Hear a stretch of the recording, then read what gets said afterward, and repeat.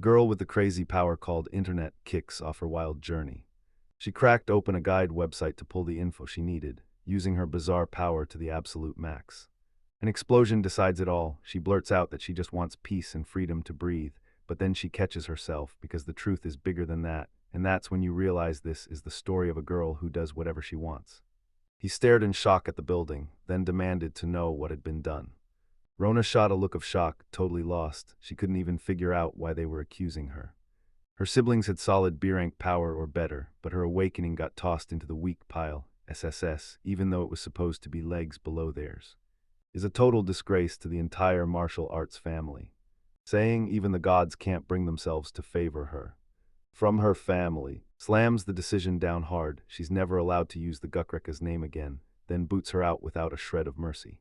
Left in the forest with her heart shattered, she'd just been cut off by her own brother. He tore her out of the family, turned icy as he walked away, and basically told her she'd die.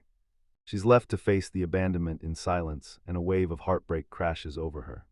Shoved out the door in the blink of an eye, she had nothing left but the clothes on her back, thinking she'd escaped death, only to realize she was really being saved from ruining her brother's legal mess. She confirms it, she really was thrown out of the Gukreka's family, and her profile screams the truth. Level 1 Hermit, an internet power-rated SSS, and the title Exile. And he's one bad fight away from getting killed by some weak monsters. She grins and throws a full-on celebration, basking in her brand-new freedom, where she steps out into the world and tackles every challenge with fearless optimism. She's finally roaming the outside world, and the fresh air, open skies, and sturdy trees hit her like magic. After being trapped in that castle for so long, everything feels brand new and absolutely incredible. At first, he totally misses it and doesn't feel a single threat in sight. The forest's dangers hit hard, and these slimes, they've got a deadly reputation that'll make you regret every step. She clings to everything she learned in that castle, breathes in, and braces her basic magic to stand her ground against the creature. He hurls an ice spell at the slime, but the thing barely even flinches. A sharp little piece of ice smacked the creature with a soft, icy sting. She's trapped in the middle while a crowd of slimes stare her down, right in her face. Basic magic doesn't even scratch the surface. She can't beat a slime, not even at her level. Without a staff, she finally admits her weakness. Rona clenches her resolve. This is it, her one shot to flip the battle with her special power, Internet. She slams the trigger and activates her rank SSS ability, Internet. She whips out the power of online search as her secret weapon against the slime, and she's so sure it'll flip the fight in her favor. She sets her Internet ability on high with huge hopes, yet absolutely nothing happens. Silence crashes in as she and the slime lock eyes, both frozen in a tense, staring contest. The moment she coughs to mask her embarrassment, everything falls apart. Then when her magic keeps failing, Rona throws the spellbook aside and goes full old school. Time turns brutal, then the creature gets smashed and finally drops, defeated. Experience points, she hits level 2, flashes a satisfied grin, and celebrates the unexpected win like she just pulled off the impossible. Rona turns her celebration up to 10, shouting that the kick is pure power of the Internet, and then it hits her fast. She hears it in the silence, and still, her useless, incomprehensible power leaves her feeling completely empty. After the slime slithers away, she snaps harder than ever, staring at what's left and realizing it's basically worthless. It's too late. She realizes just how dire this is, because with the slime's pathetic reward, she can only scrape together crumbs of bread. She's terrified she'll end up starving, with nothing left but loss. Not knowing how to use her own power, she just got swallowed by the Internet. A floating keyboard flickers with weird, unknown symbols, and even though she's never seen them in her life, somehow she still decodes what they mean. She starts to question whether she should press those letters, scrambling to figure out how to unlock this Internet power and make it work. To slam away at the floating keyboard and try to type Internet somehow. At first she messes up, but she refuses to quit. Then after 10 minutes, she finally gets it right. With a confident smirk, she slams the button, and her ability comes roaring to life. As soon as Rona hits that ability, a tidal wave of messages and links erupts across her screen.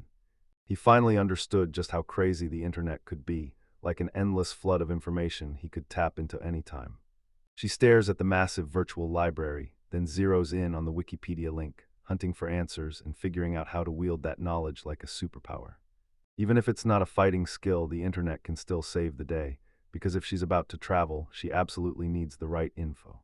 By digging for a map of the Ipru forest, desperately hunting for a way out of that nightmare. She's good to go and her whole body is buzzing. She can't wait to try it. Rona stumbles onto a wiki guide for the Ipru forest. She stumbles on a super detailed map of the whole area.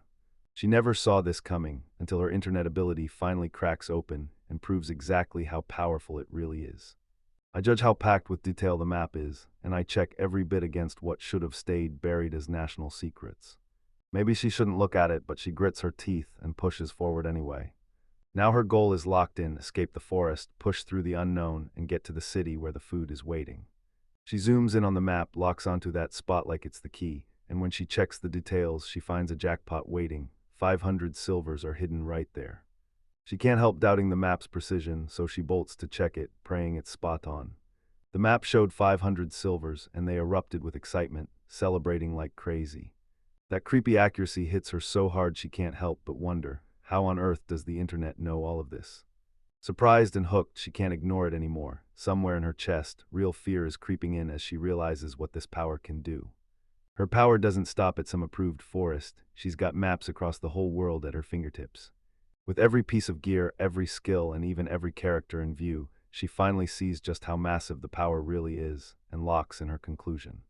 Rona's ability is absurdly strong, way past some simple SSS rank label, and it finally makes everyone see just how terrifyingly real its true power is. The internet isn't just useful, it's a sacred vault of knowledge, like it's been divinely poured into our hands. Where every single thing in the world gets recorded, she lets the thought hit her like a spark, enchanted.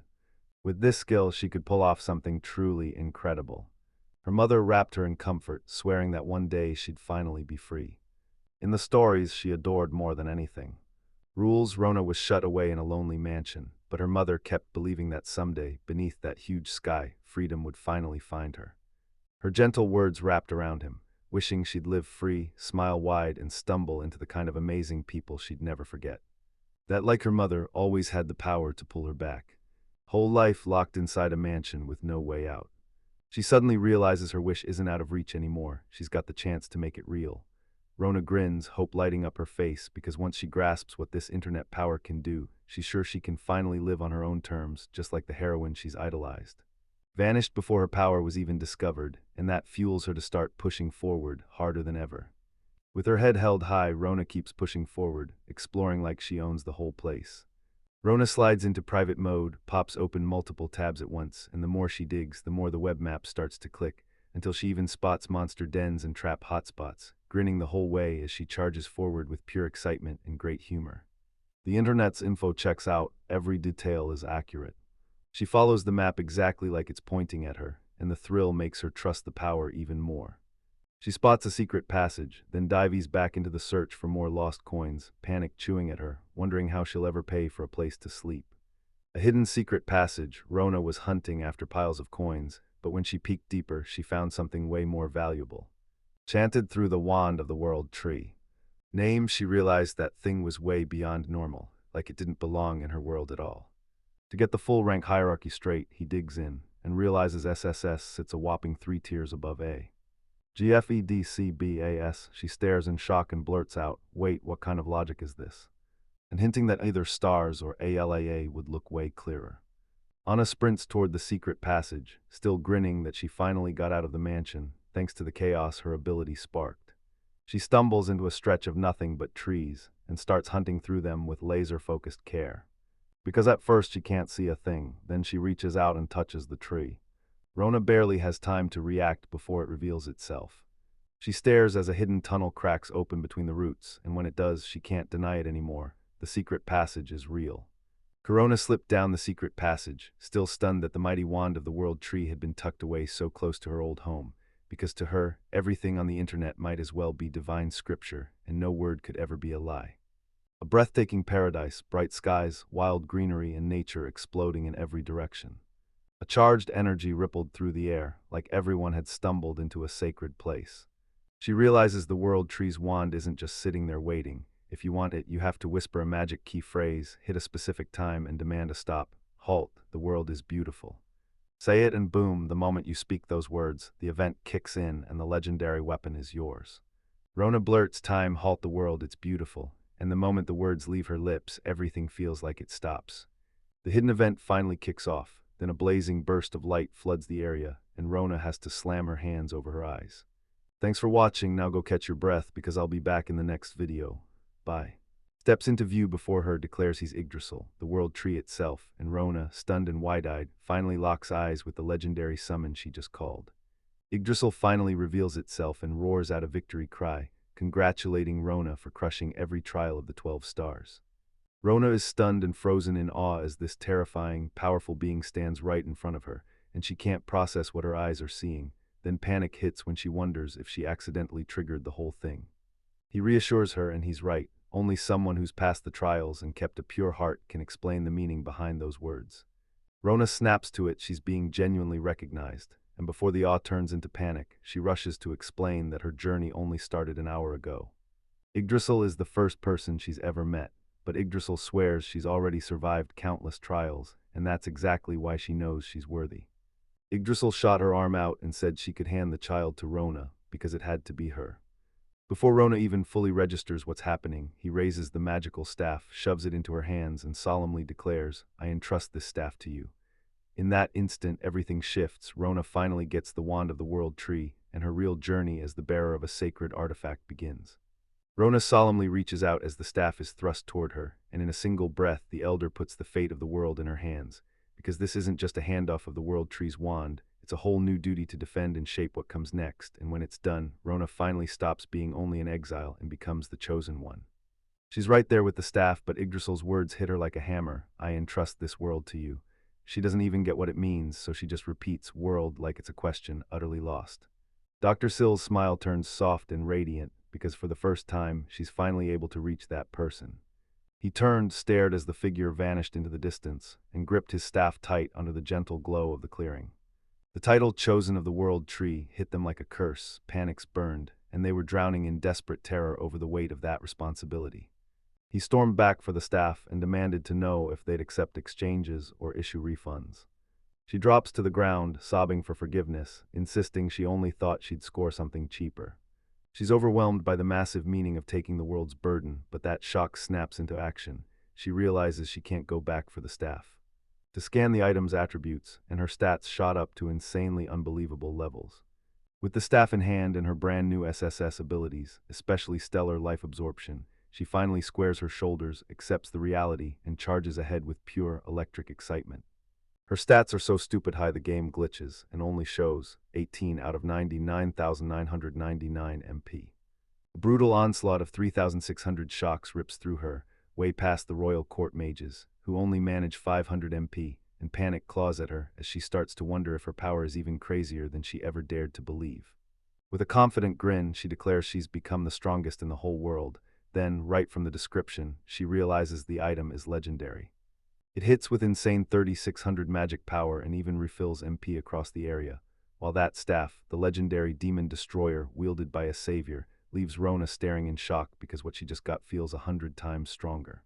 Rona shrugs off the strange symbol she just saw and sets up camp like she's got no time to worry. And the place looks safe, so she holds her ground, skipping food to stay alive, yet she cranks up fire magic to fend off the cold. MP thanks the new staff, and for the first time she can breathe. She doesn't have to stress about running out of magical energy anymore. He cranks up to full power and wipes out the giant monster without breaking a sweat. She plows through wave after wave, poisonous flowers, evil slimes, green goblins, and even the Goblin King, shooting her level up at a crazy pace, and then she racks up fresh skills, snagging magic knowledge 2 and Slayer D like their power-ups. Rona battles countless enemies with crushing, overwhelming power, earning the title Witch of Calamity, and then panic hits as she tries to shove away the truth, terrified of what comes next. A thunderous shockwave blasts across the whole world, screaming out her existence for everyone to feel. Rona demands answers, and she won't back down until she gets them. Was left behind for good, and his father snaps with cold disdain, saying it doesn't matter. Then the tension snaps to breaking point when the young man says the great spiritual vein in the forbidden part of the Ipru forest is gone, completely gone, and the father just can't believe it. When they heard the Ipru forest's greatest spiritual vein, home to the world's biggest Manosaurus, had vanished, panic hit like lightning. The subordinate snaps back that the reports are already out, and the man immediately senses how serious this really is. Humans and his whole family relied on it, and the Gugrex struck hard, monopolizing that source until they piled up wealth. The moment they realized the spiritual vein wasn't just running out, despair hit like a truck, because the family had already drowned in debts, betting everything on future profits, and every plan that depended on mana was doomed to collapse. King learns the truth: if they slip up, they'll be dragged into it, and the punishment gets way worse. They might be the ones secretly diverting mana, and now they're scrambling to find a way to bury what just happened. Enraged over the spiritual vein going missing, the father snaps at everyone. How could something that had endured for millennia just vanish in a single night? They're screaming for answers, but the son just shrugs, says the investigation's already running, even as he can't help feeling like something about it is seriously off. The second the spiritual vein vanished, a huge magical surge erupted in the Ipru forest, like a warning sign, pointing straight at a disaster someone just set in motion. Heck, when he heard the MP was over 10,000, his jaw practically dropped. Humans hit the cap at 999, and that's when they realize it. If someone can wield power that insane, they're not just strong, they're beyond what any normal mind can wrap around. They say that in ancient times a demon king ruled the darkness, and now, seeing that terrifying power rise again, the man can't help but brace for the worst. Storms rolled in on this land, and the question burned harder and harder: what comes next, and what happens to the world as these events spiral out of control? He keeps hammering at simple ice magic over and over, even when he's only summoning tiny little shards. A massive ice wall erupts out of nowhere, and it's crystal clear. Her power is on a whole other level. She mows down a whole wave of monsters using wild, uncontrolled magic, levels up at lightning speed, and even unlocks skills like magic knowledge and the killing specialist. Then she sees the wreckage, panics, and starts screaming. That's late. In a panic, she realized the staff's power was too huge to control. Magic surged out of her hands, and with all this destruction around them, she feared being seen. She's dragged into the worst nightmare, accused of witchcraft and burned alive, and the fear hits so hard she spirals into full-on panic. Corona still sat there trembling, the damage still haunting her every breath. She just wanted a life in peace and freedom, but her power won't stay under control, and it's making that dream impossible. Day breaks and Rona wakes up feeling brand new, fully charged and ready to dive back in. Rona stumbles on a crucial plant and bursts out in pure joy. Then she follows the forest trail and realizes the city is right up ahead, grinning with fresh confidence. And when she reaches the exact spot marked on the map, she finds the medicinal herb waiting for her. She realizes it's a rare, high-level medicine ingredient, then learns it can sell for a whopping 50,000 silvers. She checks everything online is spot on, and suddenly she realizes the real power of her gift. He turns those leaves into cold cash, and then his mind drifts off into a full-blown daydream. Her eyes light up with pure excitement as she imagines every bite she's about to grab, fueled by nothing but hunger and greed. Then she sprints toward it, dead sure she can't possibly miss this chance. She strips into motion, ripping leaves like they owe her money, laser-focused on filling her bag only to wonder if the price really is that low. Grab everything you can, sell it off, and finally chow down on something that actually tastes good. Map in hand, she spots a goblin trap ahead, but she grins and keeps walking anyway, already daydreaming about the food she's about to grab. The leaves scattered on the ground look way too deliberate to be a coincidence. Armed with tips she grabbed online, she spots the trap instantly, and even tracks down 3 goblins cowering in the bushes. The bush plan, she stays ice-calm and deadly confident. She studied every detail ahead of time, and she refuses to step into their trap. With her SSS rank Wand of the World Tree, she unleashes the Earth Drain ability, and boom, a gigantic magic circle blooms around her. Draining MP from the hidden goblins, and the moment the spell hits, the stunned enemies realize they're suddenly powerless. The info she dug up online, and boom, when monsters drain every last MP, they get knocked out cold. Goblins, she rummages through her memory and snaps back to the very next step, like her brain just clicks it into place. She's helpless against wind magic, so she steadies herself, then waits for the perfect second to strike. Released a spell that tore open the sky and blasted a crushing whirlwind into existence. The blast hit and they got dragged off without a fight. She watches, eyes locked on, as the spell seizes control of them completely. The magic storm swallows the goblins whole, gobbling them up like they never existed. She just watches in silence from afar as the enemies get dragged away, swallowed by the chaos, and then they're gone. Rona lets her wind magic loose on the goblins, racking up 108 experience. Boom, she shoots from level 7 to 8. Then the whirlwinds finally die down, and she grins, fully satisfied. Rona stares in awe at the real magic unfolding, and the brutal power she can't stop unleashing, watching her spell leave a trail of destruction in its wake. Ice mountains rose, scorched earth swallowed the ground. She should have felt satisfied, but then it hit her. Her power is way too dangerous for the city streets. She can't stop wondering, what if her presence is triggering those natural disasters? Even after getting the wand, Rona still feels the sheer power of it crushing down on her, and she's shocked to realize that the method to even obtain it.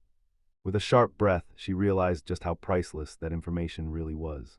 One skill cranks up the damage when the enemy is stronger, and the other supercharges your attacks when you're swarmed by multiple helpless targets. Even though people in this world don't know how to learn skills or spot monster weaknesses, it's all just sitting there on the internet. With only 8 legendary skills in existence, people swear they're so rare and valuable that most can't reach past rank G, or even E, unless they're training like their life depends on it. In her world, getting your hands on skills isn't just training, it's treated like a state secret, locked away like top-level classified info. It lays out every single condition, even for the unstoppable rank A and rank B skills. With all that power in front of her, she freezes, because she knows this kind of knowledge can't be tossed around lightly. Anna blurts out that she wants to master a whole bunch of new skills. She drains the magic she used to master that move, and then, boom, her eyes light up at the thought of uncovering brand new techniques. Drastically, she can't hold it in, happiness surges, as she dives into this brand new world packed with endless possibilities. She's about to burst out of the forest, then something hits her and she freezes. She lifts her wand with a serious, ready gaze. She senses something waiting just up ahead, so before she steps forward, she steels herself and gets ready for whatever's coming next. The Forest Guardian, a level 50 boss guarding the exit, won't budge, and its behavior is painfully simple. Its attack, defense, and speed are so stacked that early on, it feels downright unbeatable. Then it slams you with a charging move that wrecks trees and pulverizes rocks. Rona squares up for the final boss, pumped up by what she dug up online, and insists she's ready because the internet is totally trustworthy, every last bit of it. She launches forward with everything she's got, then her panic hits hard when she realizes this is way more dangerous than she ever thought.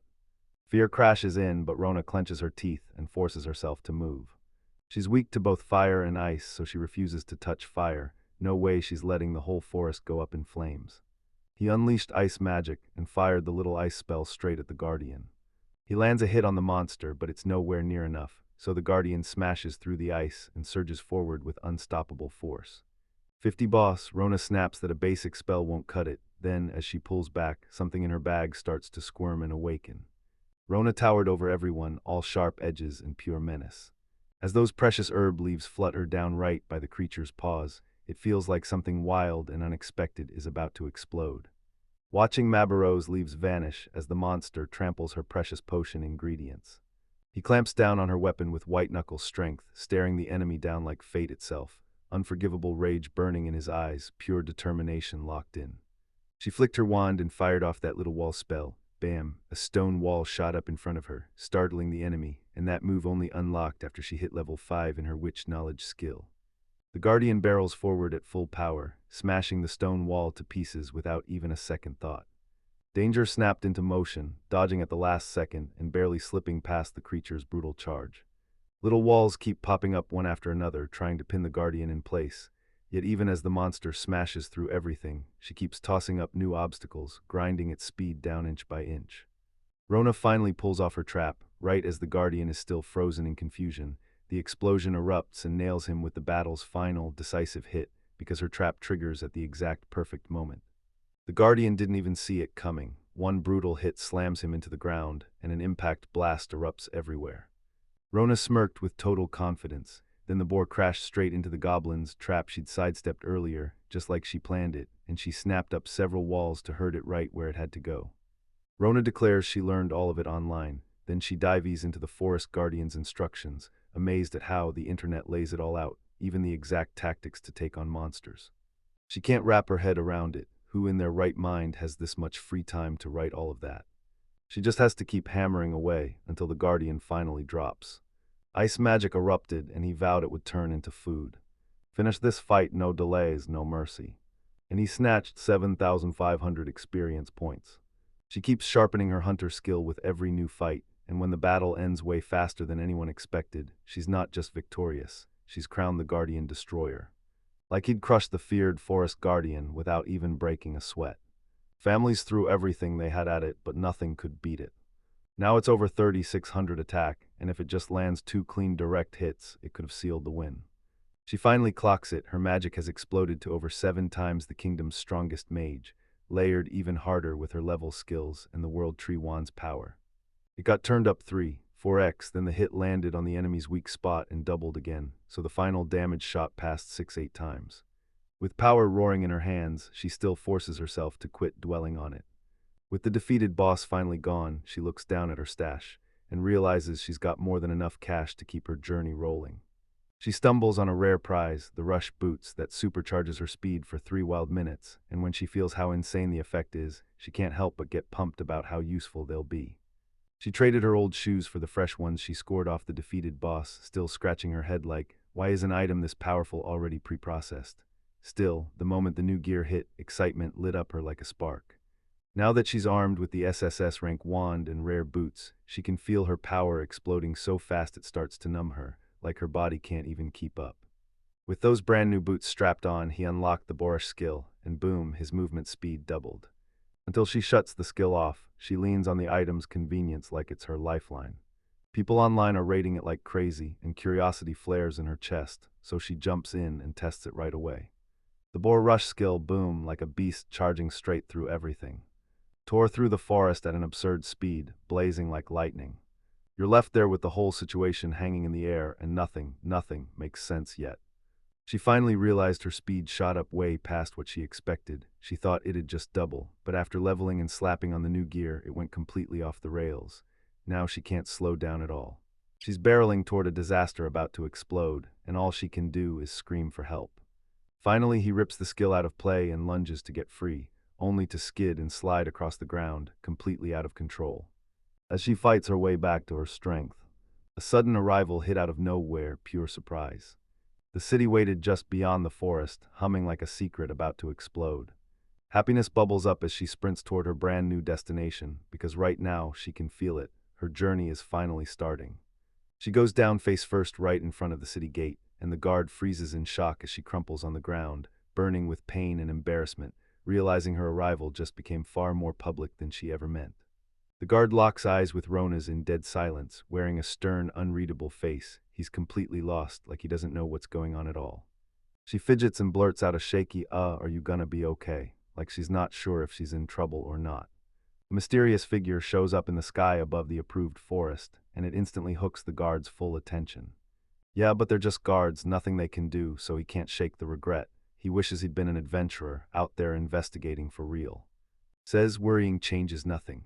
One of the guards rushes over, apologizing to Ribo for his comment, and Ribo waves it off like it doesn't even bother him. He quit his guard post that day, and when they questioned him, he admitted he loved watching the world beyond the walls, until now, when he finally felt it was time to move on. Hearing the traveler's tales has started to hurt, so bad that he can't even stand to look at the outside world anymore. Wounds cover his body, and the wind that used to fuel his adventurous dreams now just stirs sharp, gut-deep pain. People once swore he was destined to be an adventurer, and he celebrated every single journey like it was the greatest thing on earth. His knees were doomed to never heal. Hell, even the old court doctor couldn't save him. Realizes he can't keep chasing the life of an adventurer anymore.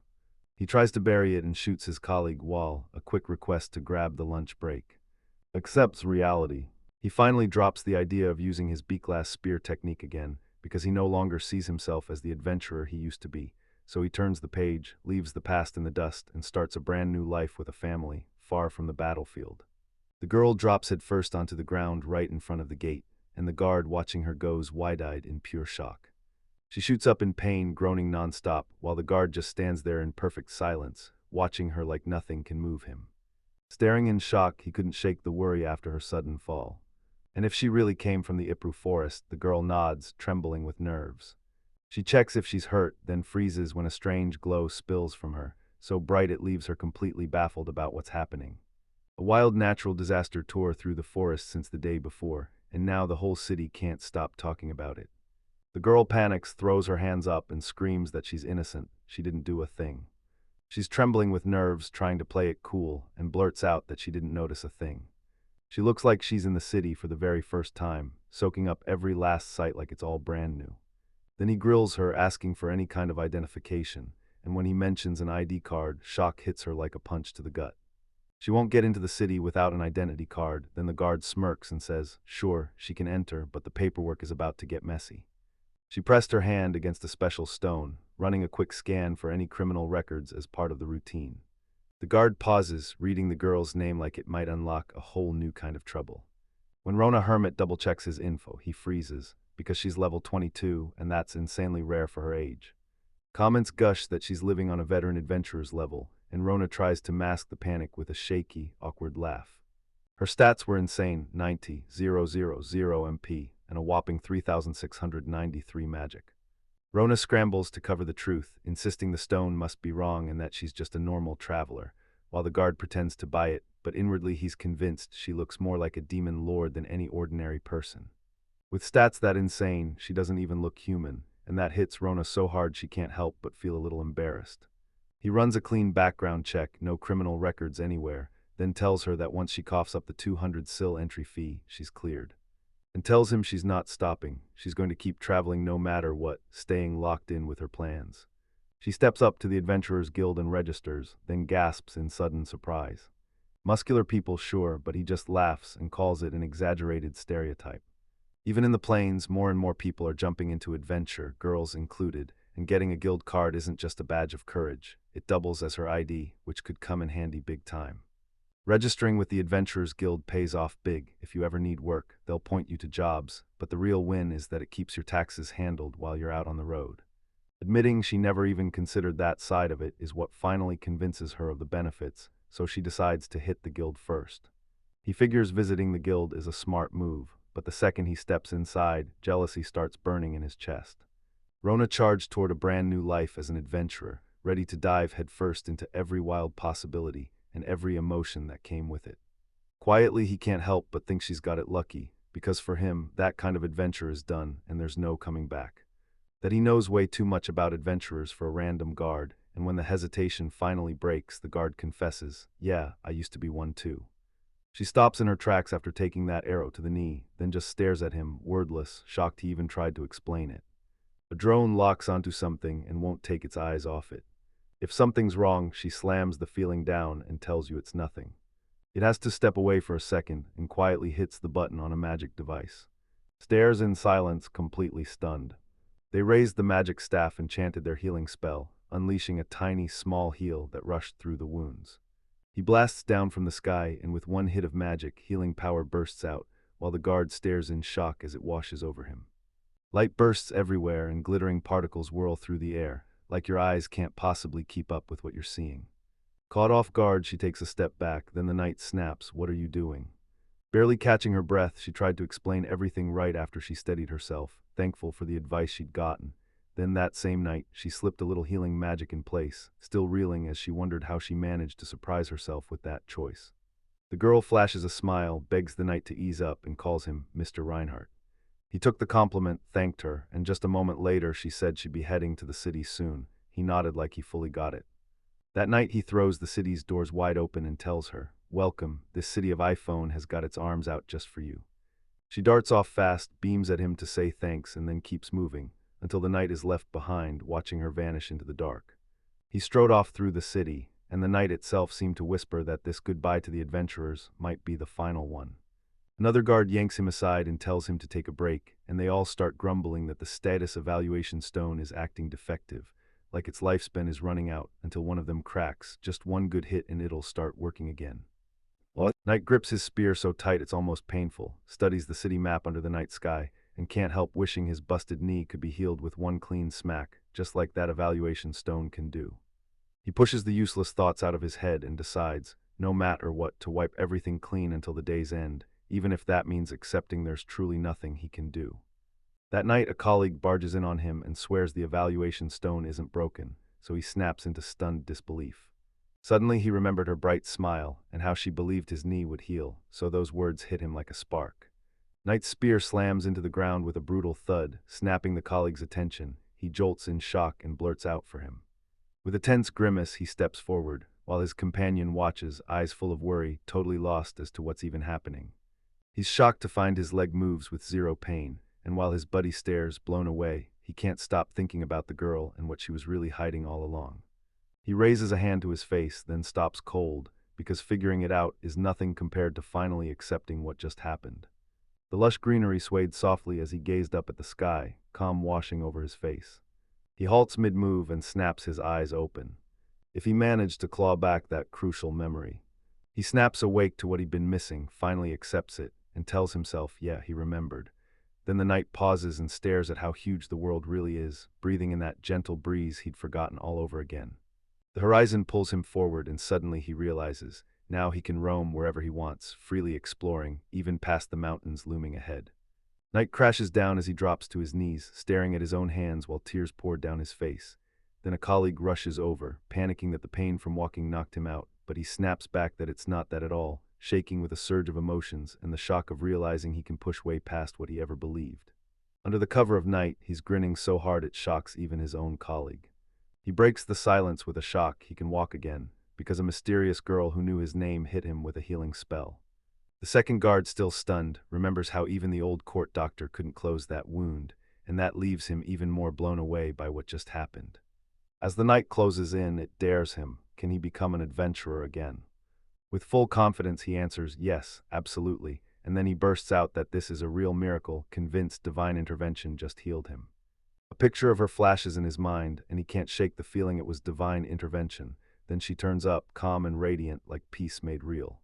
Saying it over and over, he poured his heart into a sincere thank you. On her way out, she beamed, pure relief flooding her face. He fired off that healing magic on impulse, never picturing it would unleash something so god-tier. Turns out this whole mess is part of a side quest. Guard Reinhardt is hunting a medicinal herb deep in the forest, and the mission tells you to stick close and escort him, with a rare elemental spear waiting as the reward. Back in the city, she can't shake the thought of how terrifying the internet is, how it makes it way too easy to dig up strangers' private problems. Even if she's not sure the guard is fully healed yet, she's still thrilled she pulled the info first. With that drive blazing, she sets off to chase exactly what she came for. With a quiet, confident little smirk curling across her lips. She strolls down the city streets, calm as ever, and can't stop wondering about the infamous Ipru pie. Then, as she keeps moving, her excitement flares as she imagines that first delicious bite, savoring every step like a countdown. While the girl strolled through the city like nothing could touch her. Residents suddenly bolt through the streets in pure panic, screaming that the disaster is striking the approved forest, and that the city is doomed, sending everything into chaos as the girl just stares, stunned. While everyone else sprints through the city in panic, this girl stays ice calm, eyes locked on one thing, her hunger. The magic she unleashed in the forest sparked a massive uproar, but she didn't even flinch. She just kept strolling through the streets like nothing happened. She trudged down the street, her stomach growling like it had its own heartbeat, and that sweet smell in the air hit her hard. She realized she hadn't eaten right since she left home, and pure exhaustion kicked in as all she could think about was one thing. Finding food. Starving, she barrels through the crowd, eyes locked on one thing and one thing only, finding food. Spots the legendary Ipru pie, proudly sitting on a display stand. She spots the exact item she's been hunting, and before anyone can blink, she steps up and calmly orders it from the vendor, leaving him staring in shock while the whole city rages around them. Beaming with pure joy from her very first food purchase, she stares at the snack like it's magic and takes a big bite. The heat hit hard, but soon after she smiled, thanked him for the meal, and basked in the fact that she'd nailed it. She nips into the pie and almost burns her mouth, the piping hot, juicy filling exploding with flavor. Then she notices. She tastes that perfect, tangy balance, then takes a deep breath and lets the warm butter and cinnamon aroma fill the air around her. Blown away by the Yipru pie's flavor, he couldn't help thinking it was absolutely delicious. With a satisfied grin, she thinks about how finally traveling means she gets real, mouth-watering food, nothing like the pretty but bland meals back home, and she can't help but feel wildly happy just tasting something simple, fresh, and full of flavor. She grabbed the Yipru pie without a single shred of regret, knowing she's got only 100 silvers left. She's trapped in a nightmare, no money, no place to sleep, so she grits her teeth and starts hunting for any way to earn, searching like her life depends on it. She said she just won a luxury prize in a lottery, and the wild part was, money could be theirs just by tapping the screen, so the girl got distracted online, doom-scrolling ads for easy jobs and cheap supplies.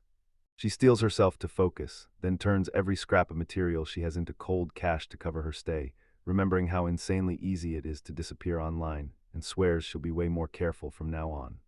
First, you've got to officially register as an adventurer at the City Guild. Guild guards staring at her staff looked completely stunned by what was happening. Adventurers huddle wide-eyed as they shout about the terrain shifting, the monsters vanishing, and the forest boss's magic vanishing right along with it. People started whispering that the demon lord could have resurrected. Now the air felt heavy, tense, and packed with doubt. He stalls right at the guild doors, struggling to step inside, but then realizes, if he wants fast cash, becoming an adventurer is his quickest ticket. Slips in at lightning speed, fighting to keep every eye off him. She slips in among the adventurers, gripping her staff like a lifeline, vowing to stick to her plan while she sneaks her notice through the guild. He glances at her staff and can't stop thinking, this thing's priceless. Then they snicker, sure, she's just some noble's daughter, cosplaying as an adventurer with gear so expensive it screams status. She's got money, but she doesn't even notice the ugly stares. She just keeps telling herself she can't stand out as she tries to slip across the guild hall unnoticed by a hulking man who towers directly in front of her. He flashes a grin and says he won't let her pass, while the other adventurers lean in, watching every move. Then suddenly the adventurers trying to block the girl. They get tossed away, screaming in pure terror as they shoot down the hall, and everyone nearby goes wide-eyed, stunned, watching in deadly silence. Still trying to wrap his head around what just happened, the guild hall goes dead silent. Crushed and flat on the ground after getting wiped out too easily, he watches as the girl keeps strolling on, calm as ever, totally blind to the heat in the air, just quietly taking in the chaos. Everyone knows it, someone terrifying just rolled into town. Rona, now one of the deadliest forces in the country, crushing with magic and brute strength alike, should feel unstoppable, but she's stuck there, completely baffled. She tried to protect her own reputation, but the moment she stepped up to the fallen adventurers and asked if they were okay, she had no clue it wasn't their luck, it was her strength, wrecking them just by brushing past. Fear hit hard, then points straight at the registration desk and asks if she came here to sign up as an adventurer. He nods and thanks them, but he's still completely clueless about what's really going on. The girl keeps grinning, fully convinced the adventurers are just putting on a show to soothe this new kid. He shoved his request over to the desk and demanded a trade for cash, and the attendant snapped for a look at the materials, once the items were in his hands. The sheer amount hits him, and then he realizes something brutal is about to go down. She grabs the moment and declares she wants to sign up as an adventurer too, and the attendant's jaw drops. Then she blurts out, "Wait, you haven't done that yet." He couldn't believe it, this girl had stacked so many materials, and somehow nobody even registered her. She beamed, saying she'd just gotten lucky, and stumbled into a whole pile of magic stones, while the attendant scrambled to make sense of what was happening. She says registering as an adventurer means the girl has to pass a test first, then reassures her it's totally simple. Rona lets out a relieved smile and nods, agreeing right away. The attendant leans in, asking her name. She answers with total calm, Rona Hermit. He jotted it down, and you can tell he's barely interested, but he's still paying attention. He blurted the girl's surname, then froze when he heard Hermit, while Rona just stared, baffled by the shock on their faces, and before they could push the conversation any further. He snapped her attention back, begged her to wait, then the story ripped over to the guild's training grounds, where the registration test is about to begin. A woman steps right in and snaps, "Move, do you know who I am?" the second she realizes who she's facing.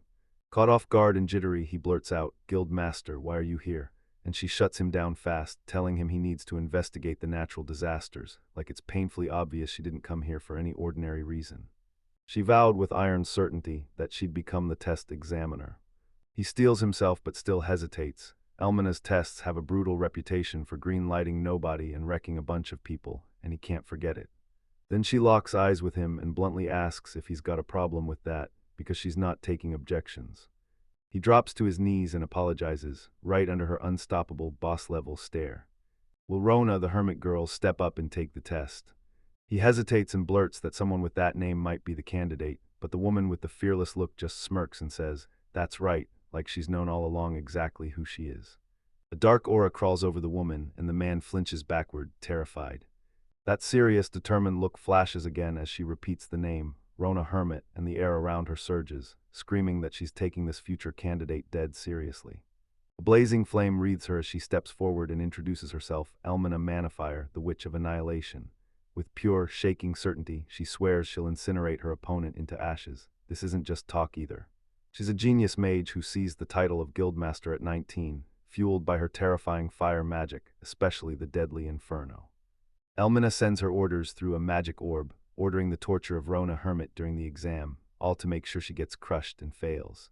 Meanwhile, Elmina snaps back that she'll handle it herself, swearing in the name of the Gugreka family that since she's their personal mage, she'll make Rona's life so miserable that Rona will never dare to dream about becoming an adventurer again. He dug up the papers on Rona Hermit because in the Gugreka family, there was once a girl with that very name. They threw him out because his skills were branded weak and low-level, and Elmina shrugs it off, because in this world, power is everything and weak girls don't last.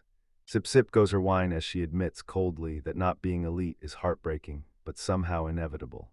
Proudly she'd always been certain, once you had power, you could carve out any future you wanted. She lit the stage with pure power, praise poured in when she manifested a coveted rank of skill, the most incredible one of them all. They stared in awe and crowned her with a rare gift, locking in the truth, nobody could ever outdo her. He was picked to be the Gugreka's family's personal mage. Earned that spot purely off her rank and a real skill. Then, wine in hand, she smugly muses that she's been elite since birth, like the whole world is too easy, crushable with nothing but exceptional talent. Fire refuses to stay stuck as some backwater guild master. She's going to slip close to the mighty Gugreka's family, grab power from the inside, and climb higher until she's finally crowned as a true great noble. Smiling like she's already won, she revels in the start of her insanely privileged life, convinced this is the spark that will ignite her whole successful journey. Elmina snaps that the candidates need to be hauled in fast, no delays, no wasted seconds, not even a second of her precious time. The moment she spots all those participants, irritation spikes. She's sick of the whole mess, and it's dragging her down like a huge chore. Lately, it feels like every young kid's obsessed with the fantasy of striking it rich by diving into dungeons, and that dream is driving the adventurers' count through the roof. Amina fires up her Hermana detection skill, checks every candidate in seconds, and realizes every single one is barely qualified, so they all crash and burn.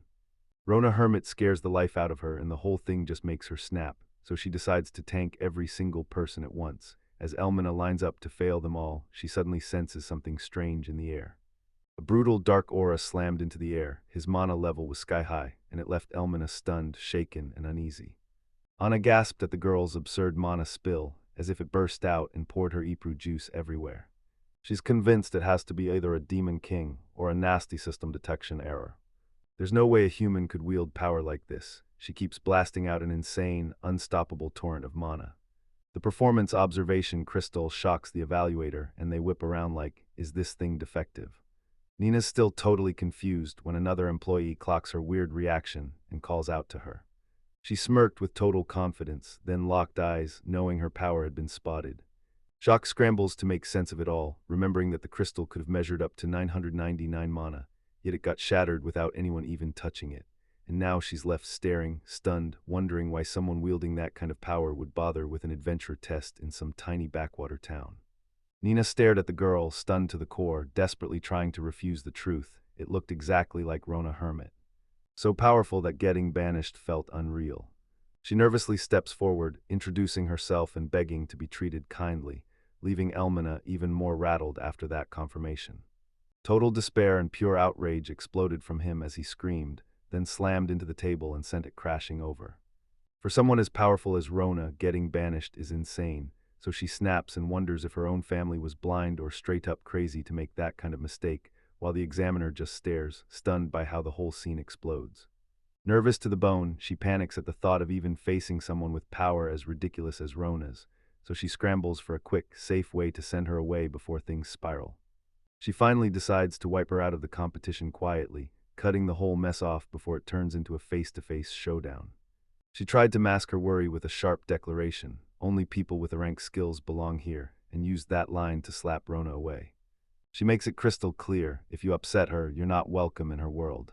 Embarrassed and panicked, she begs him not to dump every last bit of responsibility on her. Macrona, convinced she'd blown it for being weak, watches Elmina, and Elmina's eyes go wide, stunned to realize that nobody in sight even noticed her secret, hidden power.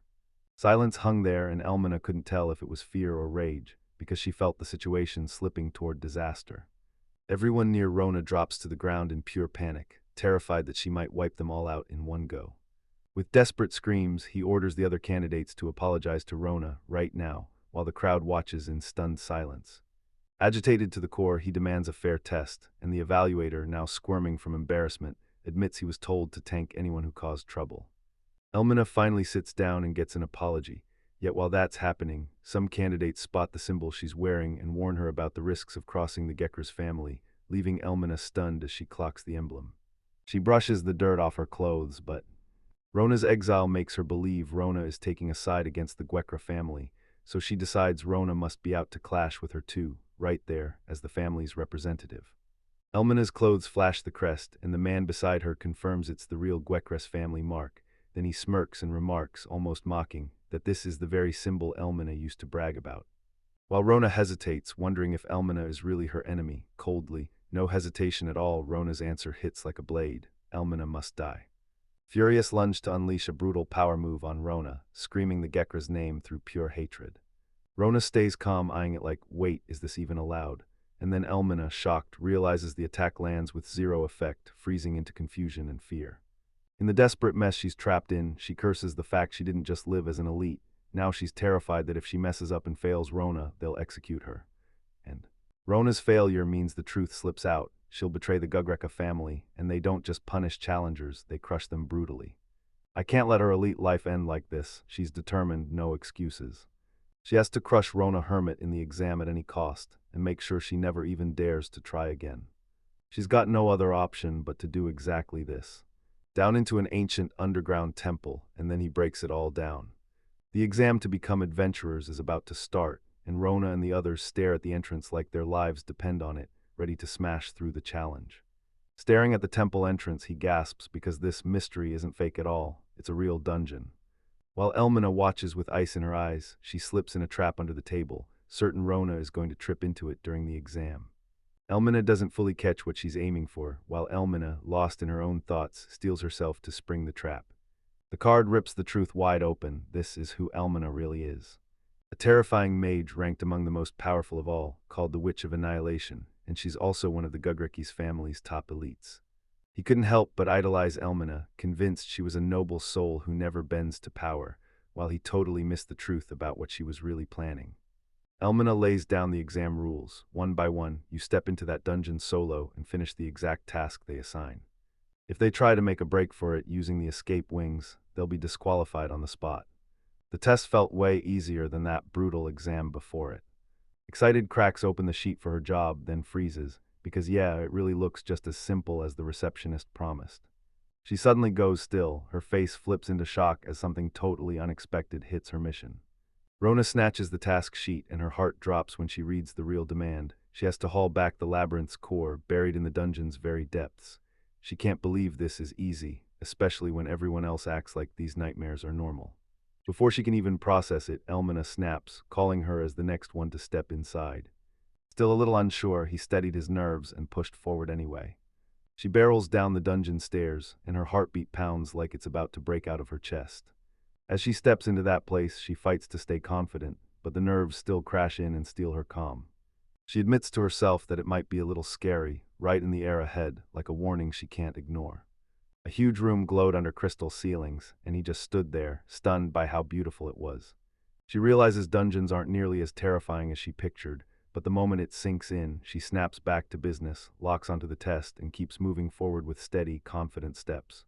He knows using the internet during the test would be cheating, but he can't resist, so he decides to search anyway. She starts digging for answers about the dungeon, and then, boom, the real bottom is on the 9th floor. Finally, she breathes out, thrilled, double-checks the map, and strides forward like she owns the place. She strode into the dungeon like she owned the place, relying on what she'd dug up online, until she skidded past a chest that was really a monster in disguise and snapped out of a floor trap with barely a scratch.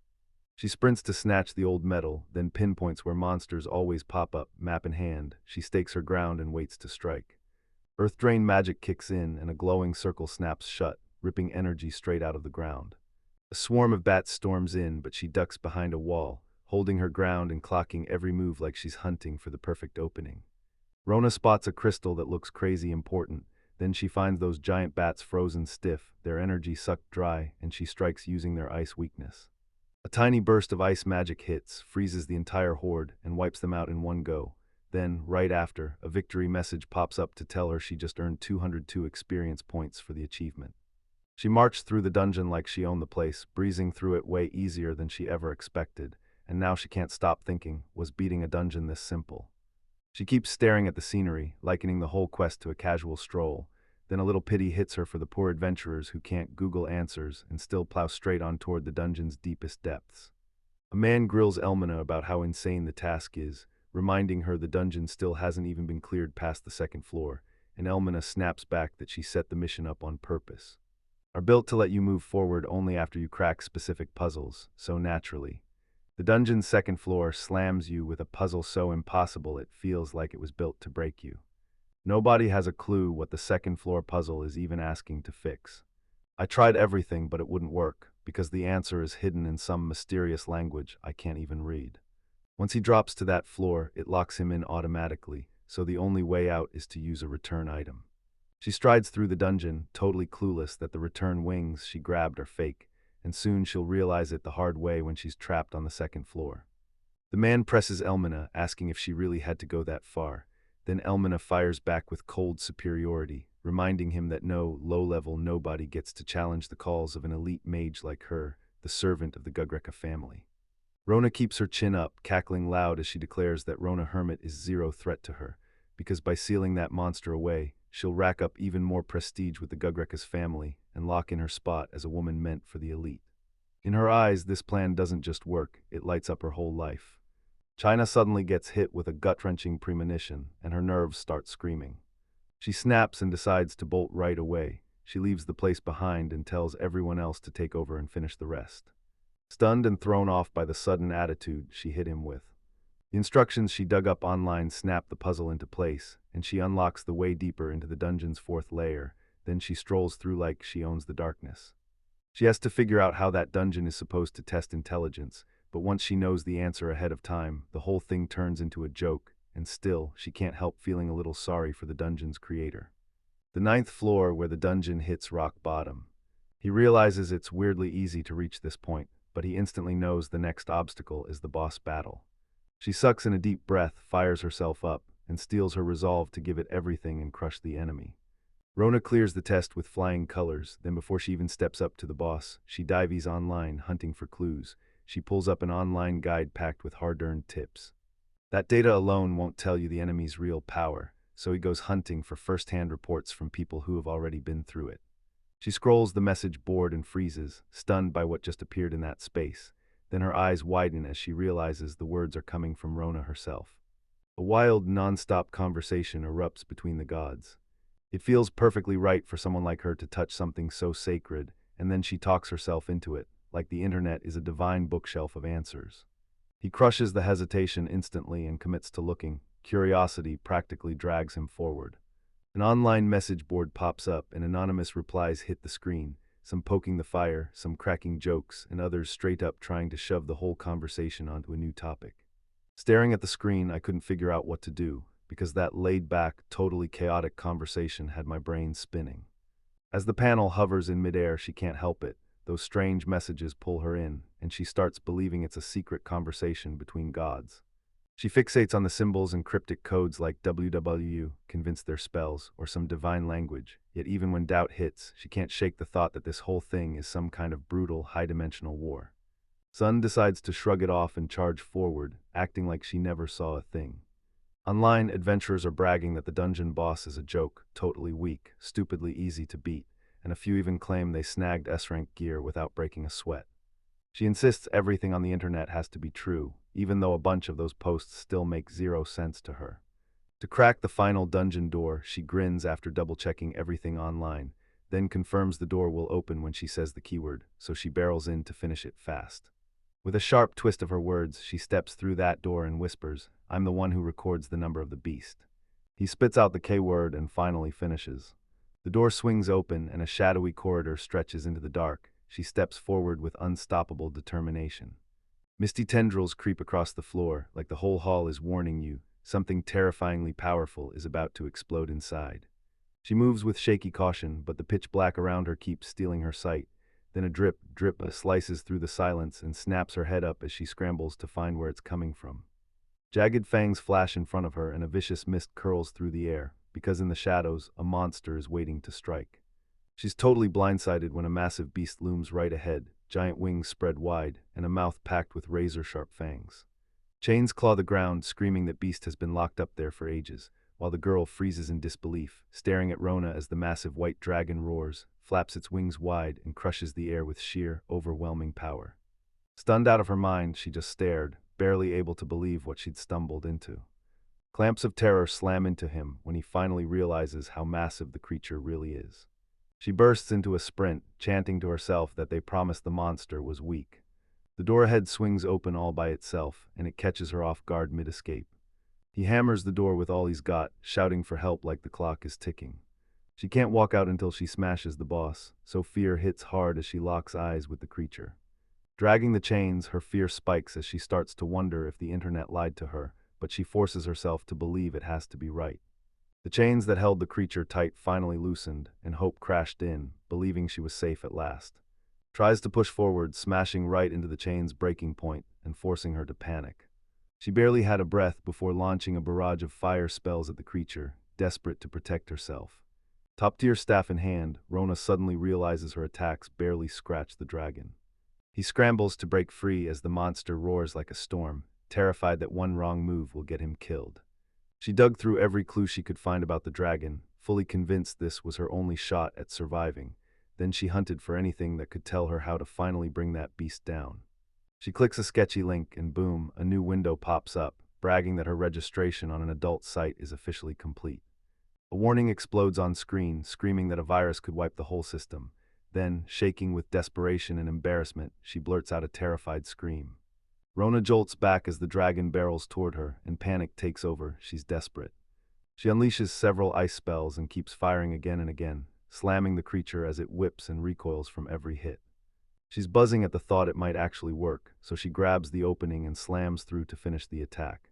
When he finally tracks down the dragon, it's way more beatable than he feared. Its chinks in the armor are ice and light, and there's even a safe zone where the fight can turn in his favor.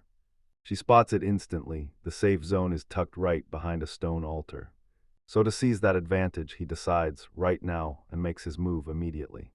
Charging with razor focus, she unleashed her full force attack technique. He charged toward the altar, smashing through every obstacle and ripping open a path, each step hitting like a violent thunderclap. As she fights tooth and nail to reach the safe zone, Rona drops into the spot marked as safe, gasping hard. Then her hope cracks because she can't shake the feeling she's not actually safe at all. The dragon roared as it flung its massive jaws wide, gearing up to strike, just like the warning she'd read had promised. She curls up tight, clamps her hands over her ears, as that dragon unleashes a blazing stream of fire straight at her. She stayed completely unharmed because that stone altar stopped the entire attack dead in its tracks. With an empty look on his face, yet pure relief flooding through him. That altar truly shields her from the dragon's strikes because the beast can't even fit to reach the top. She clocks the whole situation in seconds and grins. If she keeps its attack stuck at a distance, she'll win. She steels herself, absolutely certain she's got a real shot at winning.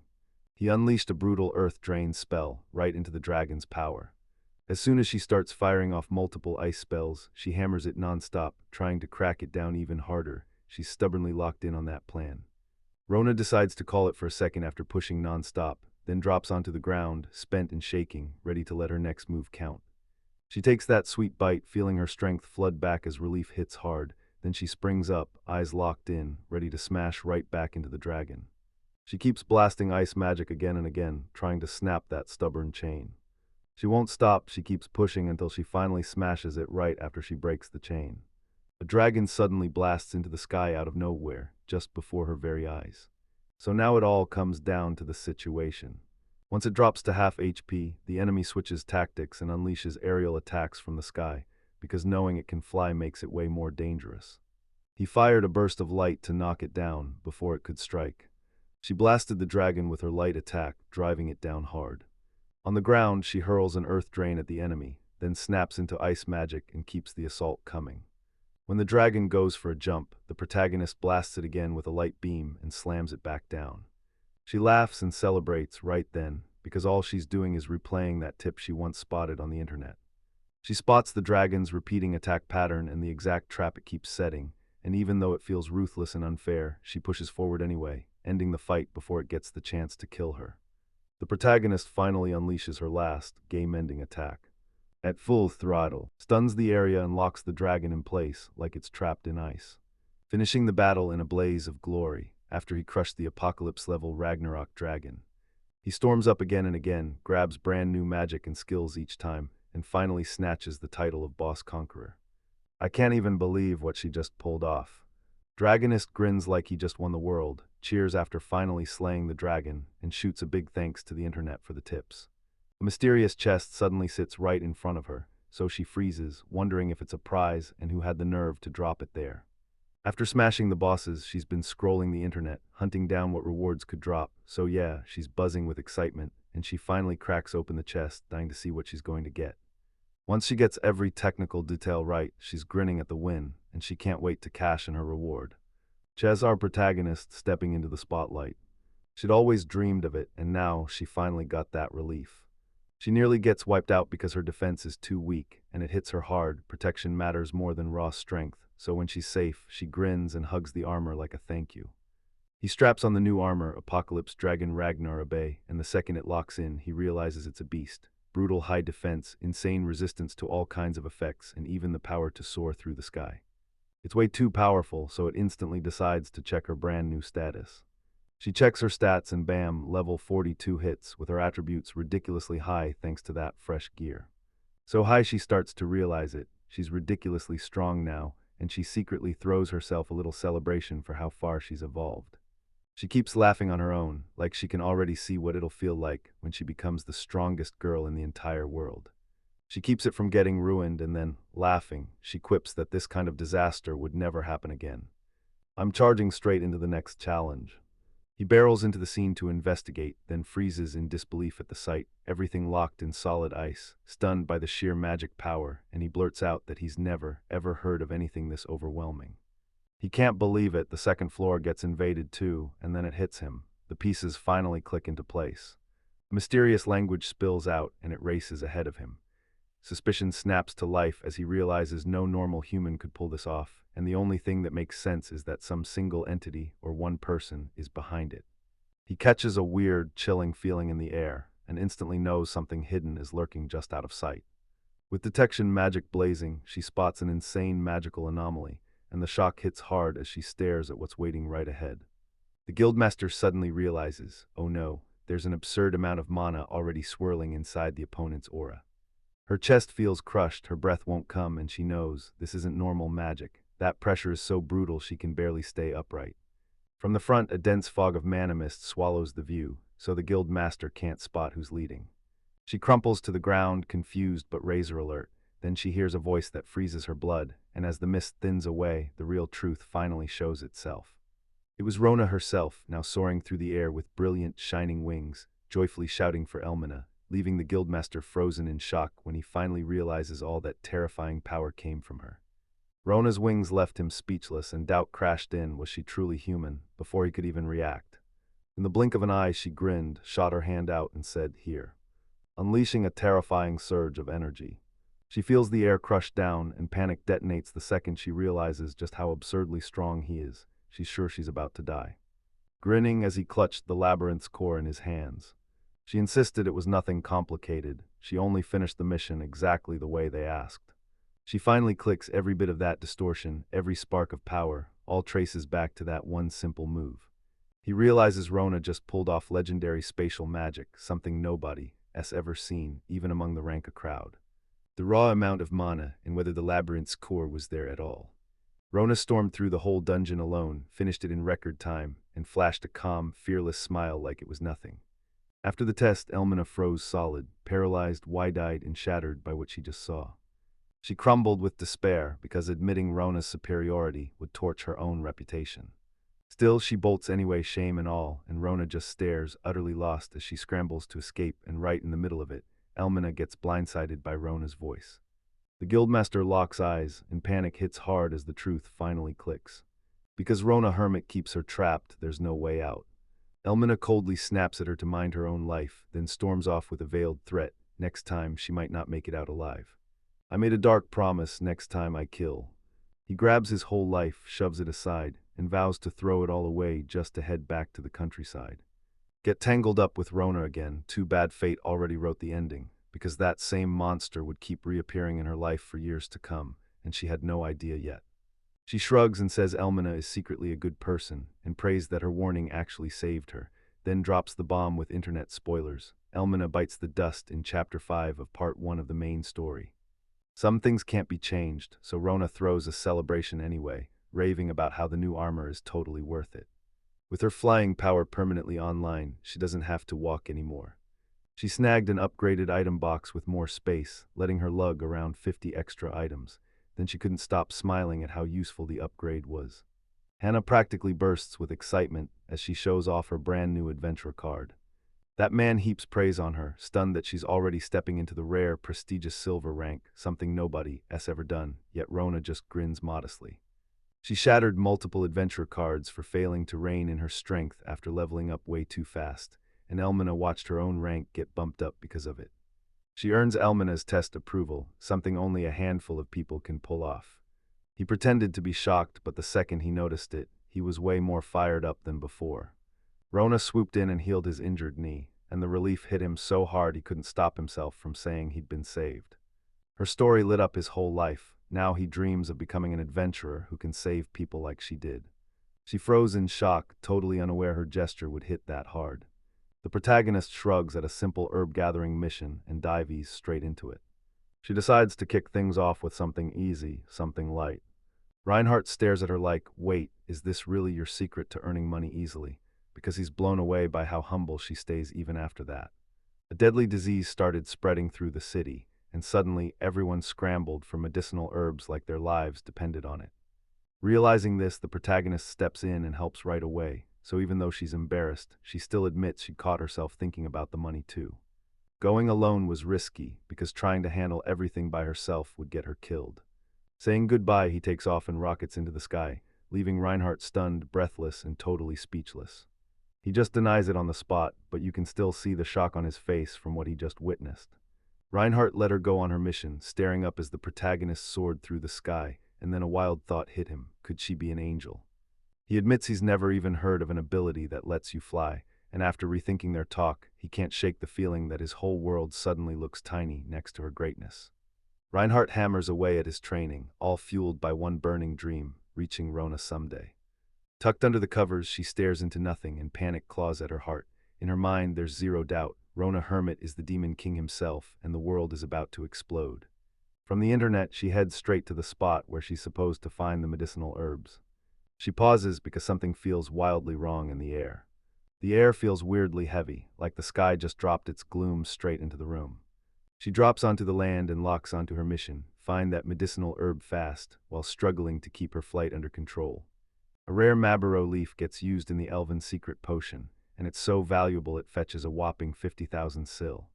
She's practically bursting with excitement when she realizes the protagonist has found a rare herb that could make a fortune, so she hypes it up like money, already in the bag. She can't shake the fear from that dragon showdown, so she dives online to study harder, because next time panic hits, she's ready to stay calm. The protagonist digs deeper into the world, but these tangled details leave him more confused than enlightened. Still stuck on everything she doesn't understand, frustration spikes, so she decides the only move is to ask straight out. To crash onto the internet message board and beg for help. She convinces herself that when she writes on the message board, she's really talking straight to God. With the internet feeding her dreams, she starts imagining a day when people might finally treat her like a saint.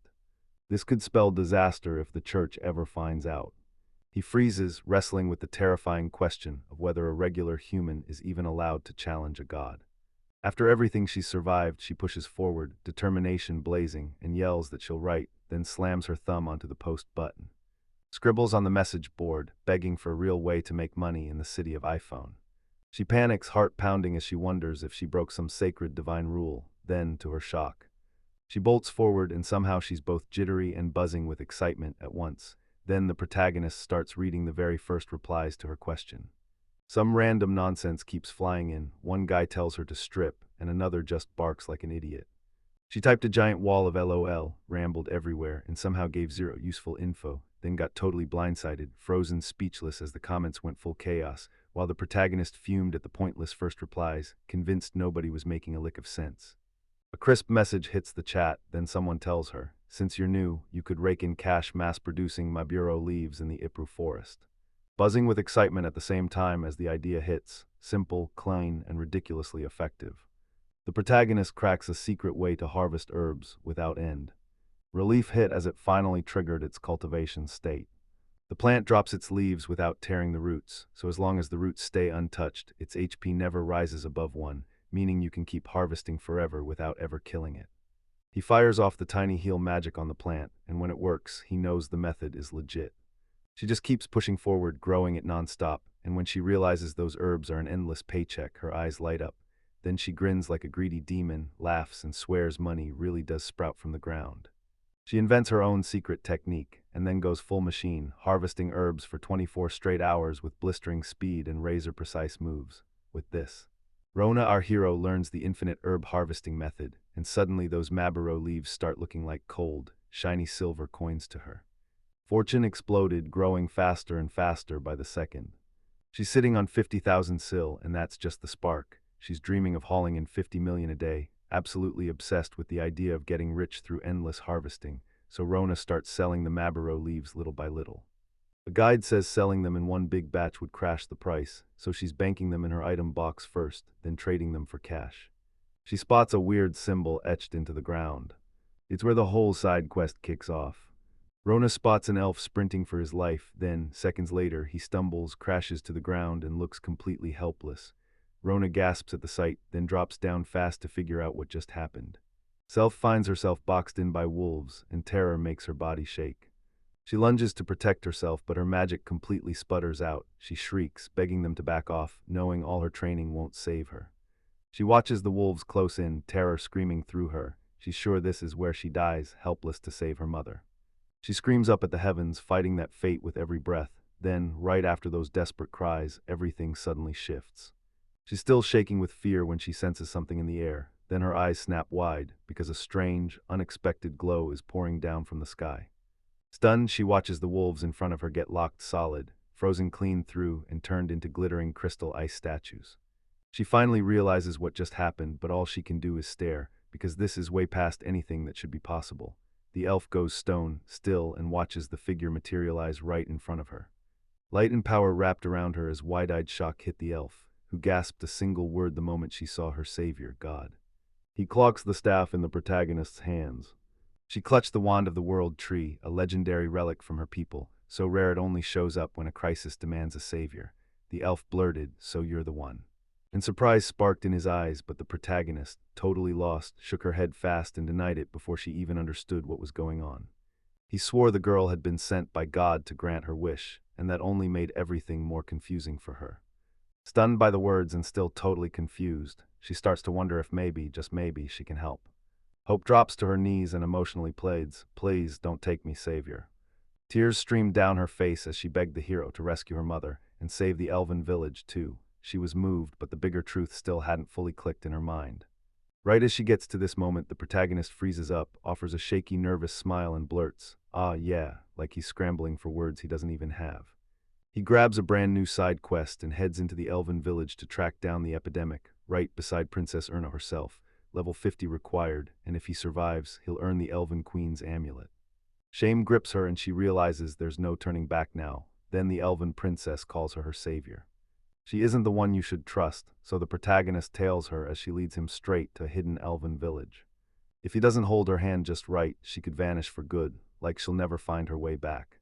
The forest shrouded an elven village in magical mist, hiding it from the world, and the protagonist had already heard its legends even before he ever left the mansion. But he's clearly trying to bury it deep down. Arnal tells him they're right near the village, and that news instantly eases the tension. The moment the protagonist stepped into the elven village, the guard snapped her down, then pointed her out and chased her away because she was human. She can't even make sense of the hostility. Then Hernal steps in front of her, snarls at everyone, and shouts that the protagonist is a good person, not some monster. They pinned the blame on the protagonist, glaring at her and shouting that she was up to something sinister against Princess Ernal. Realizes Ernal is royalty and scrambles to explain, "I didn't choose any of this, I got dragged into it." He left her behind and roared that she better not lie, while Ernal admitted she'd gotten mixed up with someone seriously flashy.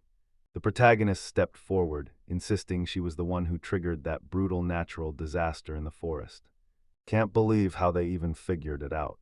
He looks at her and blurts that the mana she unleashed is downright insane, like only she could have done it, while someone else stands there, stunned, insisting he's never witnessed anything that massive in his life. He's a calamity which, with one dark dream, burned down the forest, and he even flirts with starting a brutal war against humans. The elven princess tries to steady herself, but the moment panic hits, the protagonist can't even piece together how everything spiraled out of control. She's in full shock. All she can think about is fleeing back and selling the herbs she picked. Everyone calm down now. Everyone's staring past the staff the protagonist is clutching. Elven myths whispered about a legendary wand from the world tree, and when it showed up, everyone went wide-eyed, ripping the whole conversation off its rails. That the hero is the prophesied savior, sent straight from fate to rescue the village when disaster strikes. He cheers it on loud and the other elves freeze, then start replaying their past rudeness, realizing they shouldn't have been so hostile to her. He throws his heart into an apology for how he treated her, and she finally believes, because now she's convinced he's the savior. Her over-the-top reaction hits, and suddenly she's on edge, trying to talk herself into believing this isn't as bad as it looks. Progress of the plan, the woman snaps back that Torg's magical support is fueling everything. Keks are raking in cash like crazy, and right now, nothing's going wrong. Power will fuel the prosperity of the Keks family. To keep fighting for the Keks family, no matter what stood in their way. Since Rona got banished, everything's gone downhill, and he doesn't mince words, he's sure of it. And don't think the Keks family is done for, because they're still hiding their final card, ready to flip the whole game. A secret village tucked away from the elves, guided by Erna. Then enchanted by the sheer beauty of the place, she can't help but be completely blown away. Rona soaks up the words from the savior, then quickly insists she's no savior at all, before the moment wraps up and she just stands there, admiring the place like it's something only she can see. A strange disease hit the elven village and it blindsided Erna until her knowledge kicked in. Rona finally admitted she'd read about it online, but even so, she can't see how she'll be able to help. An old man in the village gets hit hard with a deadly disease, and the symptoms start tearing through his body. As the elves had warned would happen. She wants it so badly, but she knows she can't pull it off yet. Snatching that famous elven juice and a box of cookies. They had to shut production down because the disease ripped through the village. Hannah's hands, her fearless promises to help crush the mysterious disease haunting the village, and yes, you're totally stunned. Aaron watches her make that firm choice, smiles warmly, then leads Rona straight to her house and proudly introduces her like a victory won. They stared in awe, calling it a castle in disguise, and they couldn't believe how grand the residents lived. Rona's sheer determination drives her straight to her mother, then she steps in and introduces herself as the savior. Rona finally admits to herself that her reasons aren't as clean as she wants to believe. She stays locked in, keeping the door open with just one word, and right as it clicks, Rona clenches up and braces for what's about to hit.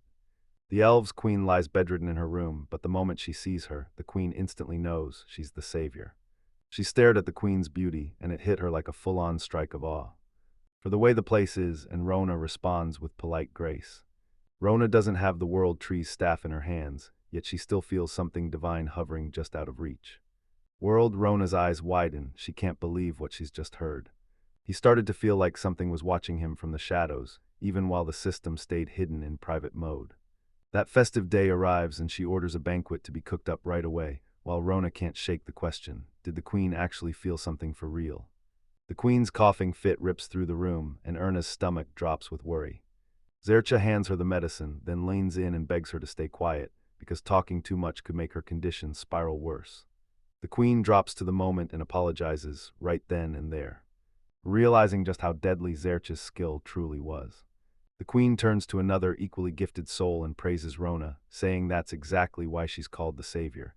So Zerika jumps in to thank her for the honor, but Rona's insecurity won't let her breathe. If she truly was the savior, the disease would have been cured already, so when Zara stares at her dead serious, Rona starts to wonder if she's being doubted. The queen rushes in to comfort Rona, saying this disease has never once struck their village before, yet Rona can only mumble her apology, shoulders sinking. Pressed to learn the truth about the queen's real condition. She hesitates for a beat, but the queen presses her to talk, no fear, no backing down. And the queen's condition is getting worse fast. Without that one ingredient, they can't brew the elves' secret medicine. In the forest, she searches everywhere and still can't find it, so she hangs her head and apologizes. Rona just watches in stunned silence, completely thrown by how intense everything suddenly feels.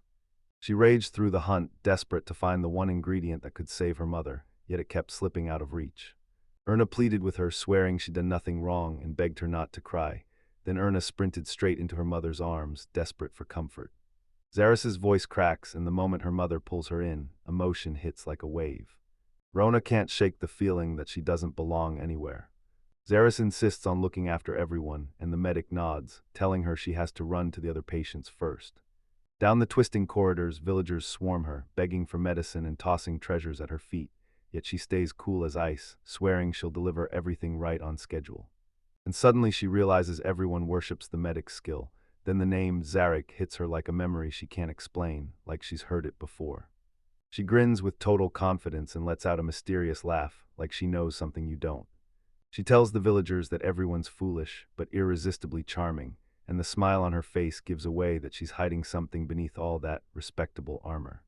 Darich finally blurts the truth. She's the one behind the village's sickness, poisoning the air with invisible, odorless pollen. He runs the experiment, and when the results hit, he calls it a total success. Even if the relief lasts only for a moment, the medicine she hands out clamps down on the symptoms and locks everyone into needing her. He slides the Queen of Hearts rose into place, the most powerful flower on earth. With a ruthless grin, she swears she'll crush even the Elven Queen and the Gusrekas clan that looks down on her, because when the flower blooms, she'll seize the throne and rule the whole world. That flower is on the verge of bursting into bloom. She hands out the medicine with a malicious grin, savoring every second of being a fake savior who's way busier than anyone suspects. To stay worshipped in ignorance, she played the saint, nudging everyone to hand over their riches while she quietly pulled the strings. He blinked in shock, watching the villagers erupt into full-blown celebrations, pure joy pouring out everywhere. Zerch finally realizes the cure means she won't have to keep paying for those brutal, expensive medicines anymore, and the moment she sees the party, shock hits hard, because their freedom is slipping from her grasp. Panics hit as he spots villagers, who should have been crippled by the poisonous pollen, out there grinning and moving like nothing's wrong, confused. Before the giant cauldron, the crowd stared in shock, whispering whether she was the one who'd somehow flipped the symptoms around. The whole crew fought back toward recovery, especially the queen, teetering near death, while Erna handed out even more of the brand new medicine and insisted, "We've got enough for everyone." The moment it hits, Zorika starts suspecting something is really off. Legendary elves' secret medicine, Zarich panics when he realizes. A rare medicine so powerful it can't be churned out in mass production. Mabaro leaf is being handed out like it's nothing, and she can't wrap her head around it, because even Erna couldn't track down the ingredient. She realizes her once perfect plan is crumbling right in front of her, and so is the shiny savior image she fought to build. Crushed in by the crowd, he can feel it. People start to sense the real truth. Those miracle medicines hit way too fast, linking the sickness to pollen, and they realize the very person who saved them could have sparked the disease. So rage takes over and they scream that Zersha has it coming, using them and ripping off their wealth. Then it hits her that the fraud is crumbling. Panic erupts as her whole scheme gets uncovered. She drops a smoke screen and bolts for the escape, but the furious crowd barrels in, yelling that she caused the disease, just like the savior warned. Zoris's plan starts to crumble and he sprints for his life, blazing through the crowd that's now baying for justice. Somehow, he even manages to get away, saying they haven't cooked up a countermeasure yet. From what she dug up on the internet, alchemy is the key, at least that's what the info claimed. Rona's power surges exactly like everyone predicted, and the queen leans in, eyes wide with curiosity, while Rona throws her head back and celebrates as her skills evolve, unlocking fresh new categories one after another. She somehow figured out a way to endlessly harvest the Mabaro leaf, the key ingredient in the elves' secret medicine, and with her unlimited MP, she churned out batches in seconds, skyrocketing her alchemy skill fast. She digs deeper and realizes Tsurichi isn't just some side boss. She's a subquest boss named **Zelich Venom Garden **, and her grand plan is nothing less than ruling the world with deadly poisonous pollen. Rona blurts that it's already too late. She basically got hit with a mega spoiler, but now she's locked in and ready to deal with the status anomalies. Everyone digs into the banquet until Rona snaps a warning, "I'm stepping out for a bit." Where she's sprinting to. Ronan flashes a confident grin, shutting down Zurich's wild ambition in one clean move. Erna can't help but watch Rona walk off, unshaken and determined, and the second she does, Erna's heart aches, because how can someone be that kind and that brave? Rona leans in and whispers her real reason. She wants more elven juice and cookies, no excuses. Sought shelter in a greenhouse, trying to steady his shaking mind. Lord Gugrekis called her over, clocking the nerves crawling all over her. Desperate, she can't stop fearing the moment someone finds out, because if her situation comes to light, she'll lose the Gugreka family's support and recovery will become impossible. He tries to reach Lord Gugrekus, but the connection shatters and dies on the spot. In just a few hours, her grand plans got ripped open, her secret medicine flooded the market, and the whole village's trust in her crumbled overnight. Zarich suddenly connects the dots. This whole mess began the second Rona showed up, and he can't help but wonder, who the heck is Rona? She knows way too much, so doubts start to crawl in. Rona, is she really the savior everyone's betting on? On the edge of losing everything, Zurich snaps to her final play and triggers the Queen of Heart Rose flower.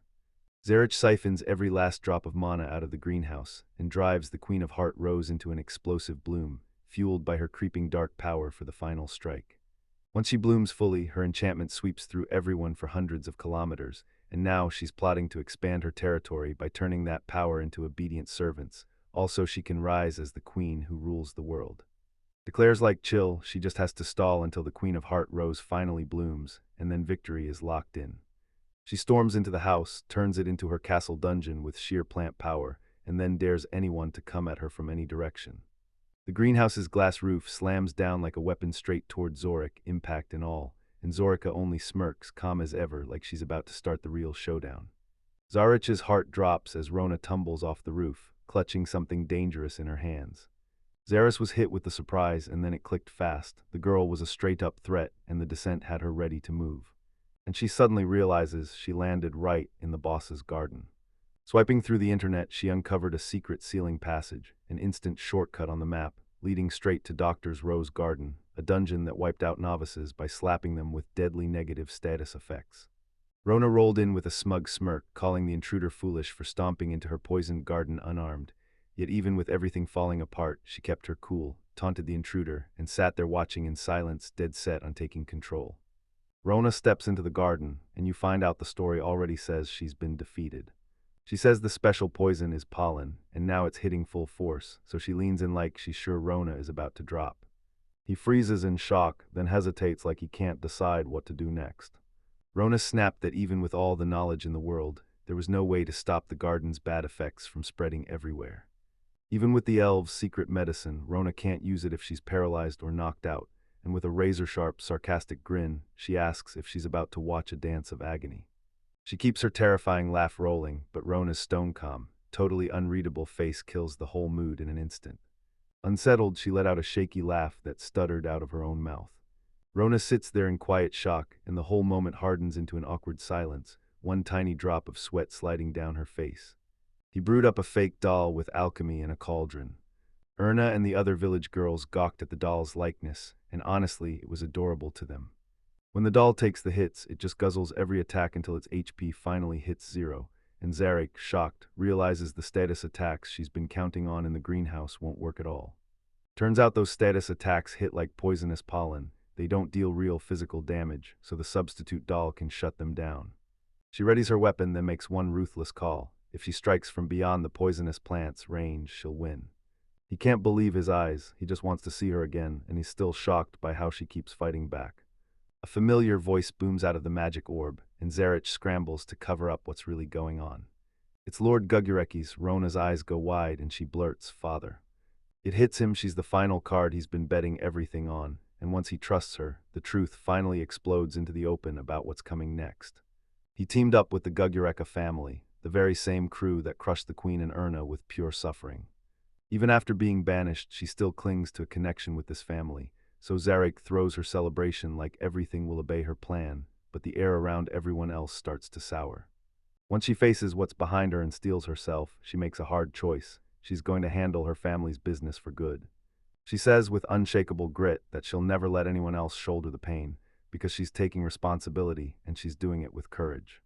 With a sharp command, he activates Terra Drain, and the greenhouse plants start getting their mana ripped right out of them. Zarish stares in disbelief as he realizes their power is being drained. With one full-force blast, he flips the whole fight. Zorich panics as a fiery beast erupts into view, its tiny flames snapping into a full inferno. A fire spirit in monster form pounds the ground with raging heat, scorching everything in its path and daring it to be consumed. The bear's eyes go wide as she realizes her plans are shattered, and she stares on, horrified. It slams straight into the Queen of Heart Rose, smashing the flower as the attack rips through everything with brutal force. burning through everything in the roaring flames. She throws herself into the chaos, begging the creature to quit, screaming that at least the Queen of Heart Rose must be spared. Ignoring her desperate cries, he strikes with zero mercy, because right now her last hope is about to get wiped out. The Queen of Heart Rose takes the fiery hit headfirst, and Zerish watches her start to disintegrate right in front of him. She can only watch, crushed in silence, as her last weapon shatters, and every dream she ever fought for goes with it. Rose crumbles as flames devour everything, and the protagonist skyrockets in power, grabbing fresh levels, new skills, and the terrifying title Destroyer of the Rose Queen. Stares at it all in pure shock, still refusing to believe that her perfectly crafted plan got wrecked in seconds, just 3 brutal strikes. In total disbelief, the girl saunters forward with total certainty, moving like she already knows the whole outcome. She finally realizes that the magic unleashed was a brutal area annihilation spell, and the brutal power gap hits her so hard she's left trembling to the core. Before she could even process the horrifying attack, she wrapped herself in flames, then realized it was just a basic spell and her confidence shattered. Zara stands her ground and it hits her. She's got zero chance of winning, and with the dust finally settled, she announced she'd crushed the plants, unleashed their pollen everywhere, and snatched Zarish, because he was ready to enslave the world with the Queen of Heart Rose flower. So they don't get hated, everyone else just watches in stunned silence, lagging behind, utterly crushed by how fast everything is unfolding. At a roaring banquet, the whole neighborhood raises their cups and cheers for the day's heroine. His booming laughter filled the room as he showered Savior Ranasama with praises. He watches the celebration unfold with a sly little smile. Everyone notices it, and everyone knows exactly why. Arishe's grand plans kick off. Kids swarm the protagonist with wild joy, darting in circles and screaming with pure excitement. Right in the middle of the performance, she freezes, totally unsure what to do, while everyone erupts in cheers over her big achievement. The wild chaos around her proving just how much love and respect she'd won. He couldn't believe how wild and unstoppable the crowd was during the banquet. He steps up and thanks her for pouring so much joy into the village, and when Erna grips his hand warmly, he blushes and gives a shy yes, totally overwhelmed by her sincere admiration. The protagonist steps up and declares her the real king's savior. She reaches out with her hand, then curious as hell, asks him to tell her all about the savior's wild adventures before they finally roll into the village. The antagonist says nothing, but their cold, focused stare screams they're thinking 3 steps ahead, remembering every brutal challenge that came crashing down after he got exiled. She got asked how she even landed the World Tree Staff, something the elves treat like pure sacred legend, and when she said you can only get it by surviving brutal, soul-testing trials, everyone got quiet. That she even betrayed her own honor to steal the item, her guilt crushing her because elves were depending on something that mattered more than anything. At last he finds the courage to speak up, throws out an apology, and finally spills the full truth. Eureka's family lanes in before the Queen and Erna. She vows to spill every detail of what's happened so far, ready to take the blame and finally lay bare her past. Meanwhile, the whole situation gets through to the protagonist, and the Queen and Erna snap with furious indignation. Spit dripping with outrage, he couldn't believe they'd banish someone so kind and unstoppable, praising her as the cool, powerful savior. She finally drops the truth. She's the daughter of the guy who teamed up with Zorika, and then she admits she got the sacred elf staff the wrong way. The Queen and Erna don't lash out. They're stunned, intrigued, and totally hooked by what she can do. He decides to sprint back and return the sacred staff to the elves. Without it, she can't unleash her strongest magic, and every step forward could get her killed. Still, she steels her resolve, makes her choice without hesitation, and straight up declares her journey is over. Her worries seem tiny next to the raw power she just showed, and they totally drive that point home. They affirm. It wasn't just the trials to get the staff, it was everything she did with it, and once the elves saw what she could accomplish, they finally recognized her true worth. Everyone gives Rona the respect she earned because she saved the village, and then watched it all unfold in total silence. She didn't just save that one place, she tore the world back from the brink. Everyone praised him as the perfect savior, especially once they realized he'd been picked for divine power. With a real, heartfelt smile, she said she'd gotten more praise than she ever had in her entire life. Rebecca's family name right back into the spotlight. She's caused chaos before, and now she admits it. After they got warned, that family still tried to muscle their way into the forest's spiritual veins. Zerch spilled it, those two were plotting in the shadows, ready to seize control of the whole region. But the Queen snaps back. She won't shoulder blame for this, and she swears she's taking responsibility for missing the situation sooner. She warned the Gugureka family, and now that they shattered the non-aggression treaty and even abused the one who helped the elves, she's done talking. She declares it's time to strike back. The family that cast her out, they paid a brutal price for their greed and tunnel vision. The queen starts cackling in the most terrifying way, and Rona's fear hits her like a wave. Then Erna, blushing with embarrassment, snaps at her mother, tries to cool everything down, and rushes in with a heartfelt apology. To crash at her place for the night, he insists it's already way too late. Then Rona asks, is it really okay? Enthusiastically, Rona blurts out, yes, and the moment she does, Erna leans in and demands, show me something. Rona nods immediately, no second thoughts. They push toward a sacred sanctuary, staring at a blazing panel of light said to hold the gods' words, while both of them get locked in on those mysterious symbols. The panel just sits there, nothing happens at all, and they start freaking out, trying to figure out what on earth is written there. Walking away, they're basically proof the gods chose them as their own. He squints at the mysterious panel text, and when it finally clicks, it reveals it only says, everyone's left baffled and crushed because they truly expected the gods' words to deliver something far bigger than this.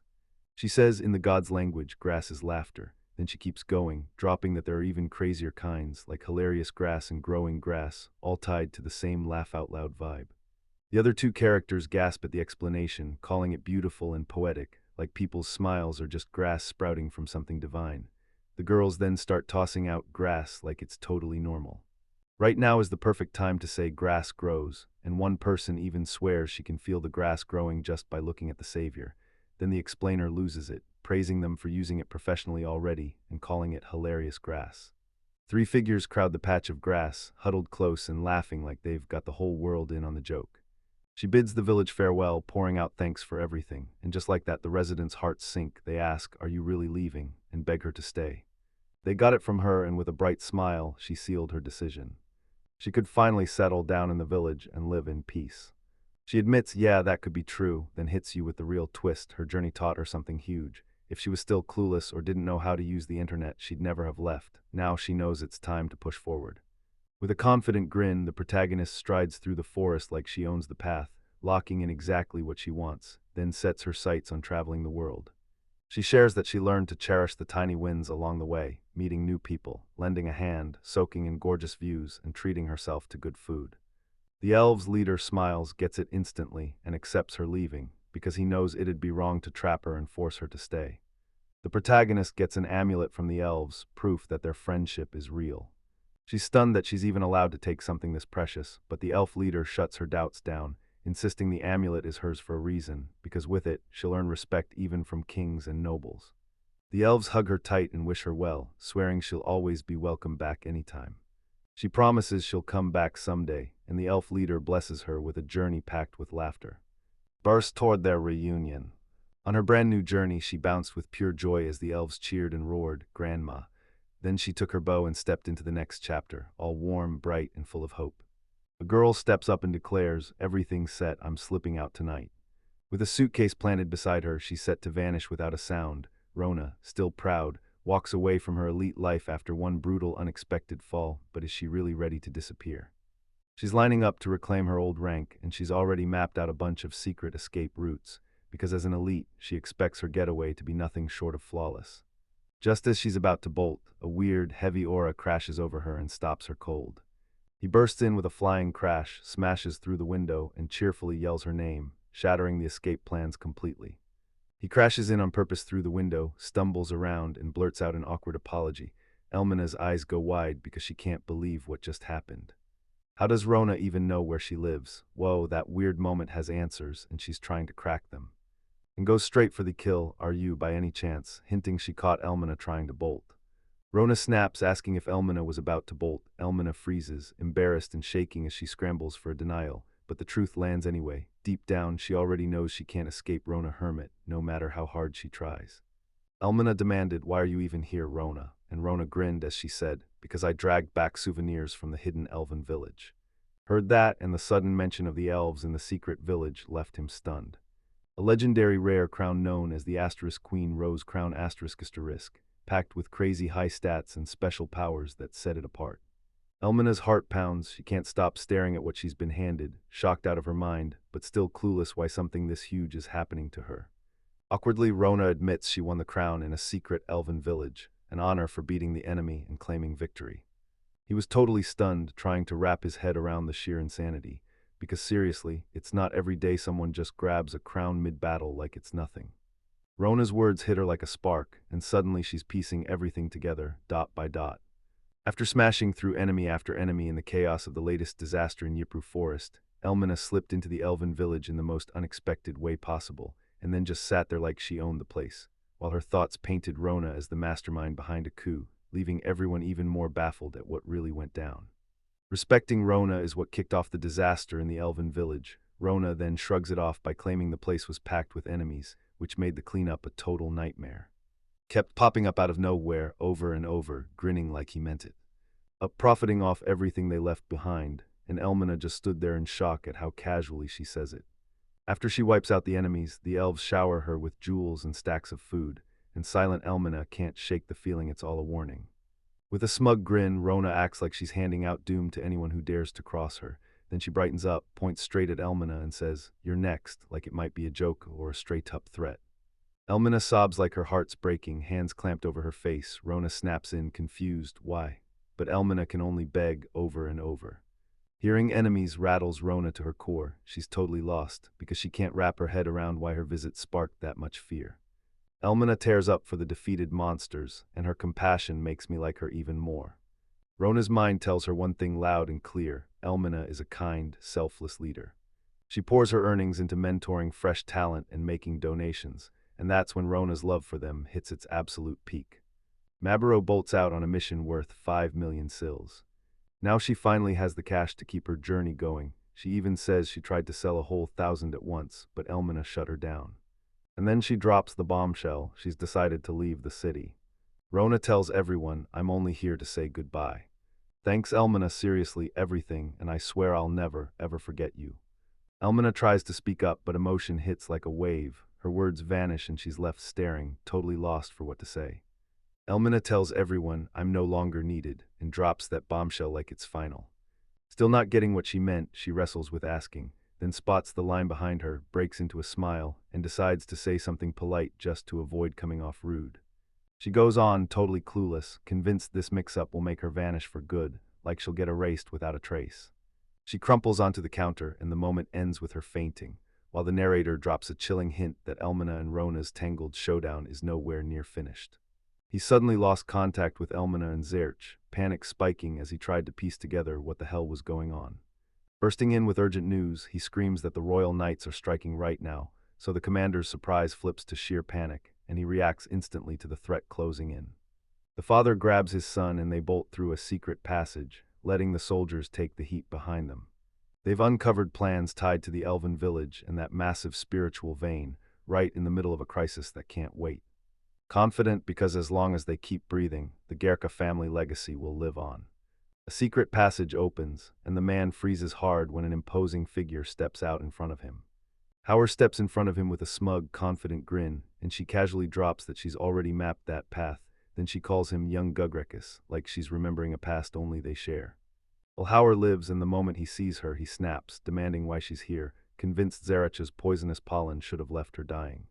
The elf queen lunged in like a flash, landing a razor-precise strike that slammed him to the ground, fallen. Elhor stands there ice-cold, staring at the attack as it crashes in. Then he cuts through the chaos, saying, "You're in my presence." It's wild he'd ask now, then that relentless smile shows up as she tells him straight, he hurt the people she holds closest. Now he's about to pay for every single choice. She chants in a long dead tongue, her face locked in pure intensity, and the man just stares, terrified, because he has no clue what any of it means.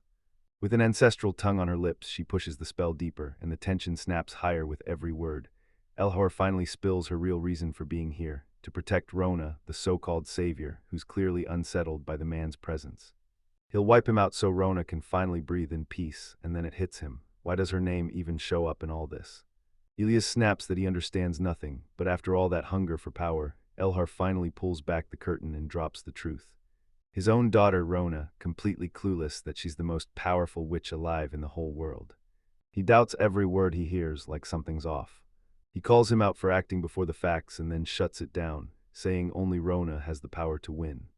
With a grave mistake on his back, the man is trapped, cornered, and desperate. Then he snaps and curses the whole situation. Everything was going perfectly, then it all crashed and he couldn't wrap his head around it, rage blazing through him. Rona's in the middle of it, and refusing to accept his fate, he realized his end was already sealed by the very person he'd banished himself. With a chilling stare, she tells him she'll teach him a word that perfectly seals his fate. He tore into him with a powerful spell, spat the name Gugger like it was trash, then landed a final strike dripping with judgment and pure disdain.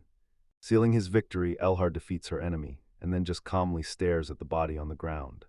He checks that everything's settled, then bows to the queen and thanks her for her help, while the magical artifact takes center stage, old, ancient tech that basically hums with power as it leaves everyone in awe. She ends it with dignity and honors Elhar's presence, because as her senses sharpen, she feels dark forces swelling, fueled by the Queen of Heart Rose's seeds, yet even with suspicion hanging in the air, she flashes a confident smile. Since Rona's in the world, everything's gonna be fine. Meanwhile, somewhere else, Rona sneezes completely clueless as people think of her with total confidence. Hooded figures crowd into a sealed room, like something terrifying is about to begin. They line up in 2 straight rows, signaling the meeting's about to begin. Then one of them steps forward and starts talking. Of that dark gathering where the Hood laid down the security plan, no one's in danger because they'll be inside the Thunder Fortress. Only the creatures stronger than level 60 can tap into the magical system, and even then, it's the powerful lion that holds the key. A chilling problem hangs in the air, an unpredictable human, the very one who wiped out the Garakas forces, while the hooded figures keep arguing over these strange, unstable turns. He crushed the Garakas, steamrolled the elves, and even forced cult members to bow to him, so when one guy tried to play it down, he claimed it was only because they were weak. As the story unfolds, the enemy's moves are so flawless it's scary, and it's like he's reading their every step. That's what clicks, and suddenly it feels like their whole group intel is getting leaked somewhere. Ordering silence. The infiltrated informant drops his word. Those plans will roll forward no matter what, and with rock-solid strides, he announces that the long-awaited moment is finally here.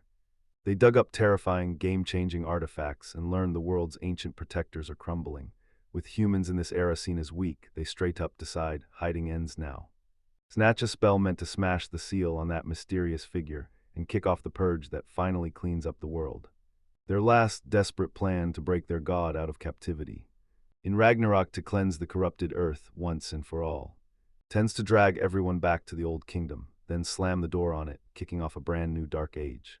They call out for the ritual to start. The group leader finally spills the dark plan's true name, Eternal Historia Plan. Silent and locked in, you can feel the tension snap in the air, then a sharp click hits and the whole operation kicks off. A mysterious girl shows up out of nowhere, and a storm of dark energy swirls around her like she's the calm before the nightmare. As soon as you watch, you start feeling it, something's seriously off. It all fell apart, the plan to trigger it failed, and the girl stayed stone calm in front of those hooded figures, her mana bursting with terrifying power. Even with all 6 demon bishops together, they all knew the truth. They'd never stand a chance against her. They sipped tea in silence, the whole group frozen with confusion and dread, until one startled member finally blurts, "Who are you?" And she doesn't even realize the hooded figure's real identity. She typed her reply only because the rain forced her to stay put. Turns out there were already people there, and the whole place felt haunted to the bone. She figures the others must have been hunting shelter too. Then the hooded watch goes dead silent, thrown off by the sudden twist. And he just moves with effortless confidence. She gets nothing but confused stares. Nobody knows who she really is, but everyone assumes the others must. By her presence alone, those hidden powers, and how she simply grabbed the main seat without a second thought, they're convinced she's a top-tier cult member, strong enough to sit there and silence every doubt. Rona struts like she's totally carefree, clueless that she's sitting in the main seat. Then a panel snaps open and blasts her title, Thundercline Annihilator ***. They're blown away. How on earth have they never heard of her with that kind of power? She starts talking, and the way she says it makes it sound like they finally got who she truly is. When the hooded figure spots Rona's clothes, shock hits hard, and she bursts into the legendary apocalypse dragon, Ragnarov. They clock the runes instantly, recognizing the magical patterns and the hidden power woven into her outfit. They'd only ever spotted the outfit in an ancient mural, so when they finally saw it in real life, shock hit them hard, and they swore it had to be the feared figure said to be sealed away for ages, which means she might be the very one. Shocked beyond words, the hooded one stood there, stunned. That legend, she was supposed to be sealed for centuries. Revelation, Brona just blinks, stunned and totally lost. The gravity of the moment hits hard. Rona catches those hooded strangers staring and can't help but wonder, who are they? Her item box pops open, then the space around it twists and warps. The hooded panic hits next, not understanding a thing, but instantly realizing something is very, very wrong. They unleash only a sliver of that person's power, and instantly they're swallowed by absolute reverence and terrified awe. The hooded whispers crackled as they stared at her, hands folding like they were playing innocent, and somehow they walked away with the dumbest conclusion. Thirsty and maybe stripped down by the rain with nothing but the clothes on his back, he had no clue a misunderstanding was brewing. Grinning, she summons a pile of cups and yells that she's thirsty. Total reverence, Rona. She's the reincarnation of a sealed entity that swapped bodies just to put them to the test. Their innocent looks are the trap of the faith test, and they shake as the deity demands their obedience. He just smiles, slides over cups of tea, and asks if they want some too. The god-level trial. She swore absolute loyalty to Rona, and Rona's sudden response made her jump. Then, just as fast, she calmed down. Thirsty and honestly relieved, she finally sees how kind and polite they are, and with that, she decides they're not scary at all. She soaks up the moment, thinking those simple rainy meetups are part of travel's magic. While the hooded stranger stands there in silence, she chalks it all up to just friendly intentions. Nothing, she decides they must be starving too, and totally clueless about what's really going on, she starts prepping food to offer them. Barely bursting with tension, they followed Rona's orders. Eyes locked forward with extreme seriousness, breath coming in quick bursts as pure focus swallowed everything. It's a sacred ritual, pure faith in motion, because when she teaches her recipe, they swear they're crafting a divine offering, the drink one of them calls the god's favorite. He blurts out that mayo is the lifeblood of interdimensional travelers and gods, packed with energy and ready to save your life as emergency food, while the hooded ones soak up every word like it's divine prophecy. Legendary elven food, some even swear it could rewrite the whole meaning of war. So the big question is, will that mix finally harden into something real?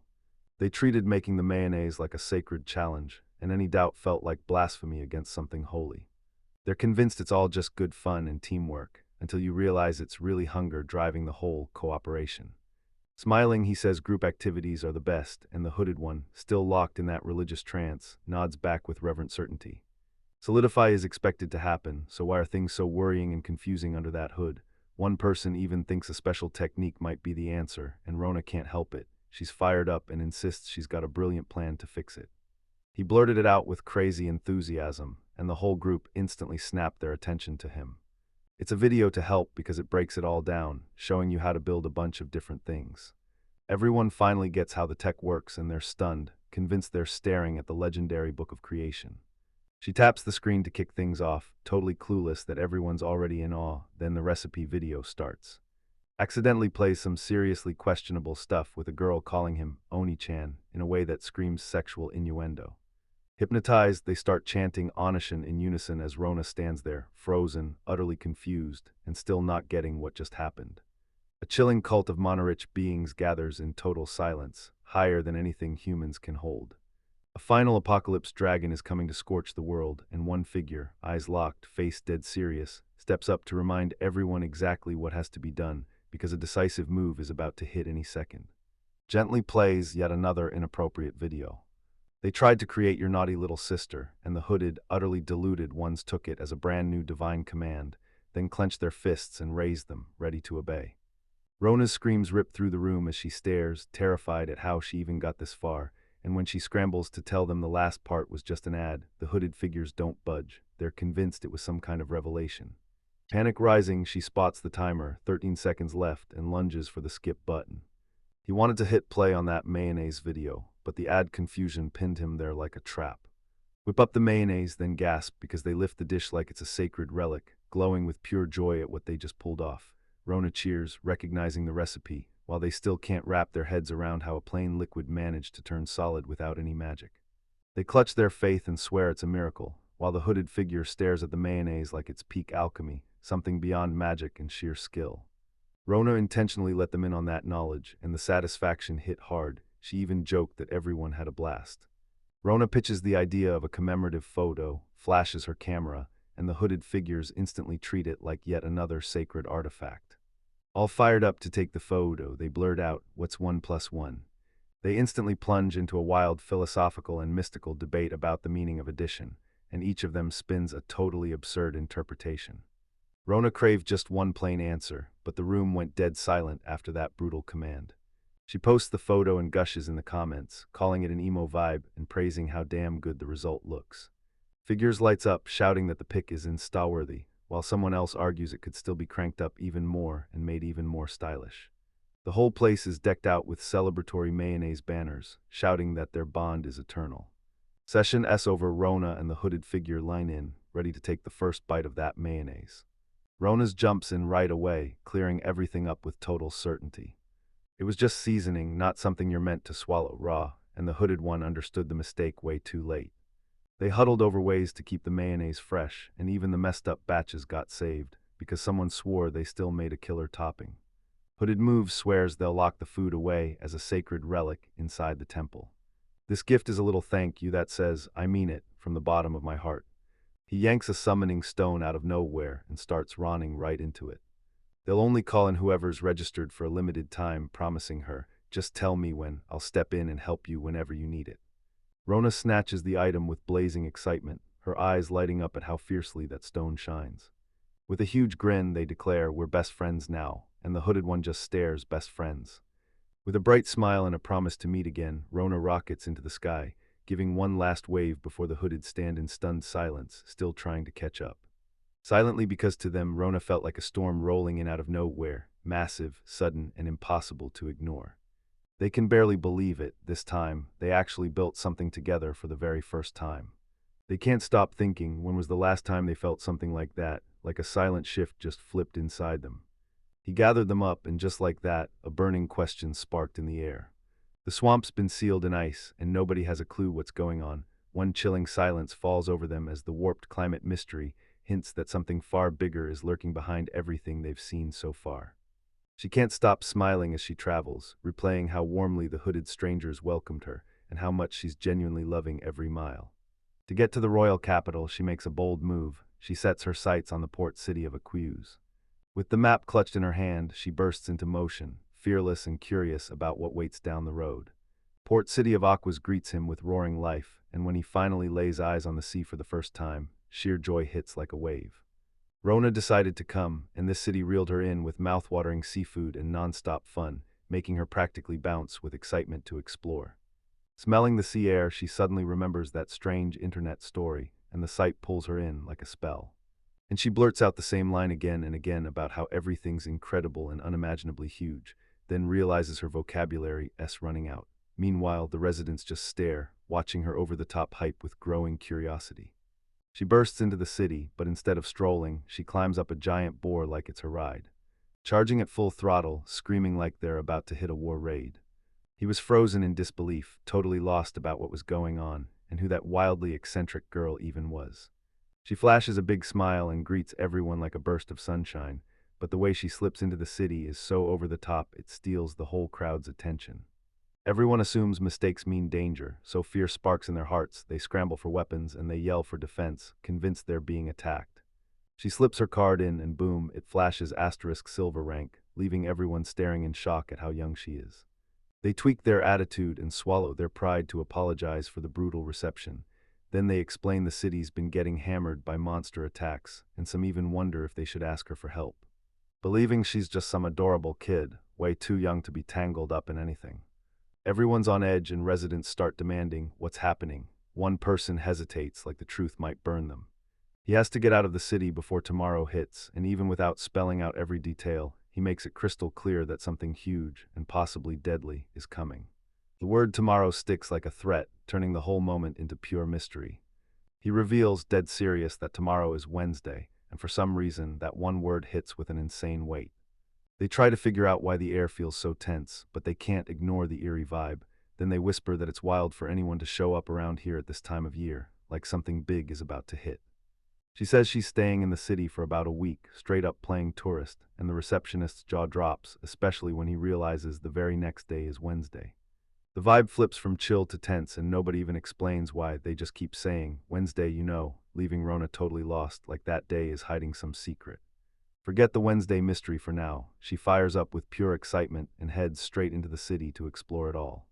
She'll dig into the details later, but right now she's skipping the research and hitting the streets for some curious seafood tourism.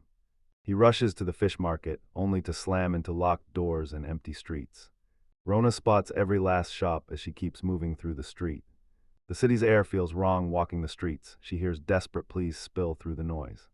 Panic erupts as they scramble to escape, and someone yells that the city is finished, then rips through the crowd demanding seats on the very next ship until total chaos takes over. Rona can't even wrap her head around why so much despair is crashing down. She realizes the truth. Trouble keeps popping up around her again and again, and she can't shake the terrifying thought that she's cursed, because no matter what she does or how hard she tries, she always gets pulled into the mess anyway. She spots terrified people sprinting for their lives, and a woman screams that they've got to run. Rona left standing there, more confused than ever about what's going on. The panic finally had a reason. Wednesday was here, and the residents feared it like a disaster on the horizon. Rona keeps marching through a day packed with disasters, insisting they won't give up their city, but knowing deep down they have no choice, and somehow, even without fully getting it yet, realization starts creeping in. A chilling weight hangs over this world. Rona can't believe the locals are burning with extreme hatred for Wednesday, but when she digs through online posts, the real truth finally jumps out. On Wednesday, Port Town, Aquas gets slammed with a massive aquatic monster invasion. This is a high-stakes mass mission with killer rewards, but it's also straight-up deadly, and once it hits, everything suddenly clicks. Rona can't take it anymore. Every week feels like pure despair, because with the city thrown into chaos from the Wednesday mission, even getting onto a ride to the capital might as well be impossible. She's stuck on that last face this day of the week quest, then blam, a paper rockets straight into her face like a summons or mission announcement. She hits the floor and then realizes the City Guild is recruiting adventurers with zero experience and no screening. She delivers a blazing welcome and vows everyone will be safe, then can't help but buzz with excitement. Could this be the legendary White Enterprise? Rona didn't come here to exploit, she came with real purpose, so she burst into the Adventurers Guild headquarters buzzing with hope, ready to find her next big opportunity, until she opened the door. The whole place feels dead, dark hall, tons of people sprawled on the floor, trash piled everywhere, and this suffocating weight in the air, making it clash hard with those bright, cheerful flyers. She finally gets to see the guild, and wow, it's nothing like they promised. The whole place feels tense and crushing. The second she tries to talk to the receptionist, the woman looks drained and just mumbles, "I can't do this anymore." When trouble hits the city, the receptionist snaps into focus, steels herself, and confirms, ready to lay out exactly what's going on. She pictures herself as an adventurer, then blurts out that she wants to join the Wednesday mission after hearing it. Silent, then she tightens her grip on the counter's edge like it's the only thing holding her together, and the tension spikes instantly. Rona watches thrown off, totally confused by the receptionist's sudden, intense reaction. Rona's choice flips everything on its head, and they erupt in full-on excitement, cheering like there's no tomorrow. She swears someone just walked out, and Rona shows up right when it all matters. He claims there are tons of high-value missions stacked up, and this is your golden shot to rake in serious money. To force Rona to sign an intern contract, and call it a slave contract to boot, Rona's nerves shot through the roof. Then out of nowhere, a figure shows up and lays into her hard, ordering her to stop, right now. She spots the chaos right away and laughs like, "Of course, I knew you'd trip up again." He stared at Rona in pure amazement, blurted that she was cute, and even clocked how the whole city was in a personnel crisis. So adorable, and they're still sending her straight to the battlefield, because deep down, she's determined to protect everyone. She jumps in, introduces herself as Ares Tia Blue Moon, and then rushes to apologize for dragging Rona into all the city's chaos. She tried to stay polite, but Ares' ridiculously cute reaction nearly made her snap. He scrambles to cover his tracks, insisting it was nothing at all. She'd swear she'd fight for the city, but then she admits the Wednesday missions are way too dangerous for her. You gotta hit that recommended level, above 20, to unlock the sound, but are you confused about what that actually means? A group of Aries gathers, pointing at something ahead, still clueless about who they're really looking at. Turns out, the adventurers who take on the city's Wednesdays show up with a totally different look. Surprise. After just one Wednesday, it was enough to flip someone like that completely. At first, everybody wrote off Wednesday like she couldn't possibly back it up, believing the monster outbreaks would finally fizzle out. Sure, it was a weekly nightmare, yet the city kept cashing in on every brutal fight, and now.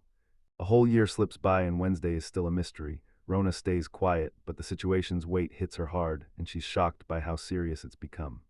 As if he'd spawned an endless army of monsters, the attacks never once slowed down, and the onslaught only kept climbing over time. Morale hit rock bottom, then the world suddenly shattered as the collapse hit, and giant monsters poured in by the hundreds.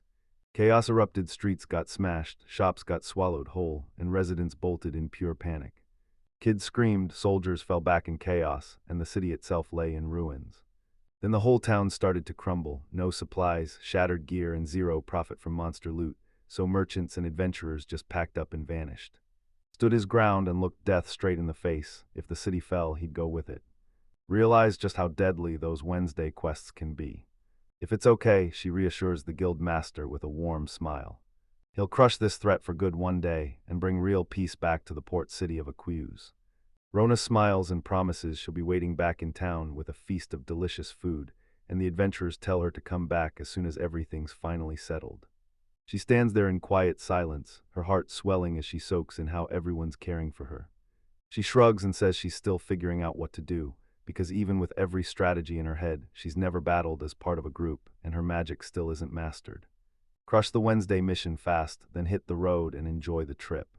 She realizes that walking into an invasion mission unprepared could end up dragging the whole team down. She's still totally new to this, and after what she's seen, she quits the Wednesday mission for good. He clocked it even before she finally admitted it, and the second she states her decision. She pulled it off, and she thanked Rona for seeing the mission for what it was, even if it was beyond where Rona can reach right now. She can trade the materials she's hauled in for cash, because her bag is nearly bursting at the seams. Yeah, he confirms it's a straight-up yes. Because of the Wednesday missions, merchants steer clear of the city, and right now the only thing anyone can't live without is supplies.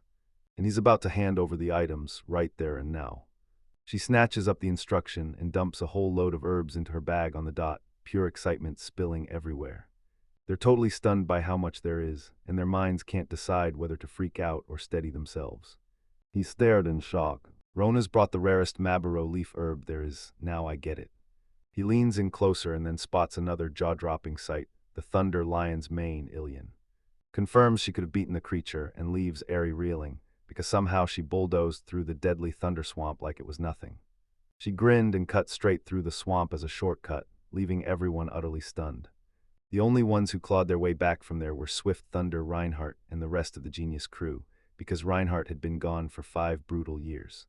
Rona dropped off those rare materials, and Ares leaned in, saying they could forge a weapon so brutal it'd push the right fighter straight up to gold rank. Ares beams at Rona with a huge, warm smile, praising the guild's welcoming spirit like it's a real family. Caught off guard by the sudden surge of power, he just stands there, completely baffled. Right when she was about to slip out of the city, Ares straight up ignored her. She finally makes it official, she's in the guild now, and then she can't hold it in, yelling for everyone to celebrate the new member's arrival. Jonah soaks in the warm applause from the other members, stunned he doesn't even understand how things flipped that fast. Members light up with sincere smiles and clap hard for Rona. Perception, the warm, inviting atmosphere hits her straight in the heart. She's stepping into the Wednesday mission, and for the first time in her life, she finally feels like she belongs to something that actually matters. After setting off on her mission, she stared at the scenery and blurted, "This is gorgeous," then stayed close as the others rolled in behind her. And then he nodded, locking in the name, Eurus Coast, and the other girl burst out praising it on the spot. Rona bragged it was awesome and said she knew the area inside out. Then she was surrounded by 3 guys who started calling out to her. She must have really wowed them with how well she knew the Eurus Coast. Everyone gasped, then got super excited, while Rona just watched the whole thing unfold. To hear the guys grill him like, "So, is this plan actually going to work?" She pushed forward because they swore the village's future hung on this, and they kept nudging her to shower Rona with praise, but the moment she started, shyness and surprise hit her like a wave. The guy's hype went through the roof. To keep going, the girl with glasses lined in and explained. Every Wednesday, the host stood where the monsters burst out, and she told everyone if they... So the monsters couldn't slip into the village anymore, and everyone could finally breathe easy, living there like it was safe again, and the protagonist knew it. The workers leaned in and promised that the progress was finally happening. Dragged its feet, then asked the same question, would it be done by tomorrow? The girl with glasses burst out laughing. If they didn't move fast, they'd have to square up with the monsters head-on, so the protagonist decided she had to help forge the barrier, even if she didn't get every detail, and then she asked. Since she didn't even know how to build the girl with glasses, the reply came back, They didn't want her involved in the construction, so suddenly, a woman burst in with a warning that, right out of nowhere, a monster with a fish body pops up and shocks the protagonist. Then the barrier held for one terrifying second, until the monster slammed into it and launched the attack. Tried to shield it, then one of the guys took the hit right in the middle of it all. They shot frantic complaints about how he should have dodged, while one of the others broke it down.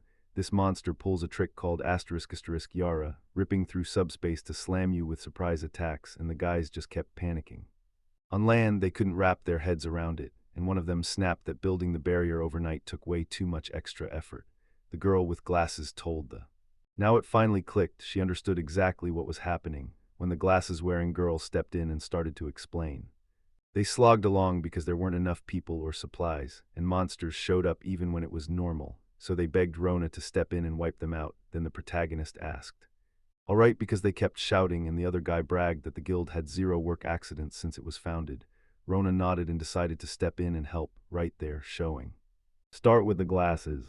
She was a natural at healing and support. Then she snapped her hands forward and called up 2 swirling waters. The glass feels warm to the touch. A new threat had finally surfaced, and now it was time to heal everybody, because even with the guys desperate to do something else, it couldn't wait.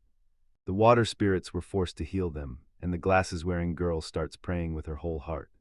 Rona made up her mind that she would. For now, she couldn't stop worrying about the girl warned her not to go overboard, and Rona nodded, ready to help but determined to stay under the radar, so she slipped on a crown. It yanked the monster's attention straight to her, so she figured if they packed in around her, she could unleash her real magic. The crown felt weirdly perfect for the job, and the village was already at its breaking point. It probably wouldn't make it to next Wednesday, and the village's fate hung on that last thread. Fight, she stepped in, the girl with glasses, and the clash was about to explode. Leave Rona in and push her forward, because the glasses-wearing girl was cheering her on. A furious whirlpool tore through the water, and the guys all froze in shock at the sudden madness, the Gigaladden. When the monsters got wiped out in record time, the Eurus Coast area boss finally arrived, and the bespectacled girl completely froze in shock. The bespectacled girl slammed in her order and went for it. He ripped through it on the spot, and the guys bolted right after, terrified. And when it came down to it, they had to fight smart, survive first. She tightened her stance, ready to guard the rear with everything she had.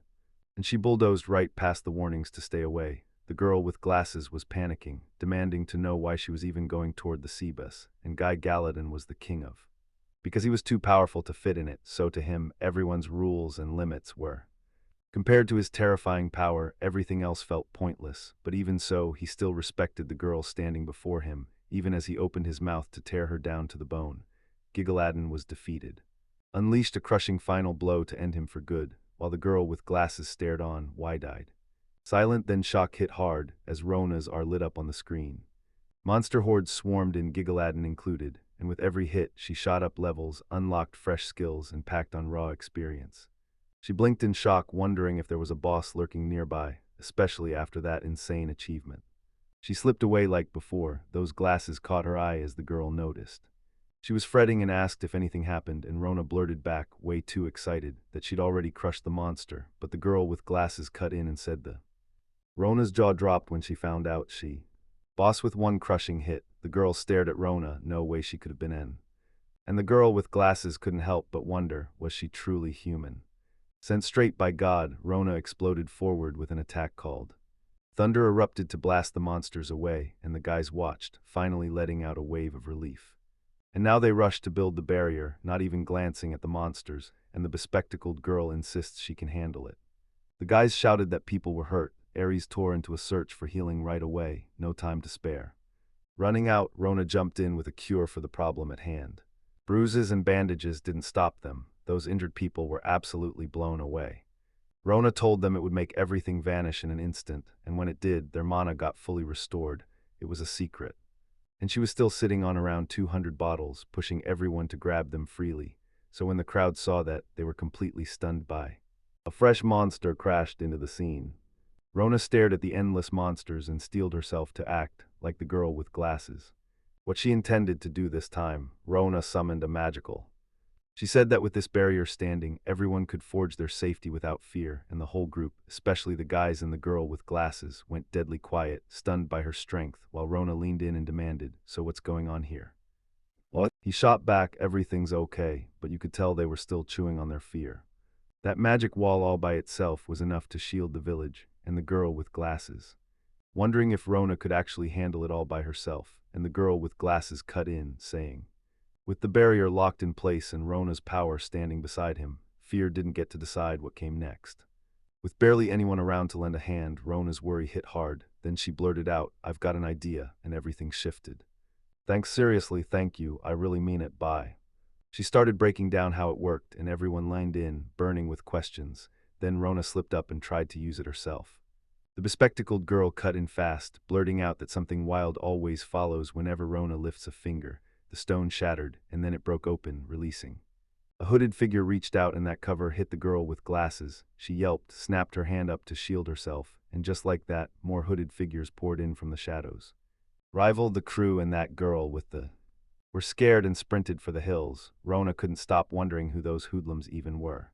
Suspecting they were cult execs plotting to wreck the world, they swore their answer would last forever. Their bond, and one of them shot back a friendly gesture as the glasses-wearing girl just watched in total silence. Then she noticed that those hooded figures somehow play nice. Rona, go thank them for showing up. They demanded everyone work together, and the hooded figures snapped, we're ready, but only if you cooperate because...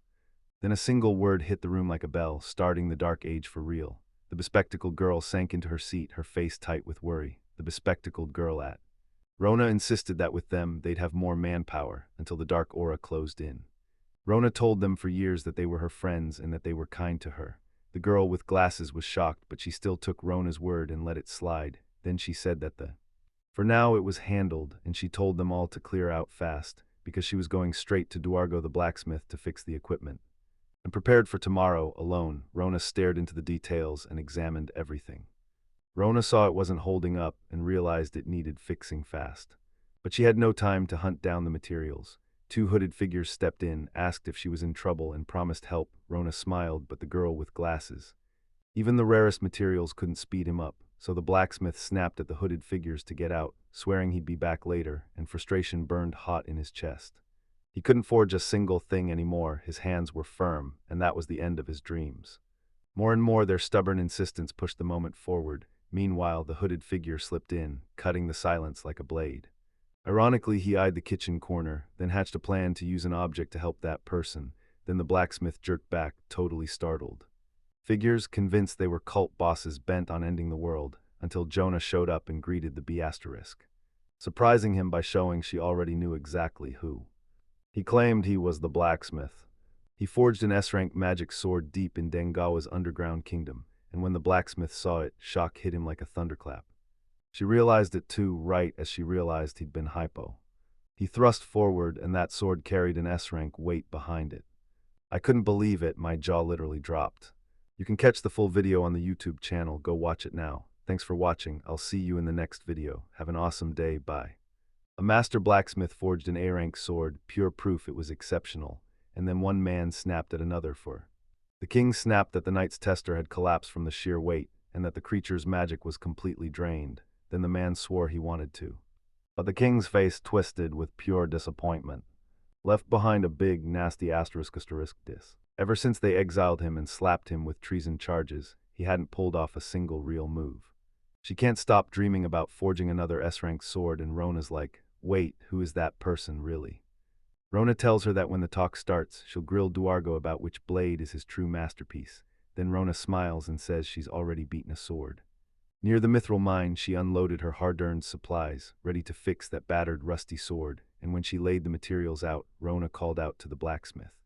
They forged a rank magic sword named **, killing blade **, one savage single slash, and the blacksmith was stunned. Quest then the sword swings, and killer blades come alive. Rona soaks in the wind of a lightning-fast fix thanks to the internet, then the blacksmith grabs her attention. He warns that the sword is heavy and tells her to handle it with care. Rona leans in and asks, do you mean? She claims everyone collected the needed items in just an hour, and the blacksmith shoots back a heartfelt thank you for those kind words, then dives into the sword's description. A single slash hits like a physical attack, plus 1111 speed, minus 111, and that one-stroke slash skill makes the blade brutally hard to control, with a huge swing, yet it's still wildly popular as a romantic weapon. When the glasses girl calls it a cool sword, Rona goes wide-eyed, shocked by the. She stared at 111 billion cells and demanded, "Can you really store this for free?" The blacksmith nodded, dead serious, "Yes, you can." And presses her, demanding to know if she's really sure about that sword. Rona shoots back, "Yes." Because the sword's what she's after, the blacksmith shifts his focus, fast, and that Rona's smile isn't bad at all. Watch her light up like she's spreading happiness. Rona grips the sword and swears, every single strike won't unleash a single natural disaster again, and then she goes in, using it too.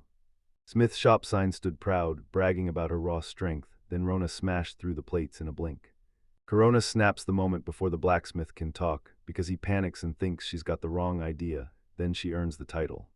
After everything gets destroyed, the hooded figures stop and start zeroing in on her. Rona's left shell-shocked by her cruelty and sheer power, and she forces herself to apologize. Expect it to happen, then the blacksmith cracks up laughing. Going on, Rona clocks what he's really feeling, and it all clicks for her, right away. That he absolutely could. He tries to please everyone, calls himself a fool, and can't help asking when the hell he started forging swords just to earn approval. Rona cuts in with an apology for the. He tells her it's fine and promises he'll make it up to her, then admits he was already thinking about. Right before he left, he lined in and demanded an answer from Ro. He'll remember her the moment he comes back, so the blacksmith says he'll be back right. Right away, Rona's jaw drops as he storms out, dead set on something, and then the girl with glasses shows up. She spots the wreck, freezes for a second, and demands to know what happened, and the blacksmith answers it was. She demanded they grab lightning-charged materials fast, before anything could slow them down.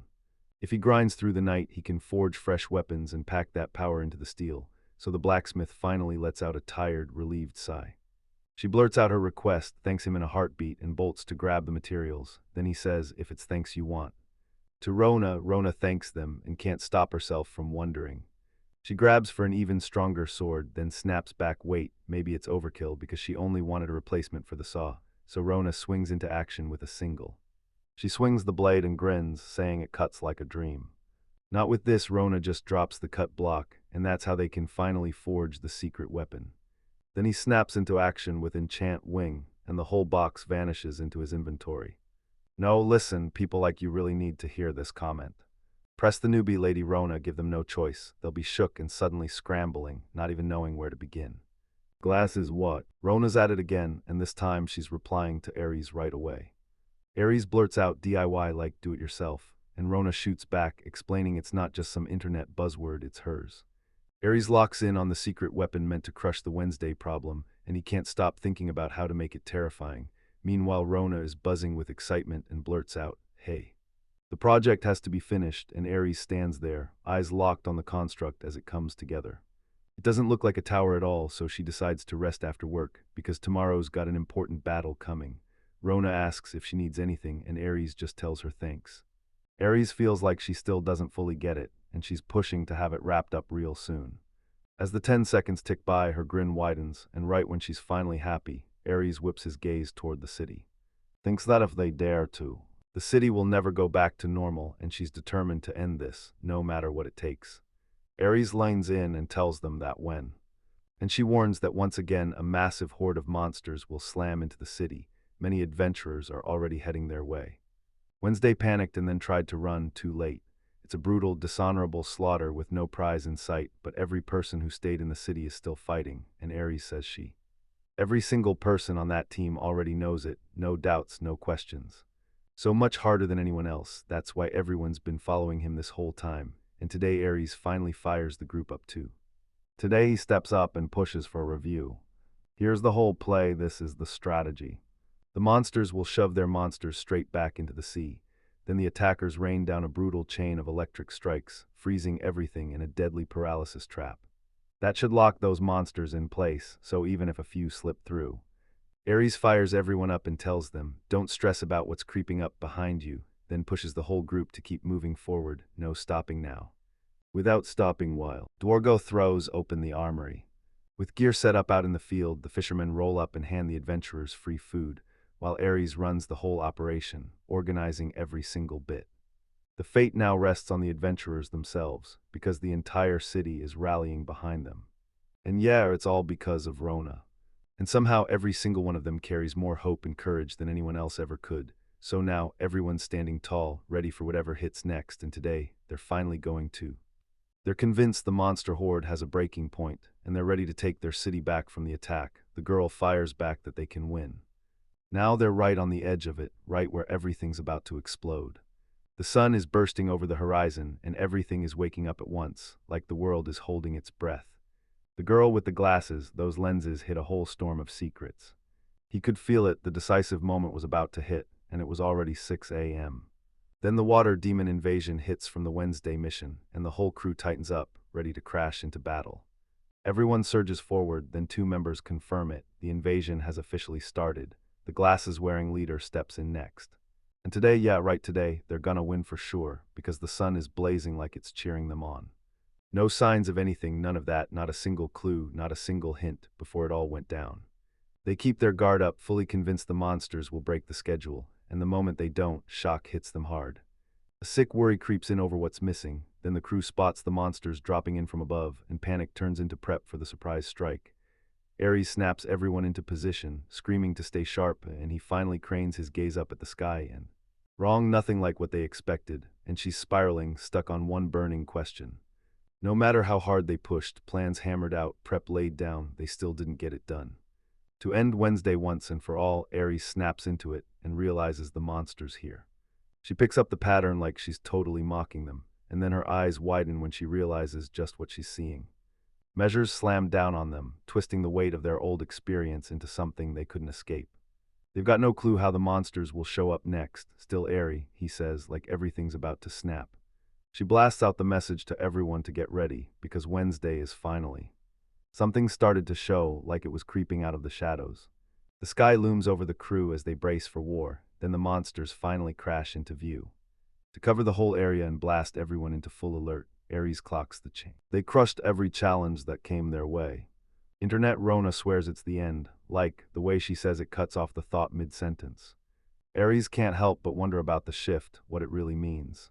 Rona did it to stop something, so Rona believes it's the real cause and she's pretty sure of it. The real problem right in the last chapter, where everything started going off the… Ending Wednesday once and for all sounded impossible, until the monsters started dropping dead from falls for no clear reason. Rona steps in and explains what's going on with the monster. She's doing it all on her own, no one else has to lift a finger, then she breaks into the basic stretch. Is to build a tower right at the monster spawn spot, because the second an obstacle shows up there, the plan turns into chaos. That means you can lift it higher, straight upward, and raise it up.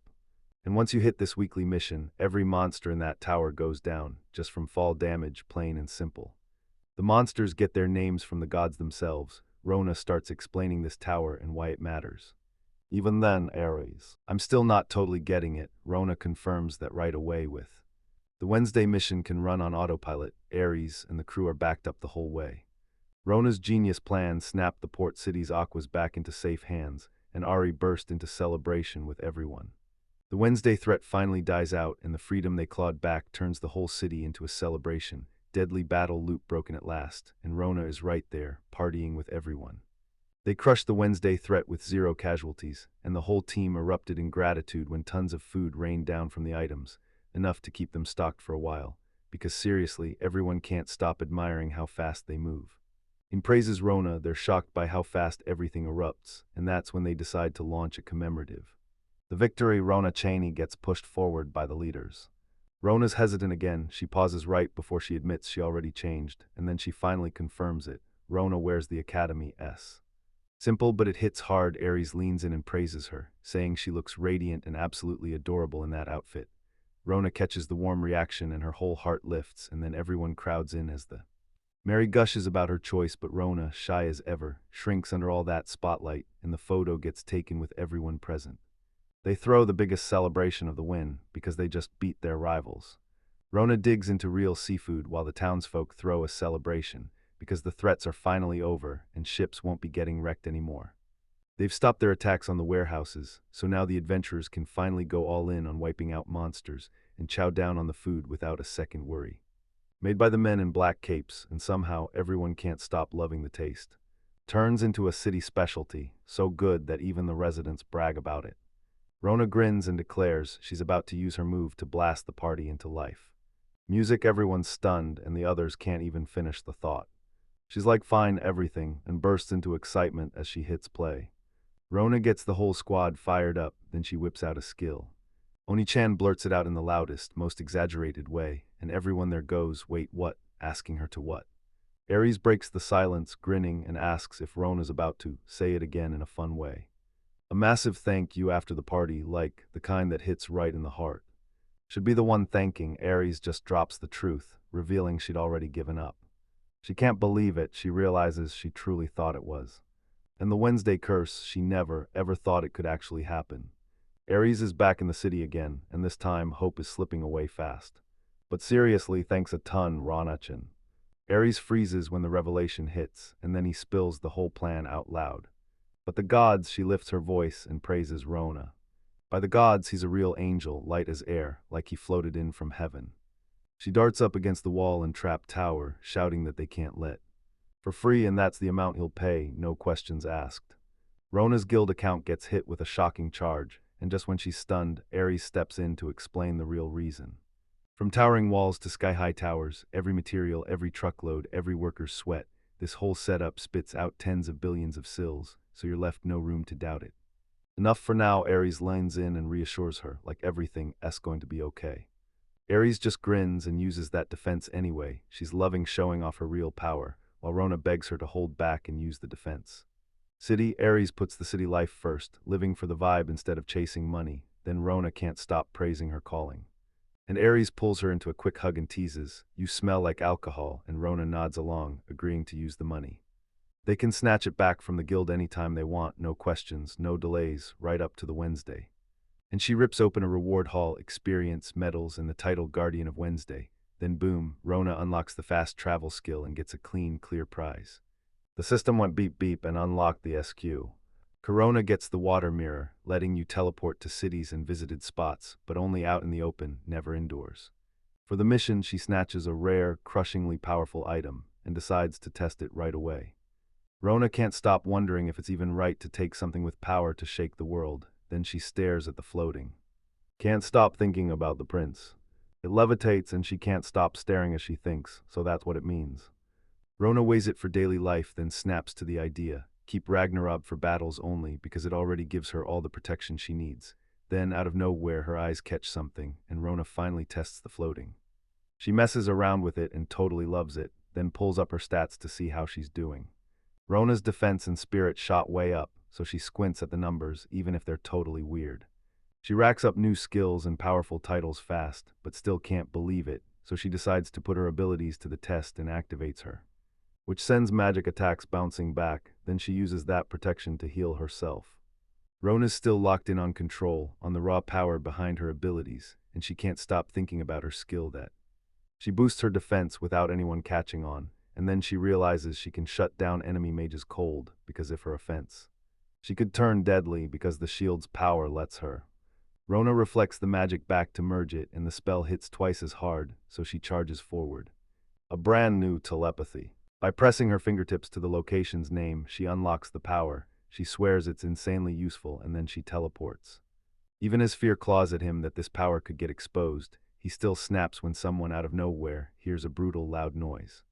Rushes over to check, then throws the door open. Clients panicked, asking if Rona's got everything under control. Then Rona uses the floating. She goes for a double jump, and right in the air she realizes she can't use the move. She gets it, she understands the limit, and braces herself for whatever hits next, while the people of the city of. Racing forward, he bolted to escape the threat. People can't stop staring because they're clueless about what's unleashing this kind of chaos, especially when even one man gets hurt. Danger and protect the city. A warrior bursts in out of nowhere, fast, checking if everyone's really okay. Lightning swift shocks everyone with mind-blowing speed, even after he just retired. Suddenly, enemy after enemy pours in, snapping the whole crew into high alert, and this fight turns brutally intense with.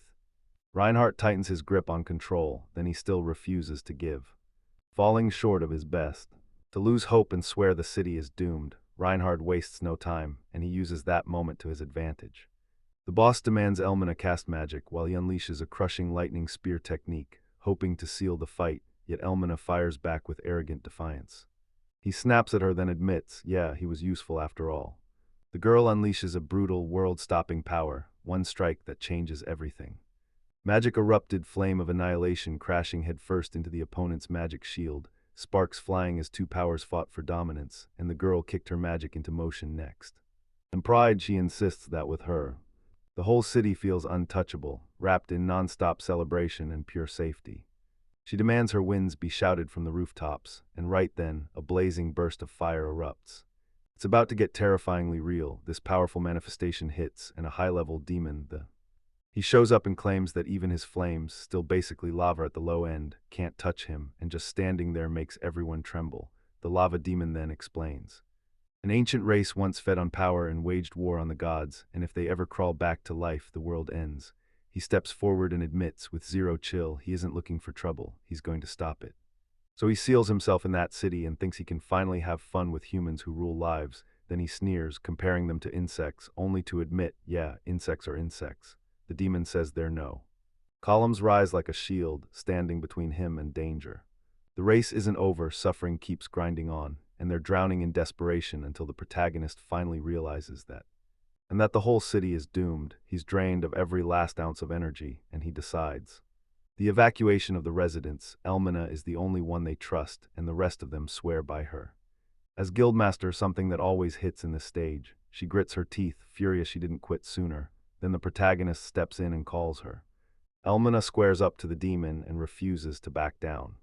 Even knowing that, they don't care what happens to the city, because the residents stand up and fight to defend her. Beld stands alone facing the Gugreka family, insisting she has zero chance of losing to a demon, while Elmina fights to shield her with everything she's got. Who dares her and throws down the gauntlet by. Once he realizes who she is, he blurts out that she's straight up famous, then calls her a. Elmina turned against the Gugreka family on her own terms, unshaken by instant cravings, and that's exactly why confidence shines in her. And she snaps back that she only does what an elite deserves, and the demon's shocked. She uses her powers just to stay alive, and then he lays it out about people who. They can rise to executive status among the demon race, and demons respect anyone who's truly earned the title of witch. Elmina pushed for answers, and the demon's hatred, it surged like fire. He's ready to let the city collapse just to prove her wrong, then he threatens to expose the truth about her.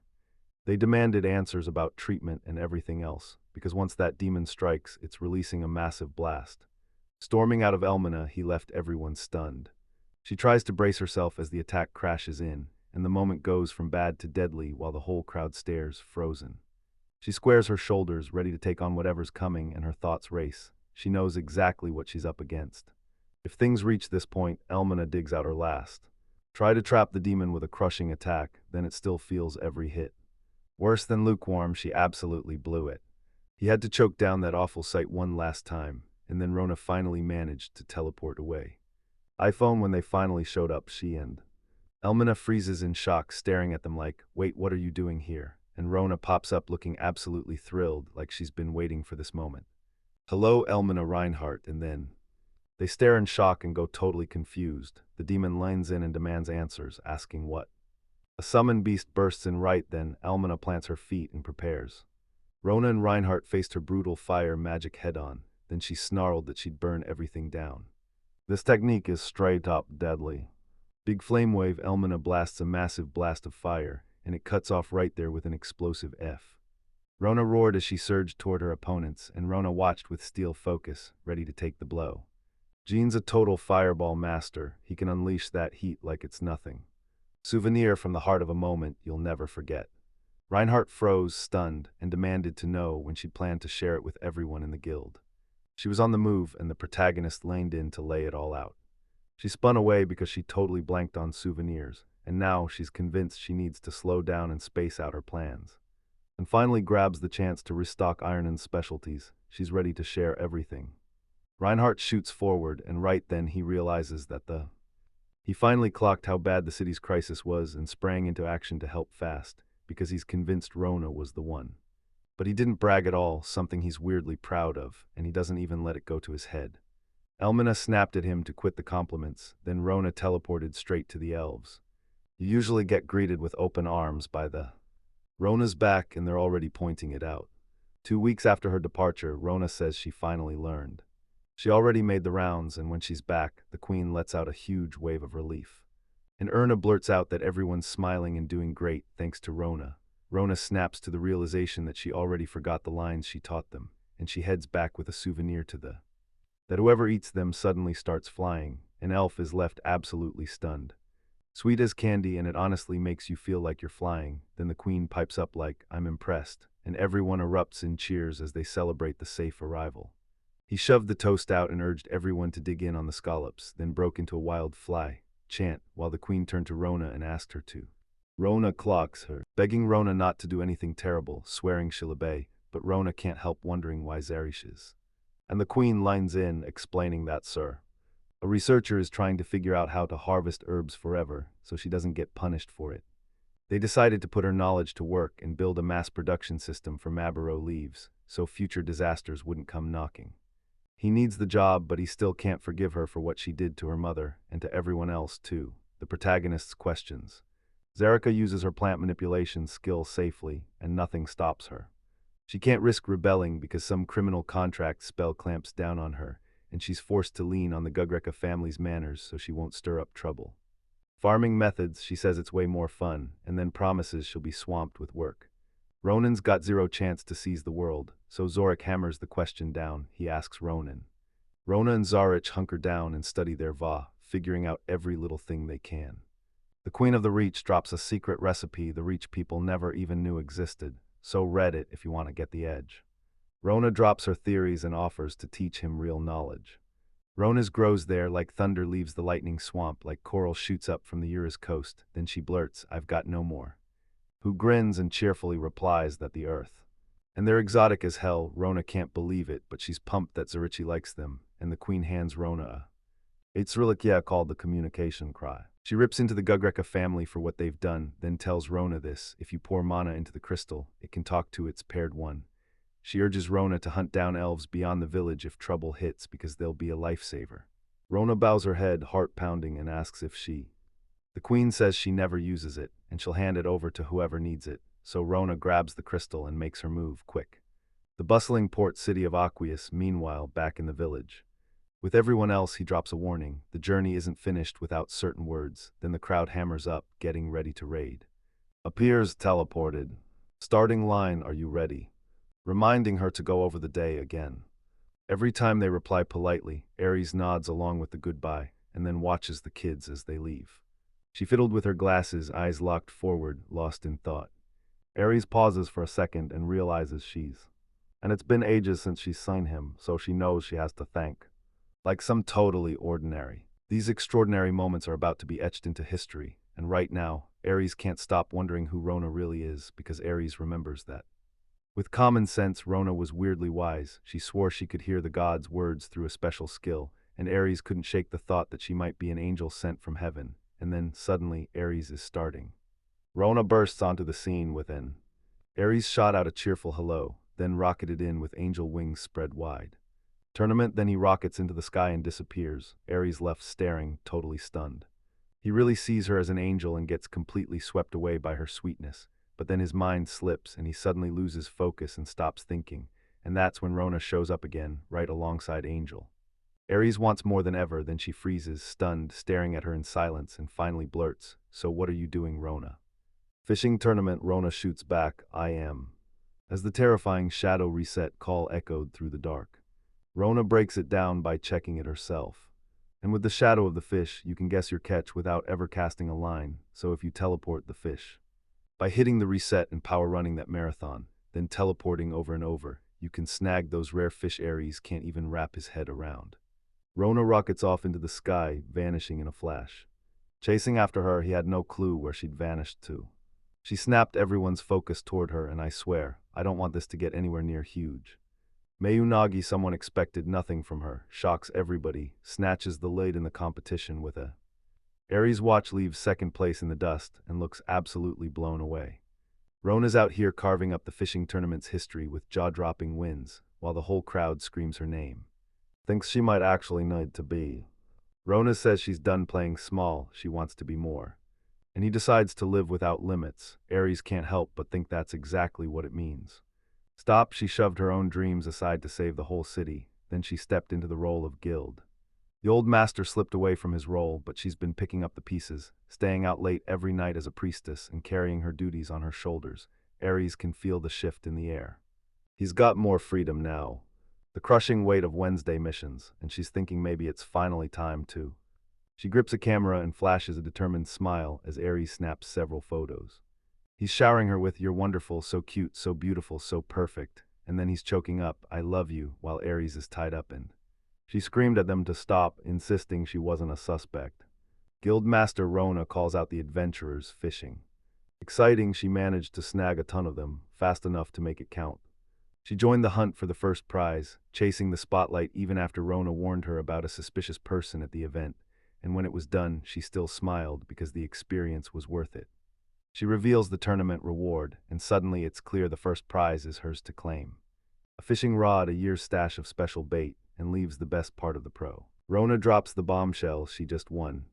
She explains that the tickets in the prize let you summon a bunch of random creatures, each one with its own rarity, and even grant wishes for something irresistibly cute.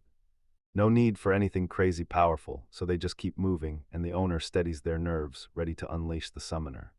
As the lights burst upward into the sky, powerful magic ignites, right now. Then the summoning begins, and everyone nearby goes pale with fear. And then bam, watch the magic circle ignite in the sky, and Rona's stunned, totally lost, as crystal shards start raining down from above. Who throws her hands up like a shield? Who threw the call? Rona summons Lulu. Water dragons and a future ruler of the seas. Lulu bursts in and announces she. Rona bowed to her mistress, then turned her eyes toward her servant Life, and wondered why someone would. Dragon Princess. Rona's staring at everything like it makes zero sense. Then she slams the second summoning ticket into their hands and orders them to wait. Lulu, the princess of the water dragons and the future queen of the seas, demands answers. She asks Rona straight up if she's the one who summoned her, then promises she'll make her pay. 2 identical copies of the loop, cloned to match exactly.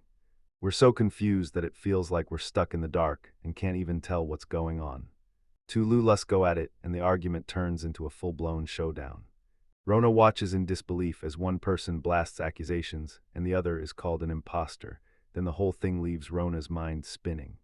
To Lulu's insults hit like a punch, calling the other a cheeky brat, while Rona's heart sinks as she feels completely lost, and she thinks she's got a handle on what duplication means, but the second she sees it, the idea of 2 identical people still feels unreal. Then the governor reads the report about the summoning. By the enemies of the gods flooding the world with duplicate copies of the same person, so often that they even trigger the summoning of gods and angels, she thinks, gotcha systems, huh? Blue lines in and asks, can you? Lulu tries to move first, but the other hesitates and Rona's completely lost. Lulu snaps it into focus. They can fix the duplicate problem by having the stronger one. Or selling them to cut the numbers down, because Rona is thrown for a loop, and she instantly refuses, denying it with everything she's got.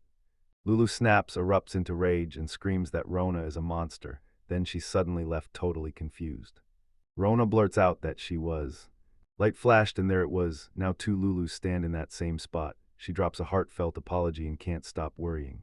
Decides to take the leap and try to unite the 2, but she hits a wall. She has no idea where their home is, so she decides to go for the easiest win first and tries to get them back home, while Rona reads the Lulu Luriel, princess of the water dragon clan in the underwater kingdom of Atlantis. May look like a low-rarity card, but she's a legit game changer, and once Rona locks eyes on the castle.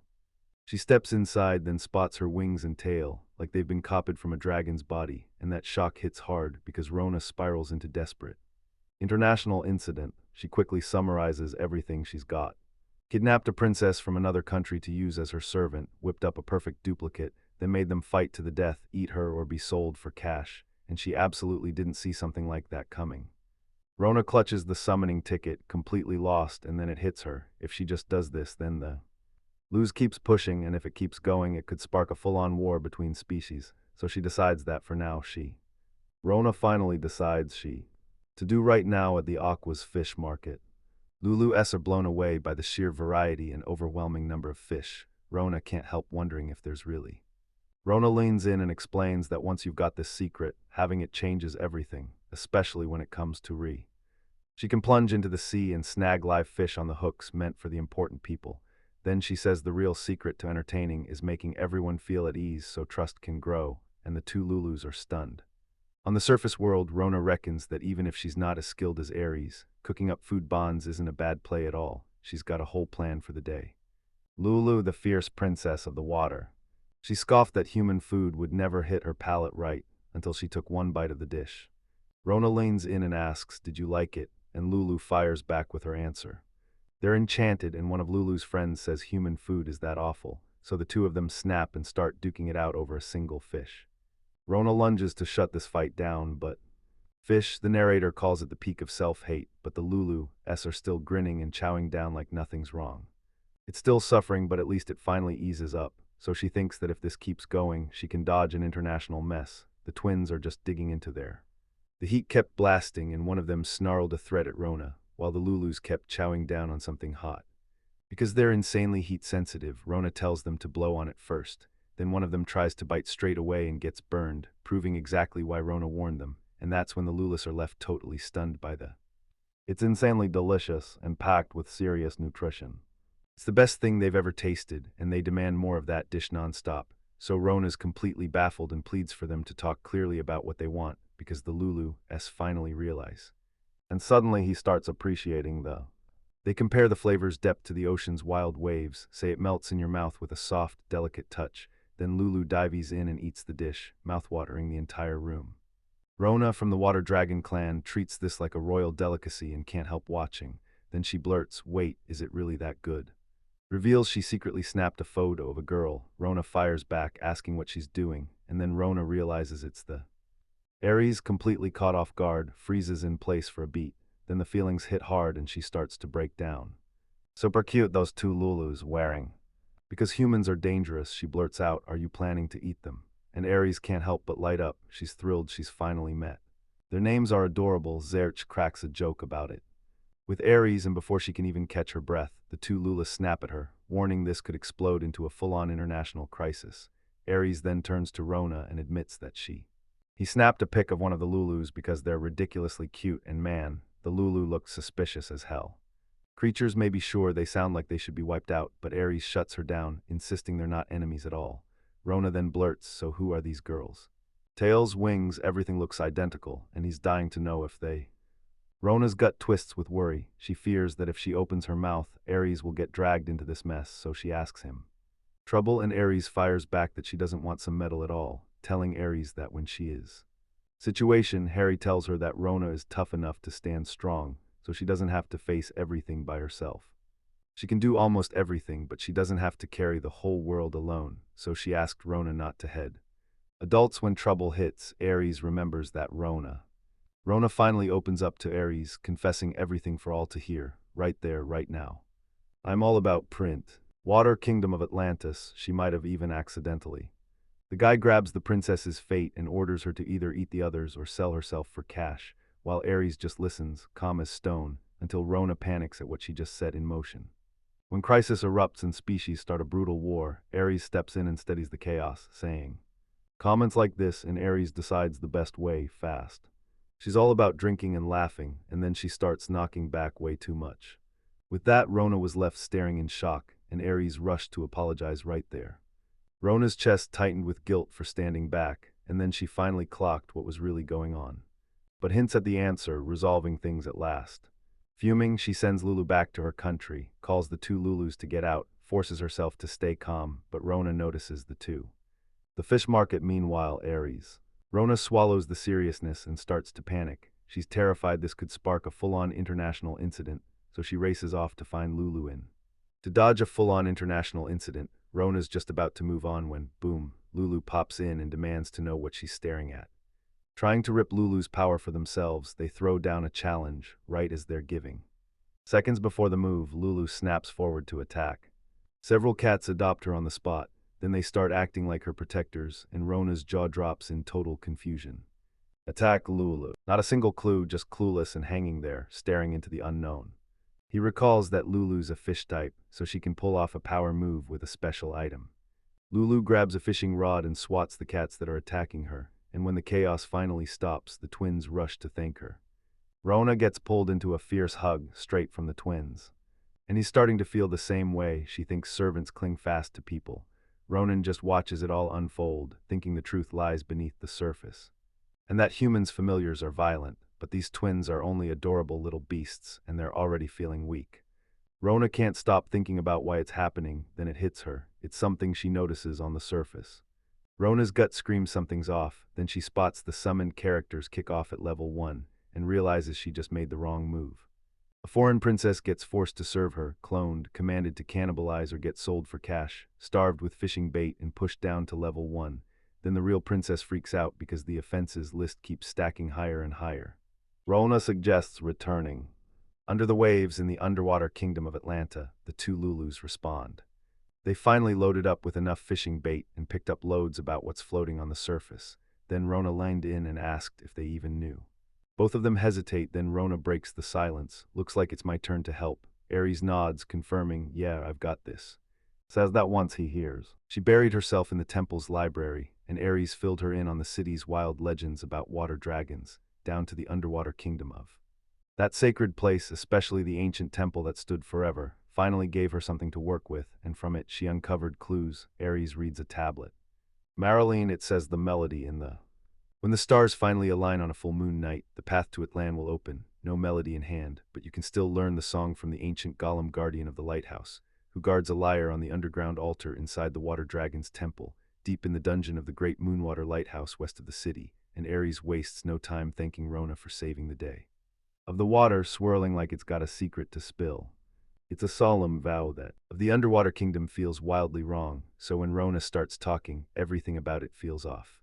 Rona spots a route on the map to Atlan, then she suddenly breaks the silence, and her voice lands hard as she discovers a stone with the. A symbol marks the way forward right from there. To reach the underwater kingdom of Atlan, where they're trapped in a place so empty and ruthless it feels like nothing can survive. Rona's already shaking her head, getting to Atlan from there sounds impossible. Ares leans in and says maybe. Humans can't reach it without a special item. Rona stays cool, like nothing can rattle her. She insists everything's fine, and she honestly buys it, until Ares snaps that you can't just stroll to the underwater kingdom, and Rona immediately feels the danger. She orders the three to wait right there, and then she hurls a buoy straight at them. Rona darts ahead alone, and then out of nowhere she gets ambushed and attacked. Rona begs for her servant's attention, blurts out, "Be careful," then right after she plunges straight into the sea. But down at the bottom of the ocean, she's out cold, until Rona suddenly realizes she can breathe. And tell me how to speak like a human, no hesitation, no weird nerves, just normal, without feeling wet. Rona spots a trail etched across the seafloor, and then she realizes she isn't alone anymore. And yep, she follows that path and it actually works. She watches fish dart around and realizes it's all because of a deliberate system glitch. If an explosion blasts you backward, you can walk right on the seafloor, like some god-tier hack. Rona clocks the feeling she's. Water like people online swear it does. She breathes totally normal, then shoots up with excited little jumps, and the twins, Lulu and Lulu, appear. Okay, Rona smiles and swears everything's totally fine. Rona promises she'll let them know. The twins still won't buy that Rona's human, so she flat out proves it, and Ares finally exhales in relief. She catches the scent of alcohol on him and snaps, "Wait, what?" in shock.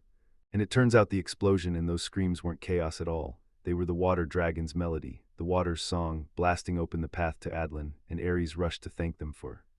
It's a shortcut, then another woman snaps that Ares is taking her rest day too far, like she's not even hiding it.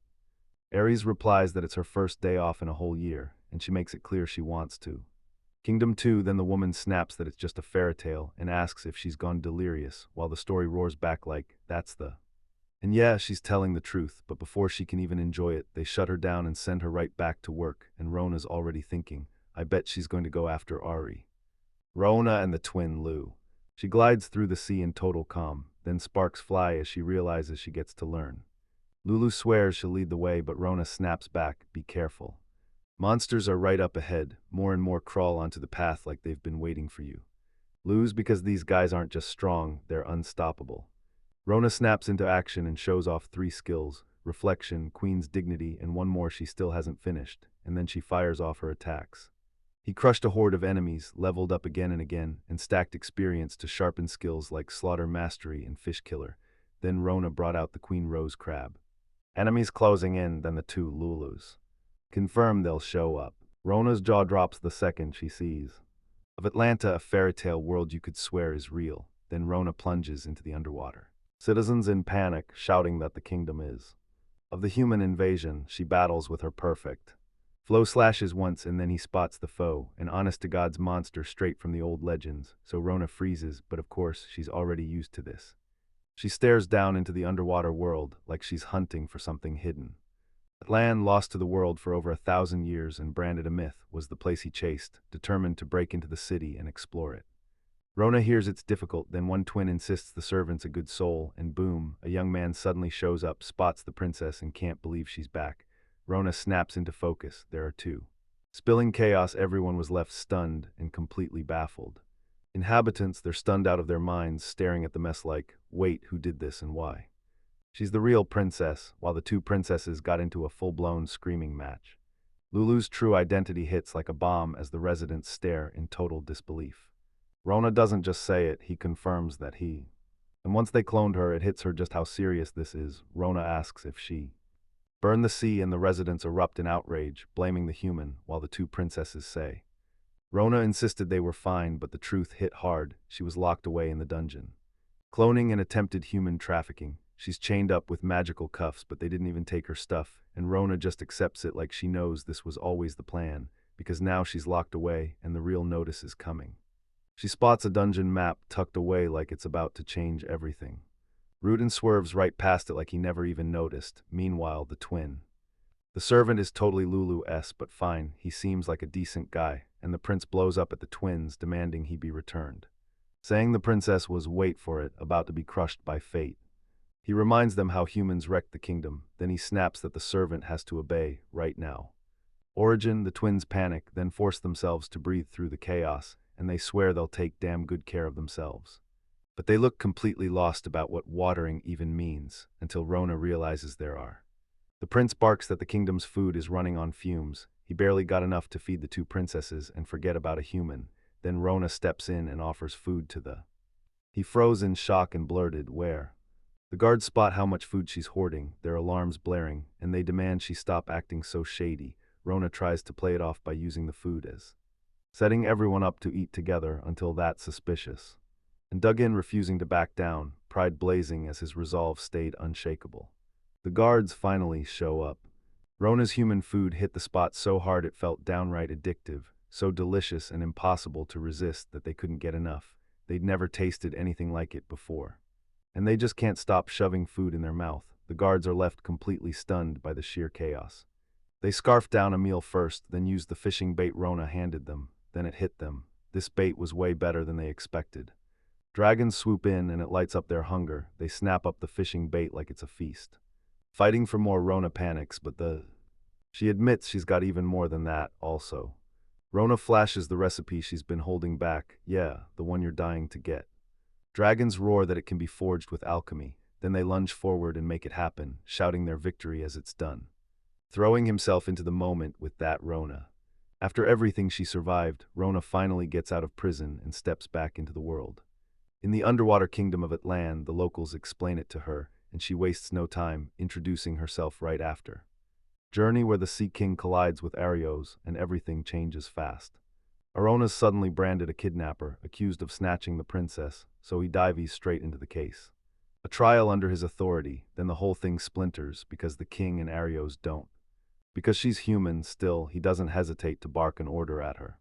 Be brought immediately now that his daughter's safe, and at last he can breathe in peace, so King and Arios order Rome. He drags it in right away, brushing off the assistant's worries, and then, without warning, he lets out a mysterious laugh. As a plan in mind, King and Arios let out a roaring laugh. Lulu vanished and panic slammed into his chest. His plan felt like it crashed and burned. Then rumors about Rona, the hermit, started swirling, and he prayed she'd be a nightmare, but he froze when he saw her caught so effortlessly. Rona the hermit who's been stirring trouble lately because she just smashed through the forces of. Then he finally cracked the secret key. Crashing into the underwater kingdom at last, Maryland and the water moon rising beneath the waves. She celebrates crushing Rona the hermit, then grins and drags her through the dirt, mocking her as trapped in magical cuffs in a dungeon like a fish laid on a cutting board, just waiting to be sliced, while Marilyn keeps taunting Rona. They demand to know if she's frustrated, or if she's really crying tears of blood. Then she snaps into action, using water magic to cast Aquavid and reveal Rona's exact condition right now. That he is full stop. and totally knows his pet octopuses like they're his best buddies. He tells them his wife tucked it away in. Reassuring him about where the octopus was hiding, the chef steps in and explains everything. He snapped that the octopus wasn't some mindless pet, then confessed he'd been cooking up a special dish to celebrate their wedding anniversary, when he totally forgot. So when his wife finally felt the truth, she was choked up, moved to tears in the next breath. Is praised for having so incredible. A brutal shortage hits and their own struggles pile up too, while Rona grins because she's about to receive 10 pearls. Maryland sinks its fangs into the water draft. And I can't even lie, I was shocked she pulled it off and looked completely suspicious doing it.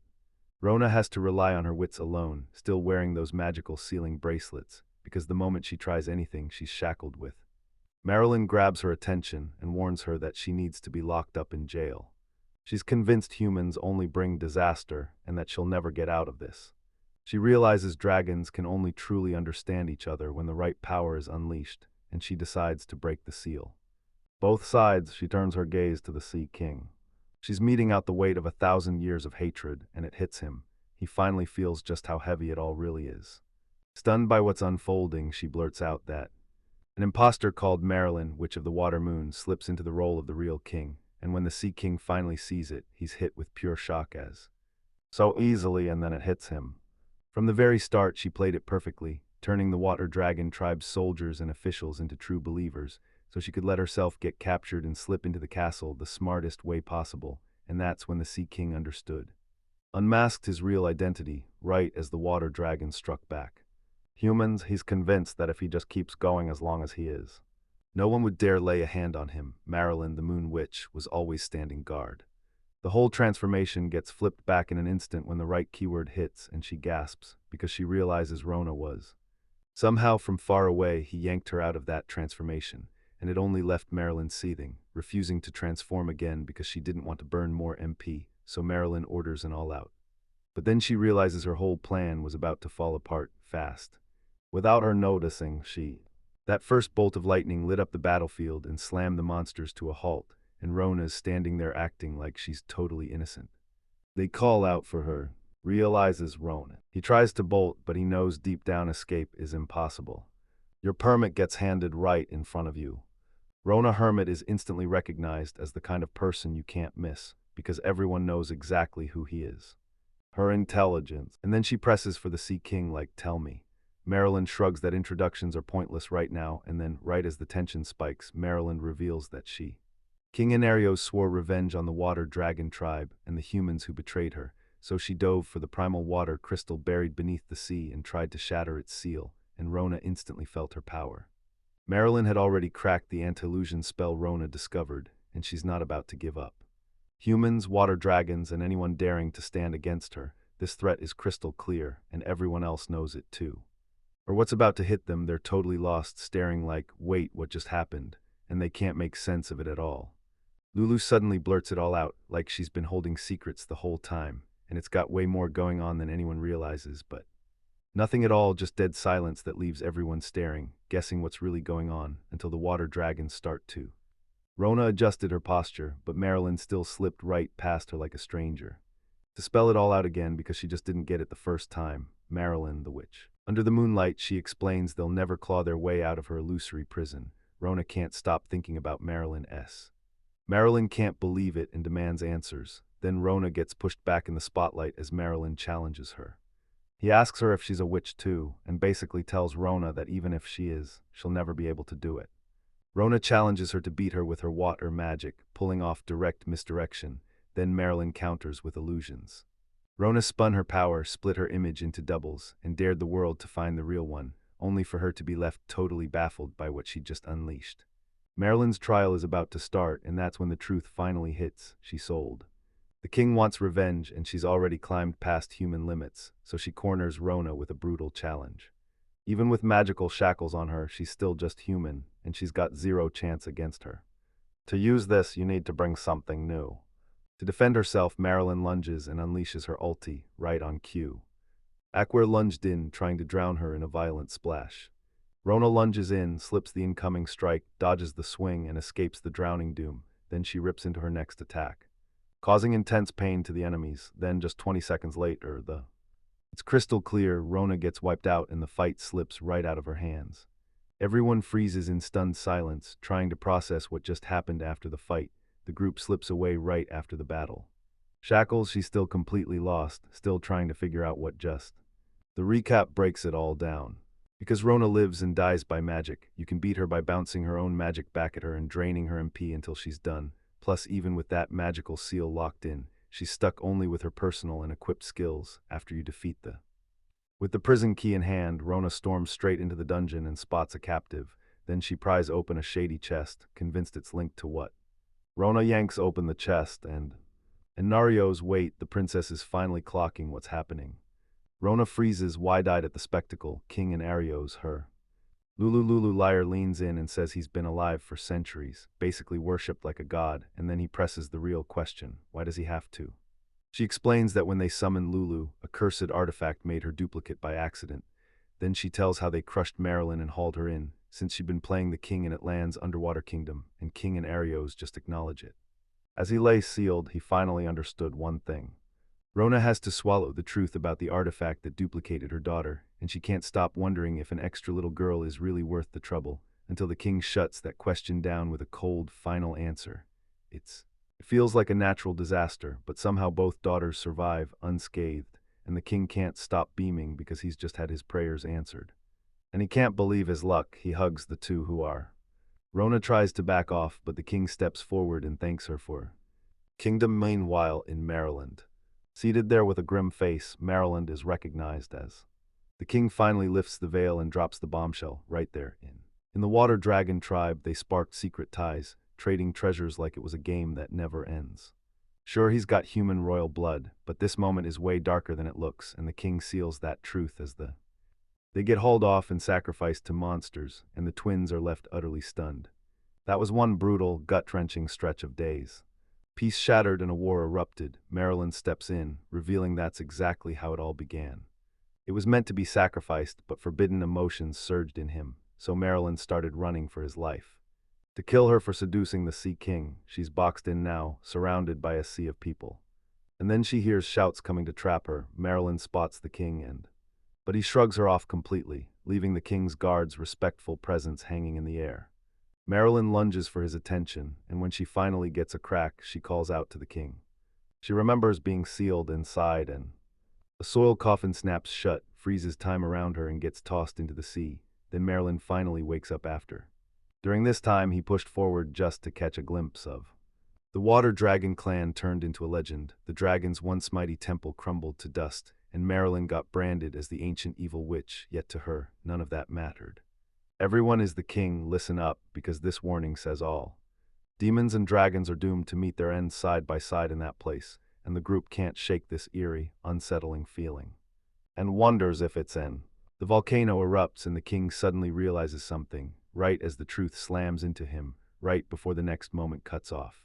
She took charge, got the confirmation from her, and then broke it down. I'm the one weakening. Clutching a monster inside Atlan's underwater prison, the primal water crystal Eve. She can't fully destroy it, but she's fighting like her life depends on it. It won't last much longer, because the king is freaking out, swearing this creature is a mythical beast that even the combined power of the 7 goddesses couldn't fully seal, and nobody can control it. Then he demands to know what she truly wants, while Marilyn warns if the sea is about to swallow the whole world, and Rona won't make it out alive. The king turns to her and spits that it's all because of her naivety. Marilyn declares this is payback against humans, water dragons, and pretty much everyone. Then she cranks up the Kurarara star chant and dares them all to turn. The king's heart sinks into despair and he blurts out, begging. Potter begs Rona for help, but she's totally lost, staring at the mess like she doesn't get it. Meanwhile, Marilyn keeps chanting the Kurarara star mantra, and Rona digs into the primal details. Eve, the boss of the underworld. She realizes the truth hits harder than she expected. This level 160 monster is a brutal boss, weak to physical attacks and potions, and it fights dirty with evolution, cloning, and regeneration. People even whisper that it wrecked the world so badly that half the planet became ocean, and Rona finally understands what's coming. Hey, her sanctuary seal is about to reveal something huge. And just like that, the king feels it too. And if this keeps going, the asterisk. To keep the seal locked tight, they demand a sacrifice of royal blood. Rona's face says she's terrified, and the twins jump in as they announce that Lulu tries to ignore the device meant to keep the seal tight and flat out refuses. The king slams the truth down as a royal order you can't argue with, and then he soothes the twin right there. She's the future, no question about it. And she must rise into a magnificent sea queen, because the king insists he only wanted to see. And suddenly the whole kingdom has a new, legendary sea queen, while the twins break down, clinging to each other and sobbing. The king lifts his hand, like the whole kingdom just held its breath. While the twins are still bawling their hearts out, he looks like he's fighting to get the words out. Grins at you and holds the offer out. A total headache for the king, he's stunned when she throws out her bold proposal. She slams it down with absolute confidence. She will take out the primordial water crystal. They snap to attention, look at them like, hold up, give me a moment, before the story even starts. The protagonist took a deep breath, psyched herself up, and swore she wasn't backing down. Doctors can't believe a normal human could take down that creature, but she stays locked in, focused, blade sharp, and ready to face whatever comes. The warnings hit like thunder. The monster was strong enough to tear the world apart, and no matter how powerful you were, beating it was impossible. She admits the enemy is more than a rumor, a monster so terrifying it slaughtered gods, and even with S-rank armor on, one direct hit could mean instant doom, yet she doesn't waver. She walks in like she owns the moment, says she finally gets it all, and swears she's not the same girl she used to be. She remembers how reckless she used to be, then hardens her resolve because now she's ready, and she uses everything she picked up online to map the plan and move like a strategist. She didn't just show up, she dissected the boss's weak spots and binge-watched strategy videos, drilling the fight into her head until every move felt pre-planned. She smiles with total confidence, saying she's ready, and then the elder steps in, calls her Lady Rona, and warns her that the moment she crosses that portal, she'll be thrown straight into the barrier. You can't just walk away, you've got to find a way back. She charges in, gripping her weapon like it's her last lifeline, and they're clear as thunder. Once you cross that barrier, there's no coming back until the primordial water is wiped out. She nods along without a second thought, saying she likes it this way, and the elder quickly blurts out an apology for ever doubting her. The Sea King drops into a bow before her and tells her to go crush it, like pure good luck is about to strike. Caught off guard, she told him, "Don't you do that," and snapped that someone as grand as him didn't have to bow to any human. The aquatic kingdom kneels before the protagonist. People used to swear humans and water dragons couldn't coexist. They'd been drilled to fear humans their whole lives, convinced that letting one inside would spell doom. Everyone's bodies lock up under the enemy's killing aura, except Rona, who pushes forward and steps in to fight. Seeing how helpless the water dragon people are, she throws her worries aside and steps in to help them. The creatures toss aside their racial divide, wish her luck with grim smiles, and realize they're all marching toward the same terrifying fate. Leaves razor-focused, one of the girls bolts after her, desperate to catch her before she slips away.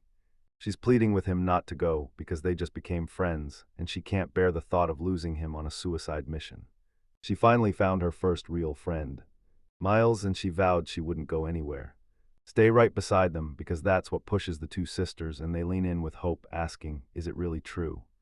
With a grin and total confidence, he declares the best spot is straight in front of the boss's room.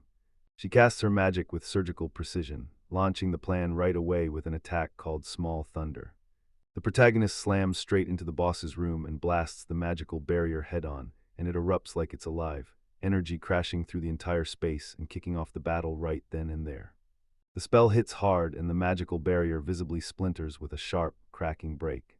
They were in shock, both girls just stared, stunned, with no clue how something like that could even be real. She throws a victory-laced grin like the attack just hit perfectly, pumped that it worked exactly the way she studied it online.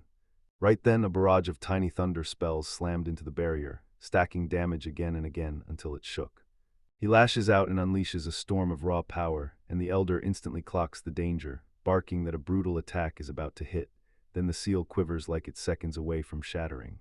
He screams at everyone to bolt the second they feel that danger, and he even makes a move to drag Rona out of there before it's too late. And with a warning still hanging in the air, another sharp little thunder cracks out. He's dug in his heels and won't stop the assault. Rona keeps shaking under the constant spells, but she won't slow down, still spamming Small Thunder nonstop, then calmly yanks a chair from her item box and sits like she owns the battlefield. With her prep locked in, she declares she's ready, calm, confident, and in full control of everything. The second the barrier stirs, it all changes, right out of nowhere. He clocks it instantly. This is a phase change, and it screams that the boss is about to crank into a whole new combat stage. It means the enemy doesn't show up as one thing, they can shift into multiple forms. To become the Istar form, famous for self-healing like it's unstoppable. One of the girls panics on the spot, blabbering about how they'll ever beat it, but the protagonist stays ice calm and decides to wait a little longer, sitting there like she already knows her plan will work.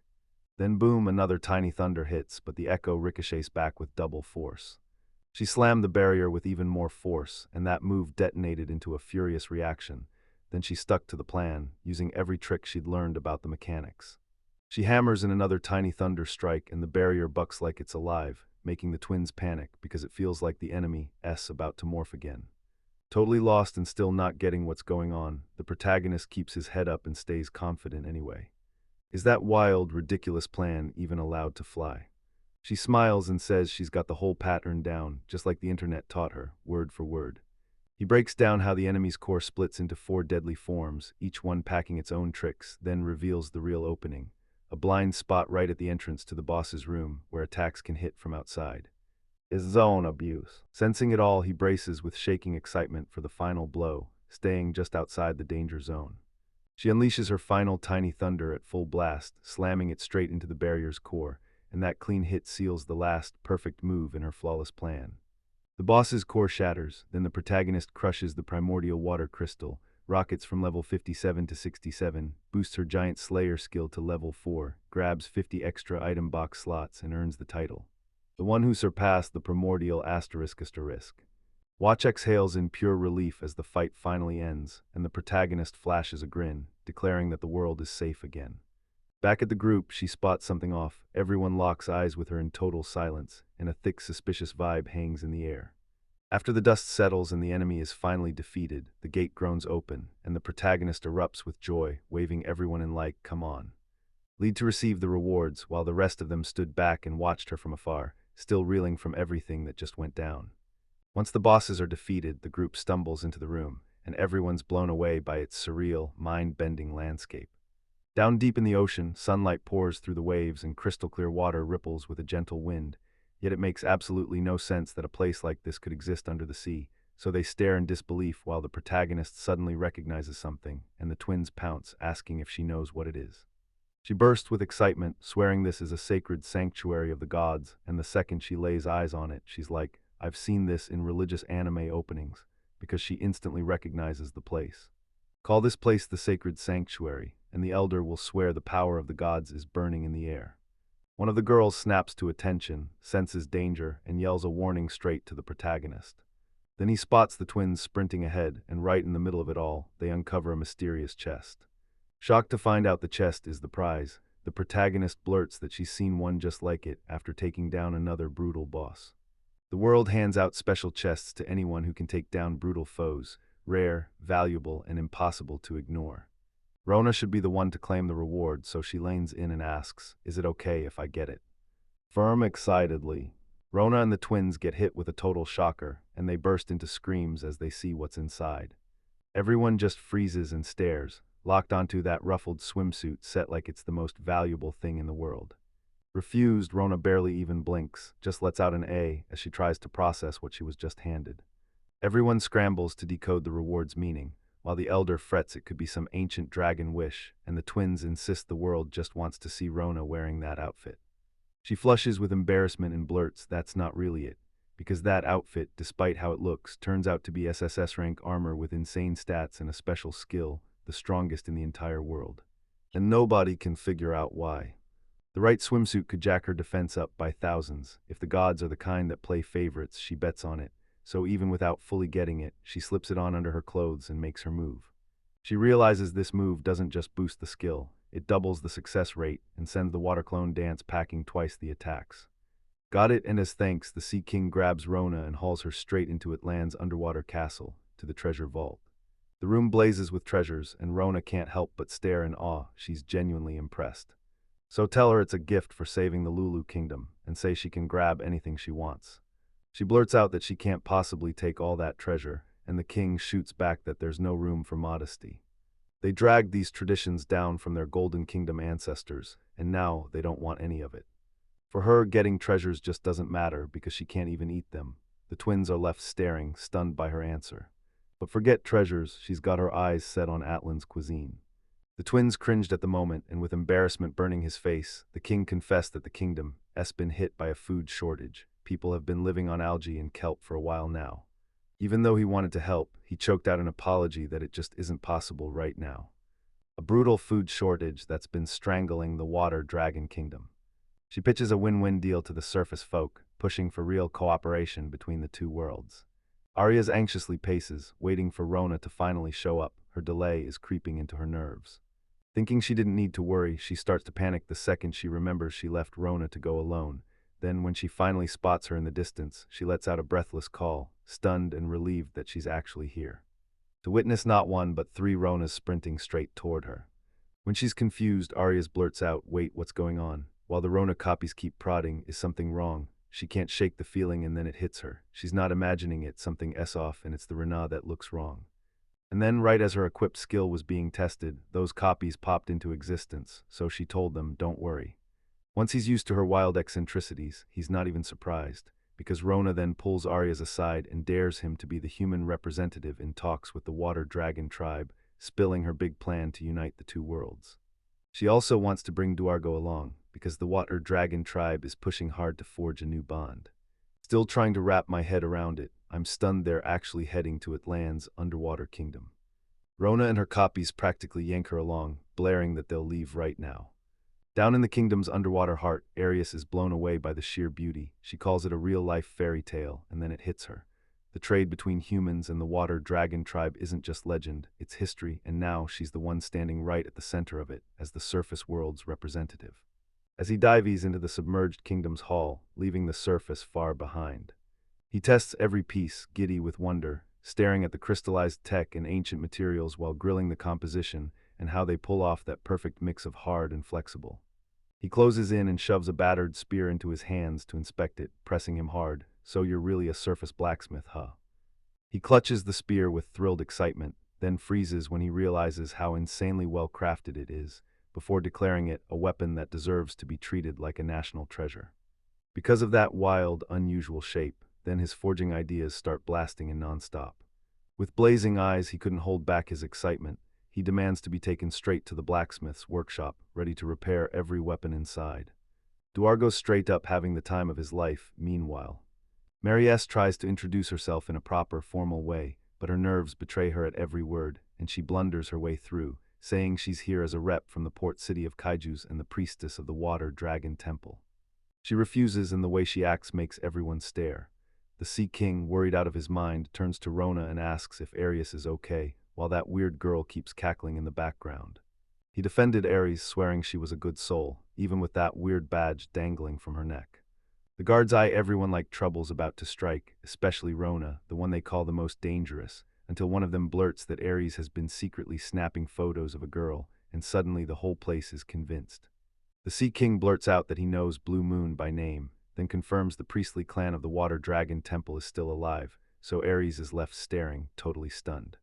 The Sea King's voice cracks as he blurts out that he never thought he'd ever sit down at the table with a priestess from the Water Dragon Temple, while Ares just smiles, thinking her ancestors would be grinning with pride. That's why they summoned her there. Meanwhile, the underwater kingdom of Atlan is hitting a brutal food shortage, until Rona reveals the twist. Aqua's, the port city, has a huge surplus because monsters leave food behind every Wednesday. Atlan's submarine kingdom is overflowing with treasures, and Aqua's has plenty of food, but the cache is dead, so it can't rebuild. She lays out a win-win deal, dividing the excesses so everyone walks away better off. This is the king. He freezes in stunned awe, eyes wide with admiration. Then the king of Atlan declares that today marks a historic turning point for the submarine kingdom. A future where monsters don't terrify them anymore, and nobody's going hungry again, plus the sea creatures erupt in celebration, realizing they've just stepped into a brand new age of prosperity. Rona leans in and says the surface has even more to offer, and that the fresh fish there is absolutely delicious. In a forest where the trees never seem to end, Rona takes one look around and says, "Yep, there are elves here." She sets up a field in that sacred place, then casually drops that she knows an elf who specializes in plants. Teaming up with elves sounded amazing to him. He'd trade them sashimi for their help. Sounds like an awesome secret base, and honestly, more food means more happiness. Rona even says planting trees would score them piles of wood. He can't help but stare ahead with that bittersweet hope, basically saying, maybe this next era won't be ours anymore. This is Maryland T, like a blue moon, it's staring down from way out there. Rona's brain is ruthless, even if she calls her own plans silly, because everyone can see how insanely far ahead she's thinking, and while she's grinning beside the twins, it hits you. What once felt impossible is real now, with humans and water dragons living in harmony. With the past crashing back into her mind, she insists the war between humans and water dragons was always coming, and that she's the one who shattered the bond between the two peoples. The king cuts in fast. Sure, maybe that was true back then, but the world is different now. Marilyn admits the king's joyful celebration smells like a cruel joke, but the second the offer lands, she panics and pulls back, because she has no idea what to do with kindness. They raised her as a sacrifice from the start, and nothing, no matter what they try, can break the fact that she just doesn't care. He shuts down any hostile intent and shows that his ancestors left clear instructions to treat her kindly and make sure she'd come back one day, so when he reveals it, Marilyn is stunned and she blurts out, "Why?" The king steps up to carry this ancient will, no matter how much he doesn't fully get it, and starts answering anyway. You show Marilyn and she snaps to attention and obeys right away.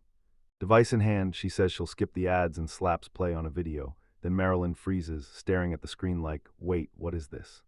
It's like a sacred god record too holy to mess with, so she hits play, grinning as Marilyn leans in, watching and side-eyeing every second. An intense confession hits. She looks him dead in the eyes and declares she's about to sacrifice herself, swearing she has zero regrets. She took responsibility for her own foolishness, choking on regret because of her. The sea was sealed and the country chose to sever ties with humans. She wanted to forge a world where humans and water dragons lived as equals, but in the end, she couldn't make it happen. Yeah, that's for sure, use some. For 1,000 years, she stays right beside him, staring at the sealed body and burning with one question: what kind of world will greet him when he finally wakes? She prays that by then humans and water dragons have stopped fighting and started cooperating, and that he'll wake into an age of peace where nobody calls him a sacrifice or an evil witch ever again. Even with his heart breaking, he pushes out his last sincere wish, knowing he can't stand beside the one he loves, begging her to forget him, hate him if she has to, because all he wants is for her to find him someday in the future and finally smile again. He's fretting because in this totally new era, she'll be out there alone, with no clue who he is and no way to trust anything, and that could break her. Then he chuckles, calling her a crybaby like it's adorable, picturing her crying by herself. But underneath it all, this goodbye burns with love, guilt, and one last spark of hope. Sure, he finally blurts out that intimate, final goodbye, like he's stuck reliving a message left behind for the evil witch, pouring out everything he wanted her to know. How he longed to see those sea fireflies with her again, how coral cherry blossoms bloomed down at the bottom of the ocean, and all the tiny, precious things he never got to show or say. He couldn't say it before, everything about it was forbidden, but now that he's free, he finally spits out the words he's been choking on, and even if she never hears them, it still hits like relief. Sure, it hurts in the end, but maybe, just maybe, this is how it's meant to be. The warrior steps up in front of everyone, flashes a grin, and confesses his feelings, because he's always loved Maryland. She's stunned, hands flying to her face, totally unable to hold back the flood of emotion. Slipping into the ceremony to make his presence impossible to ignore. Marilyn stands there with teary eyes, staring at the light, and with a shaky smile she whispers, "You idiot, I wanted to see you." Seeing and hearing his final message hits Marilyn so hard she breaks down instantly, tears spilling before she can stop them. It's already too late for him to feel happy. His memories and affection hit her like a storm deep in her heart. She beams and blurts out how relieved she is that she finally managed to say exactly what she felt. And a hard-fought reconciliation between the peoples.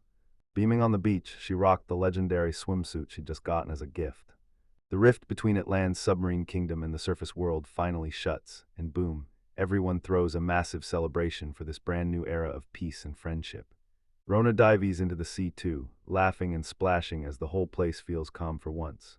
Aries finally bursts onto the beach, and the moment she's in sight, everything snaps into focus. Rona is stunned to see her, and the two worlds' harmony flares brighter than ever. Aries can't stop staring at that mysterious light hovering around her, yet she answers in riddles. Duargo stumbles onto the beach, looking like he hates every second of it, and Rona clocks something jammed to his body. But before she can get answers, he waves it away and insists it's just another mystery. While swapping stories about the world's mysteries with Aries, she swears her destination is the royal capital, but she admits she couldn't board earlier. She tells her the next ship docks in 3 days, so she grabs every last moment to live it up on the beach, while Rona can't swim a single step. Aries tells Rona she shouldn't fear the water and insists they hit the beach for fun, then pushes beach volleyball, because nothing gets her pumped like that. But still, the rules wouldn't budge. With hope fading fast, Duargo finally caves and agrees to join them too. She's teaching how to serve in beach volleyball, and she grips that ball with total confidence. The ball suddenly starts glowing in a weird, unexplainable way, leaving everyone utterly shocked. Tossing the ball, Aries murmurs, "Disappear," and flashes a smile. FWOSH, he disappears in midair before anyone can even blink. And the poor guy on the other side is left staring in disbelief, because it vanishes with nothing left behind, like it never even existed. It bursts in with explosive force, smashing into the ground right near Duargo. It slammed into the sand. The twins stare in shock as the play hits its mark, completely stunned by what they just witnessed. That's a clean point scored. Smack the opponent with her volleyball move and bam, that's a point. Mona still looks totally thrown off by the rules, like she has no idea what any of it even means. Rona shrugs, jumping from volleyball to the divine sport tennis, then immediately wonders if it's supposed to be normal to blast beams during the match, by demanding to know if they already believe they've won. Strides into the scene with full confidence, declaring that his reception phase is far from over yet. Are you still standing after Aries unleashed that crushing serve? He fiddled with the ball's spin to twist spacetime into a microscopic black hole, and at the same time, Aries fires off her divine volleyball move to stop time itself, turning the match into a full-on god fight with ridiculous, over-the-top techniques. The challenge with fearless confidence. Serve has 108 different variations. But only people from Aquas can pull off Kai in volleyball, which makes her a total wildcard. Still, Duargo faces the threat with pure disdain and rock-solid grit, ready to slam right back into that ridiculous beach duel. Vargo's locked onto them with an unblinking, deadly stare. They both go for the next serve at the same time, and the whole clash flips into a full-on aerial brawl, both of them screaming as they line up to slam into each other at full force, turning the volleyball match into a wild power showdown. During the dispute, Rona gets ringed by the thrilled twins, their shining eyes locked on her like she's the main event. She swims away from her, leaving Rona stunned and almost speechless. Then the two grab her again, yanking her along with pure, unstoppable excitement. Rona chokes up as she emotionally says goodbye, while Aries sobs, swearing he'll miss her with everything he's got. He vows to forge a legendary blade using Atlan's techniques, and Rona, blushing, a little shy, swears she'll come back. They're shocked when they hear Rona's leaving, but she flashes a grin and promises, "I can teleport, be back in a jiffy," to call them the moment she needs them. She's dead set on becoming a legendary sea king, and she's convinced the only way there is to learn everything she can about the surface world. As the credits roll, Rona's emotions spill over, and she sincerely thanks everyone with a heart full of gratitude. I heard her name get shouted out loud. My sister flat out denies saying a single word. Rona beams as she shoves them toward the ship, blasting the goodbye with pure energy, then turns and charges off on her own journey. Everyone she crossed paths with during her stay. Leaving the city behind, he felt a lonely ache, but he kept smiling, already replaying all the fun the place had given him. Grinning wide, he waved like crazy and yelled to everyone waiting on the pier. Her new friends cheerfully wave back with the farewell, and they swear they'll meet again. The journey continues, then the sea erupts into chaos, and a colossal sea serpent lunges in, sending terror through every soul aboard. The legendary Shin serpent's monstrous threat is so brutal it looks like it'll sink everything. Panic as the disaster barrels toward them, seconds from landing. Rona strides toward the ship's bow, brushing off the warning like it's nothing. She snaps her powers on, throws light-winged wings wide, and rockets into the sky, leaving the others staring in shock. With laser-sharp focus, she controls her magic perfectly, and with one bold motion, she launches the spell *** reflection ***. Thunder crashed straight into the sea monster, then the Shin serpent got wiped out and a notification exploded on screen. She'd become the slayer of great sea beasts, leveling up hard and raking in a massive chunk of experience. With a grin, she proves it. She smashes the monster just like the guide promised, and the panel practically screams the boss's truth. The great sea beast Shin serpent, complete with its weak points and the exact playbook to take it down. She keeps her distance, spins up her magical reflection skills, and turns every attack back on the beast, until it can't keep pace anymore, left falling behind in the face of her brand new moves. She steps into this new place, and the locals instantly can't stop staring, At the port of Aquas, they're all buzzing about her wild feats, calling her Archangel Rona Asterisk after she wiped out an area boss with a single, brutal blow. He grabbed the materials and jam-packed automatic defenses into place in a single, explosive day. And just like that, the fame hit. Only then does she realize everyone already knew her name before she even showed up. Modest, she gives a small nod to the things people claim about her, but no matter what, the locals still stare in awe. They just stared, then started hyping her up like she was pulling miracles, even beyond Aquas. Rona tries to cool the group's wild excitement, but by the end, everyone thanks her, bows out respectfully, and leaves her sitting there just a little shaken. A traveling merchant drops a bombshell. She admits she was on the very same ship as you. Rona lets it pass with a soft kindness, yet the second she hears her name, she freezes like she just remembered something huge. When Konoha presses her for what happened, Rona snaps it off and insists it's nothing. They clasped hands with warm, friendly smiles, like nothing in the world could ruin the moment.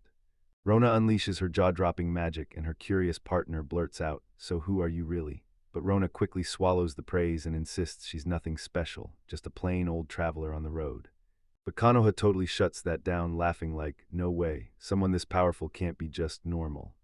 Rona storms into the royal capital, Webenheim, and her jaw drops at the sheer scale, sleek buildings and brutal towers looming everywhere, with a massive Ferris wheel spinning in the background like the city itself can't decide between old-world legend and modern swagger. Seeing the royal capital for the first time, she bursts with excitement and shares it with Kanaha, then she turns around and he's just vanished out of thin air. She can't shake the thought, did he have to drop everything because something urgent was calling? At the capital, a squad of suspicious men storms the port and starts grilling everyone, hunting for answers about her. So a royal knight is even thrown into the search, which screams that this is way bigger than anyone's admitting, because for now, without a clue why, they keep their mouths shut. The knight whispers about the girl, and boom, it slips that she's carrying a staff unlike any other. Wisdom of a sage, so powerful it feels like it could level the world. Staring into the void like a cat and blurting random stuff like grass, the men just trade confused looks, still not sure if this weirdo is really the Rona they're supposed to know. Only Rona could have said it. She stared into nothing, then blurts, "Grass," out of nowhere. They're convinced the country wants to shove her in as their last weapon, because her strength is insane and her behavior is pure chaos.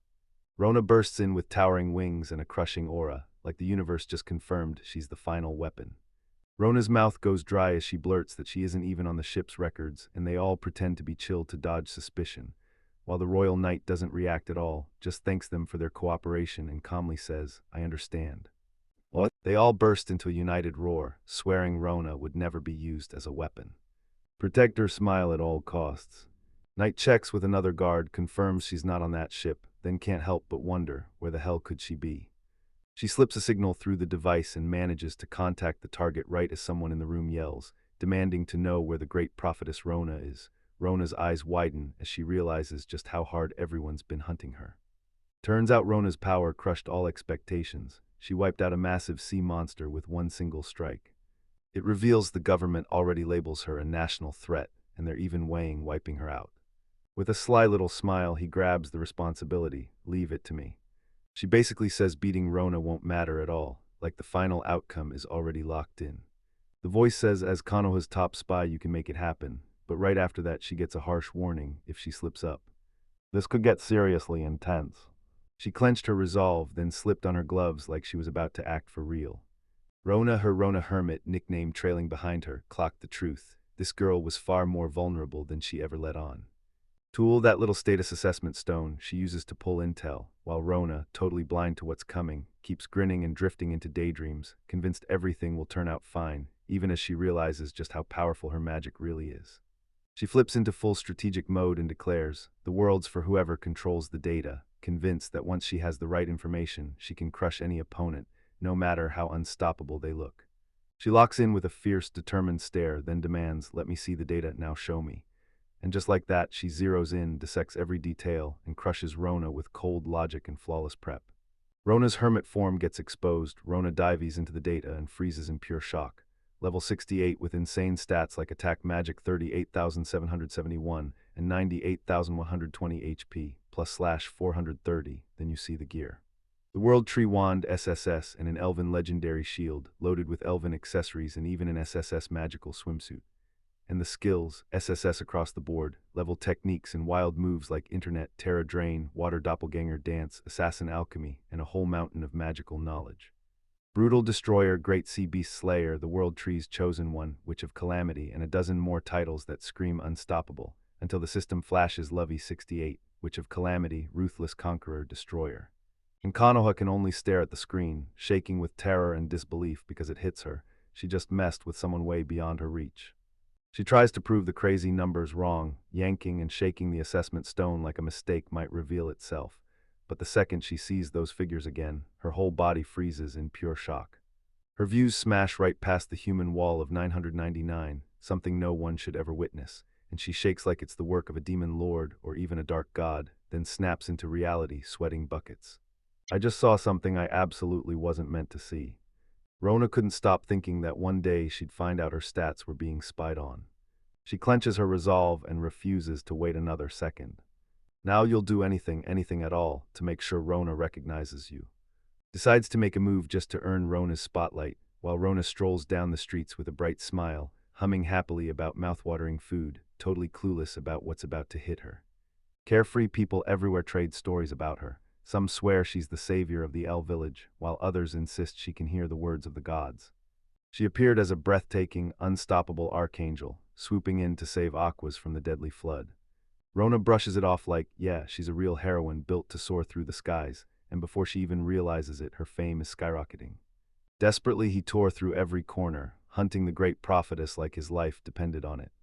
She can soar through the sky and vanish with teleportation, but her moves swing out of nowhere, so hunting her down is like chasing shadows. Disturbing rumors rippled through the ranks, natural disasters out there, and a mysterious girl spotted with a crew in black, until the soldiers' tension finally started to snap. With whispers haunting the crowd and dark rumors slithering through the streets, the knights finally decide to strike, because the capital teeters on the edge of chaos, and everyone swears the only one who can bring back hope is the great prophetess. Track her down no matter what, because the royal capital's next disaster is already on the clock. Rona strolls into the middle of the city and stops, dead confident, like she owns the streets. She stared around like a lost traveler with zero clue where she was supposed to go. Jonah wrestles with the map of Webenheim's royal capital, trying to crack its secrets before it slips away. Frustration claws at her as she can't track herself down, because even with the local specialties in mind, she realizes she's hopelessly, totally lost. She thinks about asking for help, but every road leads nowhere. She can't even track down the Lost Kids Center. Costello tries to track down the Lost Children's Center, and then the gold bar seller steps in, pointing her straight toward the central square. Thanks for watching. Seriously, you rock. We'll hit you up in the next video, and take care. She takes a bite and the sweetness hits like magic. She gasps that it tastes celestial, and that praise lights up the seller's face with pure joy. When she takes that sweet bite, his eyes light up, so the seller just grins and tosses her another one for free. He eats with reckless joy, grinning like pure happiness is all he can feel. People nearby get caught off guard by her wild enthusiasm, then they start closing in like they're drawn by a spark. She lit up everyone with her joy while she ate, and her happiness pulled a ton of customers straight to the stall. She's stunned by the sudden boom, then realizes with a jolt she's running out of ingredients from giving away so many free samples. Then other people jump in too, and that line starts swelling fast. He clocks the buzz around the fountain and gets what it really means to be a living, breathing commercial city. She's sure that once she lands there, she'll finally find her bearings. Then a sharp, watchful stare locks onto her, like the next blow is already on its way. Prayed for the very first time. He was terrified he might mess up the ritual and accidentally summon the wrath of some god of good manners. She snaps her eyes up and realizes she's standing right before the goddess of light's statue. Then it hits her. This is a key moment in the main plot. The prayer keywords from the guide still don't click for me, and I'm still totally lost until the moment she finishes speaking. Light erupted around her so fiercely it froze her in total shock. A mysterious light ignites the moment, and she's yanked into an unknown space, drifting there all alone. And he calls her the Chosen because she's spoken words of power that shattered the seal of the Golden Land. The entity roars with praise for everything she's endured, seeing that she's finally finished something that mattered. She spots the figure and freezes because it's exactly who she's been picturing, and when she hears it's really them, the pieces click. The woman admits she's already taken on the evil god Tara once before, then steps forward with burning resolve, swearing she'll save this world too. Goddess Layfiel steps forward and announces herself as the goddess of light, but Rona's eyes widen, because she recognizes Layfield from a VTuber she's seen before. Not understanding the word, Leffel doubles down on her divine identity, and she's left staring, totally shook by Rona's reaction. She spilled the words of power like they were nothing, then realized too late she had no clue what they actually meant. Seeing it online flips Laffiel into full panic. Rona didn't mean to, but she just let the seal of the Golden Land slip free, and now the goddess is convinced Rona has no clue what she's doing at all. She thanked us for the help she got through the internet. She declares that food is pure thanks, yes, even mayonnaise, because the gods adore it. Meanwhile, Layfield locks in on the looming danger, while Rona, she's totally unbothered, grinning like she's already tasting the food. Goddess Laffield finally tastes human world food for the first time, and the flavor hits her so hard she's instantly enchanted. Rona occasionally sends up thanks for the goddess's help, praising the divine guidance she gets online, then she drops off food for Laffield as her thanks. But when Laffield clocks what's happening, she jolts in shock, realizing. She digs in and insists she'll finally lay it all out, making it clear that Rona has every right to be there. Rona, listen up, really listen carefully. Then it hits, this world is moments away from total annihilation, and the whole vibe drops to pure dread as both of them stand there, right before the table. He heard the world was about to end, and just shrugged like it was no big deal. Laffiel's seen too many disasters lately, and she's even gotten numb to the chaos. So when the girl shrugs off it all, Laffiel seethes and tries to snap her back into reality. Last week, she single-handedly crushed a legendary monster that nearly wiped the world out, and the goddess is left absolutely stunned. That brutal threat was so dangerous it took multiple goddesses to seal it away, and now an ordinary girl just wiped it out. While Rona stays totally calm, everyone else scrambles, freaking out as they try to figure out what kind of power she's really hiding. The goddess reels from Rona's insane feats, blurting that nobody ordinary could pull this off, and demanding to know who Rona really is. But Rona, completely missing the drama, just shrugs and says, "I'm just a regular person." A brand new crisis hits, but the goddess suddenly realizes the clock is running out on her. Her sharp explanation laid bare the threat lurking in Eternia's Golden Land. Rona, he tried to warn her about the brand new crisis, but time evaporated before she could even finish the sentence. And when she only goes for a sweet as the next offering, Rona gets hurled back down to the ground, hard, like the fall itself wants to knock the breath out of her. He steps into the real world, and there it is, the goddess's statue blazing with light. She scrolls forward and bam, she realizes she's been chosen and crowned the apostle of the goddess of light. I'd bet my life the great prophetess is there, and I can feel the glow watching me. Rona shoots forward, demanding answers. About a reckless girl who can see the future, and trouble always follows her. She plays dumb like she doesn't have a clue, then calmly tells them, "Don't worry, I'll help you search." That night, Rona blurts out how brutal his mission feels, and then it hits him. She finally hears the person's name, shrugs it off, and fires up her enchant wing spell, then blasts into the sky, locked in on her next destination. The girl vanished already, and she'd even teased the rumor that she can fly might actually be real. Then he snaps at the others to stop hunting around that area. She grinned when she finally spotted it, the exact sort of place where not even a single soul would believe the legendary prophet ever stepped foot. She's buzzing with excitement at this flashbang luxury casino, glittering lights, gaming tables everywhere, and the second she realizes she's in the right place, she blurts it out with pure joy. Betting his fate at the casino. Unexpected winnings hit, and she's instantly mesmerized by how effortless it feels to rake in cash, convinced she's got real talent for betting, until she starts thinking working is totally pointless.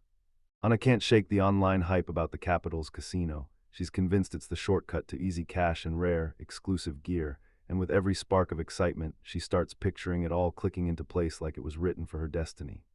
Enchanted by the casino's glow, Rona can't shake the feeling that this adventure might be a bad deal, because with coins all around her, she almost starts to believe she's found a brand new purpose. Something hits, she freezes mid-step, then her eyes snap back to normal.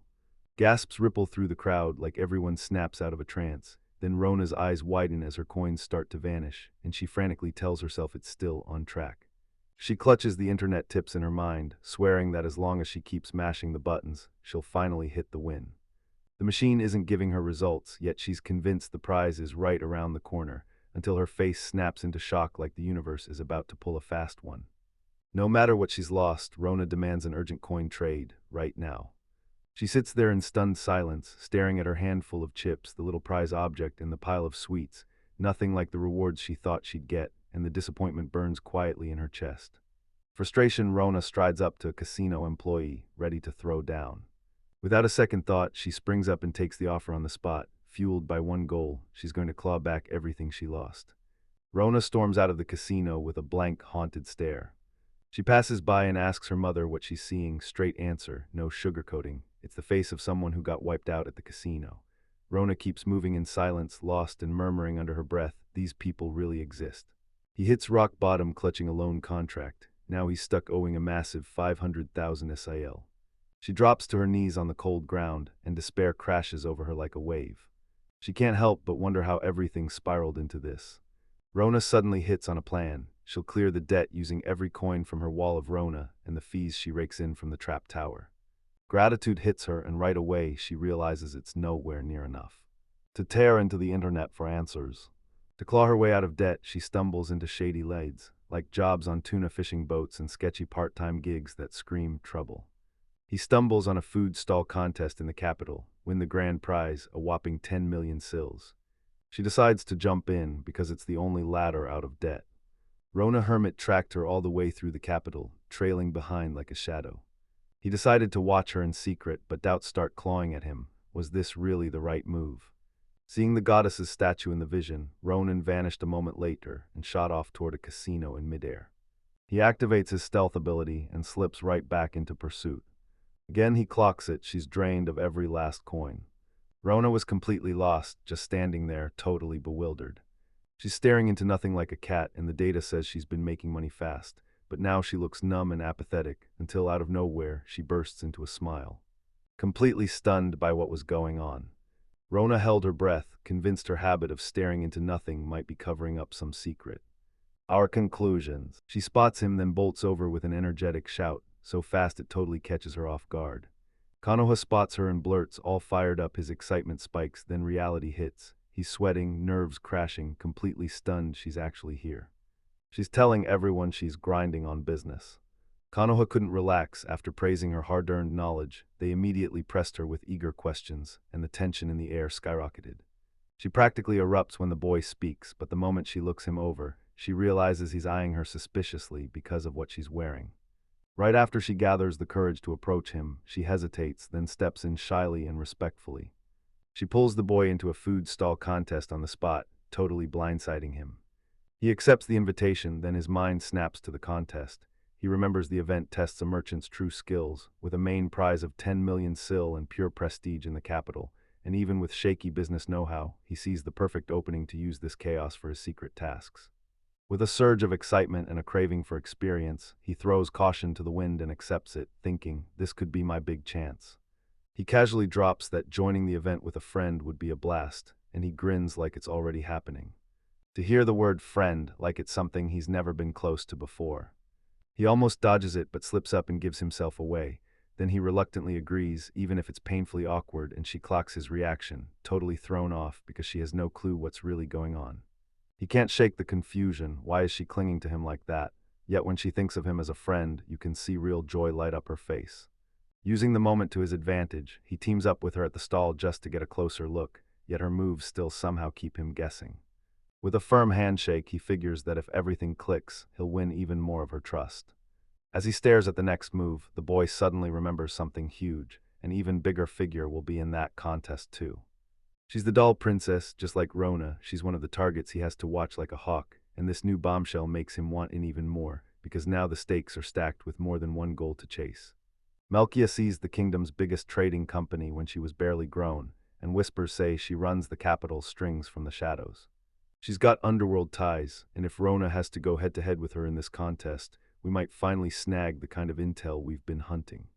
He suddenly realizes the whole event is packed with chances he never saw coming, and a sharp strategic grin snaps onto his face, leaving the protagonist totally baffled.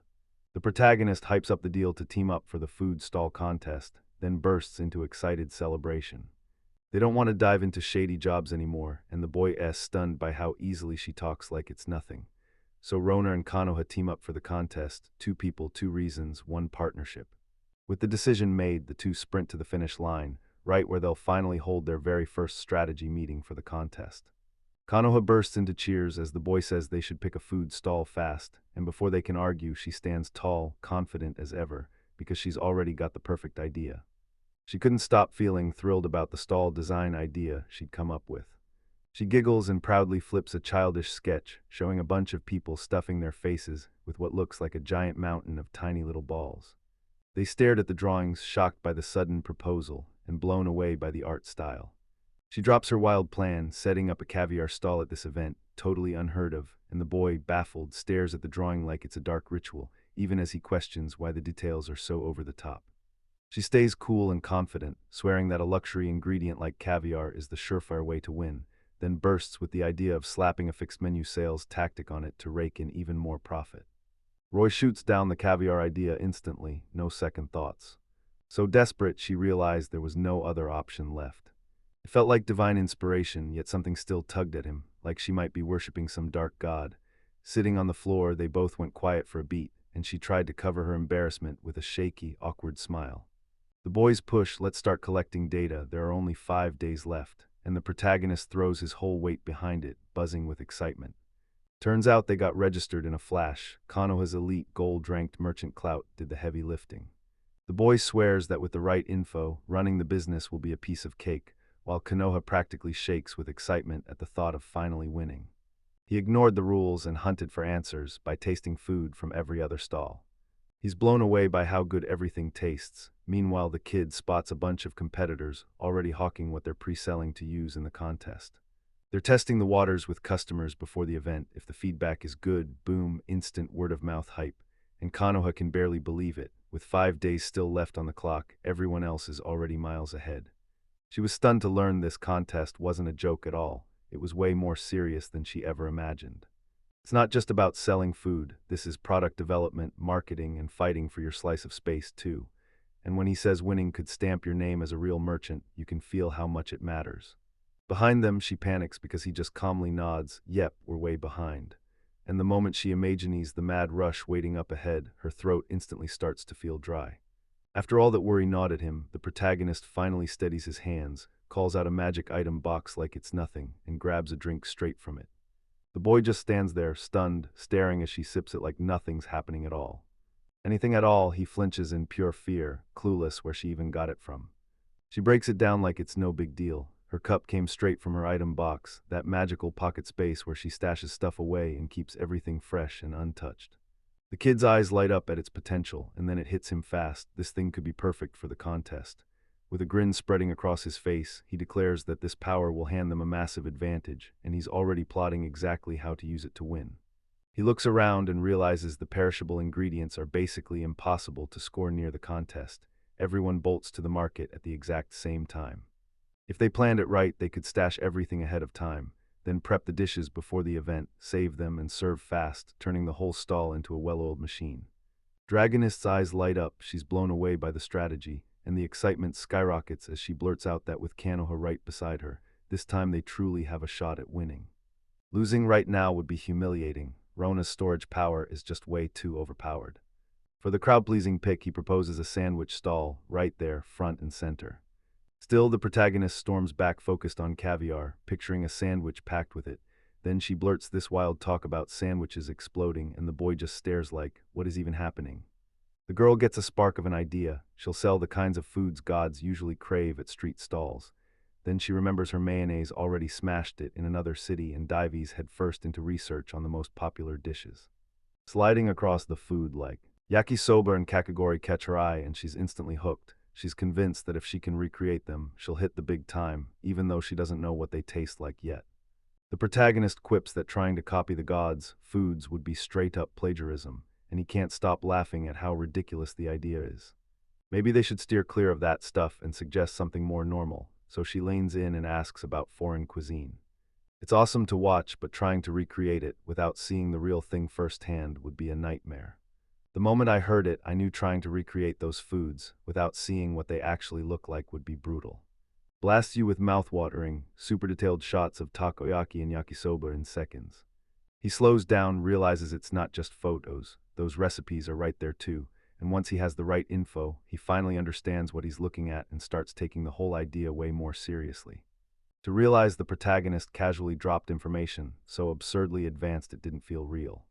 He blurts out, so that's your ability, huh? It's a technique called the internet, one magical gateway that lets you pull old and new texts from every corner of the world, and he just freezes because he can't wrap his head around how something that's surreal can be handled so calmly. So this mysterious ability is the real, heart-stopping secret behind Rona Hermit, isn't it? He stares at the situation and can't believe how ridiculous the existence of this internet really is, because in his head, any merchant with this kind of power would crush the market overnight, and you wouldn't even need spies anymore. Meanwhile, she stays calm, but he crumples, trying to wrap his mind around how everything just got flipped. She's totally shaken, her fury spikes, and she blurts out that she can't just spill a dangerous secret like that. He's completely thrown off, stunned by why he's so alarmed, then blurts out a sweet little apology like it's nothing, scrambles to get his head back on straight, clears his throat, and asks if that power at least helps him reach the recipes, and she answers, totally calm and natural, yeah, of course it does. What? She dives right in and starts breaking down the takoyaki ingredients like it's a treasure map, batter loaded with flour and eggs. Then her eyes light up as she enthusiastically unravels the secret behind that mysterious black sauce. Number of ingredients needed to whip up Worcestershire sauce. All you've got to do is dump in ketchup, sugar, and fish broth, but the boy just stares, trying to soak up every detail, and then finally admits the truth. Recreating it is flat-out impossible. They dig into how tough and pricey takoyaki really is and land on the brutal truth. Even if they nailed the recipe, they couldn't pull it off for the contest, so he flips the plan and pushes for something way simpler. Protagonist instantly dishes out cocky, gory swagger like it's the right kind of attitude. When he spots that frozen dessert, his eyes light up. This is way more practical for their stall. Then the moment he hears what kakigori actually is, he gets it. Shaved ice piled high, doused in sweet fruit syrup, turning into a fluffy, snow-like bite. You suddenly get it, something that cold has never been this common before. And once he imagines the crowd this event will pull in, he decides this dessert is the one to sell, because come the contest, it's guaranteed to fly off the shelves. Everyone's convinced the kakigori idea is gold, because if magic can summon the ice on demand, the costs drop fast and hard. Pitch the idea for a prototype, then hit them with, so, what about the syrup? Then it starts rattling off ingredients like it's casual, naming the sneaky artificial stuff, colorants, corn syrup, the whole engineered package. He stares at the prize like, what do I even do with all these weird internet names? And since he can't recreate those artificial ingredients, he scrambles together diluted jelly and turns it into syrup. While he works, he can't stop wondering if those strange recipe names were cooked up by some advanced tech, maybe even androids. They shove the cocky, gory prototype in front of him. He takes one bite, tastes that first spoonful, and his eyes light up as he realizes something so simple just got remade into pure greatness. The prototype practically bouncing with excitement, shouting that it's ice with jelly piled on top. But the ice turned rock solid and totally missed that fluffy, melt-in-your-mouth texture we were counting on. The taste hits way less hard once it's cooled, because the cold muzzles the sweetness, yet that boy still grins, convinced this could be something huge if they just tweak and improve the syrup. The texture finally clicks, the flavor nails it, and the protagonist blurts out, cheering like, it's actually delicious now, and the boy just stares, amazed at how one little detail changed everything. Siteman's right back at it. She fires off the next move and says, top the ice with caviar. He just can't wrap his head around this obsession, so he grills her, asking why she's so damn confident that one ingredient will work no matter what. As it works like a charm, they realize the next move demands a special ice grater, and the boy blurts that the capital's blacksmiths must be slammed with work thanks to the festival season. She lights up the moment she remembers she knows a blacksmith. She can march right over and ask for help, and then she adds that she might even score fruits through her connections. Rona snatches that part out of his hands while he hustles to rent the stall's space and grab the equipment. Rona practically vibrates with excitement, ready to hunt down whatever's missing next. Rona jolts with pure excitement, rockets toward the door, and vanishes the second she crosses it. Suspended in the air, trembling with tension. The situation hits him like a brick, and the boy just stays frozen in shock, because teleportability is something he never even saw on the data he's got. Rage gnaws at him as despair kicks in, and he can't even begin to figure out how on earth he's supposed to explain or report this ridiculous event. She crushed her mission like it was nothing. First, she shoved the ice machine plans into the dwarves' hands and demanded they build every piece of gear they'd need. To the elves for fresh fruits she went, then lit up her contacts in charm, snapping together allies from every race to lock down the stall's supplies fast. She bursts in, grinning like she's got good news, saying the ice machine will be ready in 2 days and that she's hauled in a mountain of fruit. And just how lightning fast she had fixed everything. Right after she dumped a massive pile of fruits down like it was nothing, proving she'd handled everything, quick, spotless, and on point. He was hauling an absurd pile of bright, top-shelf fruits, and the boy, shocked by where it all came from, blurts out, "Where did you get so much?" She just shrugs and says it's all from the hidden village of the elves. With the whole situation bending reality, a pounding headache hit him as he tried to make sense of it, while she stayed totally calm and offered a secret elven remedy like it was the most normal thing imaginable. He flat-out refused Rona's secret remedy, swearing it would only crank his headache up even higher. While she was gone, he blitzed through every bit of paperwork and even locked in the stall's space. Rona lit up instantly and practically couldn't wait as she jumped at the chance to go check the place. Assigned to the stall, Rona stared at the space with bright excitement, then reality slammed in hard. The land was totally empty. Overgrown grass choked the ground, and spider webs clung everywhere like dust-covered traps. This place felt totally abandoned, nothing like what they thought they'd find for something this important. Disappointment hit hard and the silence got painfully awkward. Though the land screamed abandoned, the boy still clutched at a forced grin, muttering that the extra space would actually be a win, and insisting that with no stalls crowding them, they'd finally have room to set everything up their way.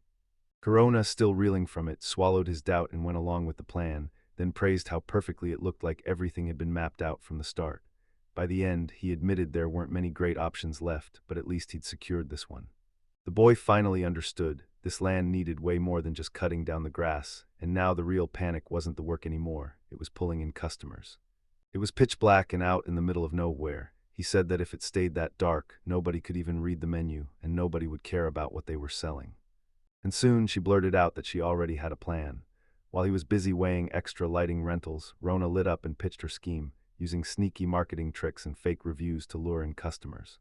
About the part of the idea that smashed the lighting and promotion problems wide open. But still, dread crept in as she laid out her shady plan, and somehow she pushed forward anyway. Even so, with the supplies already dropped off, he gritted his teeth and pushed forward, then started hauling and prepping everything he'd need to build the stall, right as the boy began assembling it piece by piece. With a lively crew of helpers, and they showed up ready to throw themselves into the work.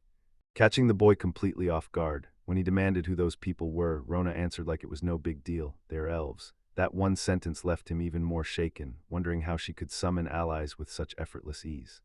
Elves slid in with a mysterious vibe and made it crystal clear. No matter what went wrong for Rona, they'd be there, watching her back and showing up the instant trouble hit. If one elf shows up near her, you don't breathe easy. You assume a whole swarm of 100 is lurking right behind it. Everyone froze in shock because what they were doing felt less like protection and more like stalking. Then, almost immediately, a mysterious figure showed up and said they'd heard everything.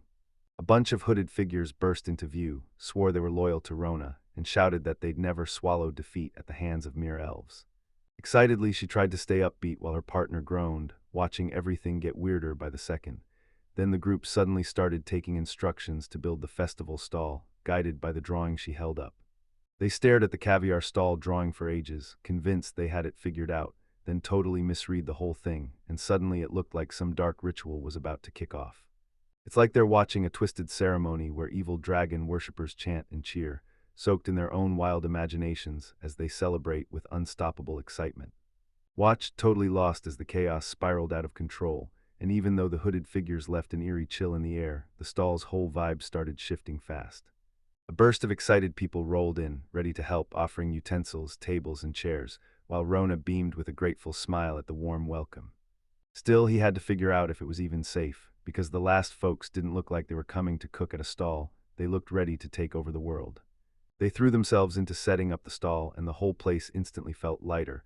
Rona was grinning as she jumped in with everyone else, turning the atmosphere into pure, buzzing energy. Seeing it all up close, she realized just how wild this felt. Everything had always been on her shoulders alone, until something brand new started to rise inside her. She sat there stunned and a little shocked, because everyone was teaming up with non-stop energy and real fun. She didn't even realize it. She was smiling, and it came so naturally, so rare for her, until it hit her. She was genuinely surprised by what she'd just done. Suddenly, a totally unexpected alert blared from her bag, yanking her out of the rare calm in an instant. Fueled by the stall project, Konoha suddenly snapped. She'd totally forgotten to send that crucial report. But she scrambled to cover it, yet the second Rona clocked her worried face, she knew it was over. Normally, her thoughts snapped back to the real mission, keeping watch over Rona Hermit, the whole reason she's out here, walking alone. On everything she'd managed to pull together so far, Rona finally made sense to her, and she decided she was done with that stall contest. Success this time, she finally broke free from being treated like a disposable spot. Wanted from the very start, but deep down her instincts kept stalling, like her heart couldn't fully commit. He stared at the communication orb, but then he hesitated. His reply wouldn't come. She stared at him, panicked, and told herself she had to answer fast, but her thoughts tangled up and wouldn't line up. Rona forced herself to stay calm, swore she had everything under control, and promised her identity would stay hidden. Then, before she could move, she caught a strange noise from her side, and Rona cautiously closed in. Rona burst in wearing a bright smile, like nothing in the world could ever touch her peace. For Konoha's spy report. Konoha was totally frozen, staring in shock at the bombshell revelation, not even knowing what to do with it. Hearing Rona blurt out that she was a spy, nerves slammed into her, but right after that Konoha's shock hit harder on the other side. She stayed ice calm and admitted it without a second thought, like she'd known everything the whole time, and that left Konoha even more confused and drenched in sweat. Rona realized she'd been clocked as a spy long before they ever met, and she scrambled to figure out exactly when and how they found her. She dropped it like it was nothing, telling everyone she'd found out about a week ago. Then the shock hit hard. She hadn't even barged into her privacy just to soothe her, yet Konoha still tried to figure out why they'd spotted her that easily. The moment he heard her name was already blowing up across the forums. He couldn't believe it. Spanning all the way across the capital. Learning that people were talking about her, he couldn't help but wonder why they treated her like some kind of headline. She started doubting herself, wondering if she truly had the guts to be a spy. About the chilling orders she'd received, take her own life if anyone ever found her. She hesitated hard, especially once Rona fired that direct question at her, but even with the truth laid bare, Rona still looked completely unshaken. Confused and rattled, Konoha couldn't figure out why she was a spy, yet everyone trusted her like she'd earned it all, and it didn't make sense to her at all. When she finally demanded an answer, Rona grinned, ready to explain. The seer smile didn't beat around the bush. He just said, straight up, "Yeah, we're friends." She was completely blindsided, speechless, like her brain just froze, because she never saw this coming, not after all the truth she'd been hiding. Slipping in with spies calling themselves sleek, modern heroes, and leaving Konoha genuinely stunned. Konoha beamed, practically bragging that her friend was a spy, like that secret made her proud. Until then, it finally cracked him open. He burst into real laughter for the first time, and the tension between them instantly melted. For the first time, she couldn't help but feel sincere, and Kono finally exhaled in relief, because she had no idea whether to be scared or impressed that Rona bragged about being friends with a spy.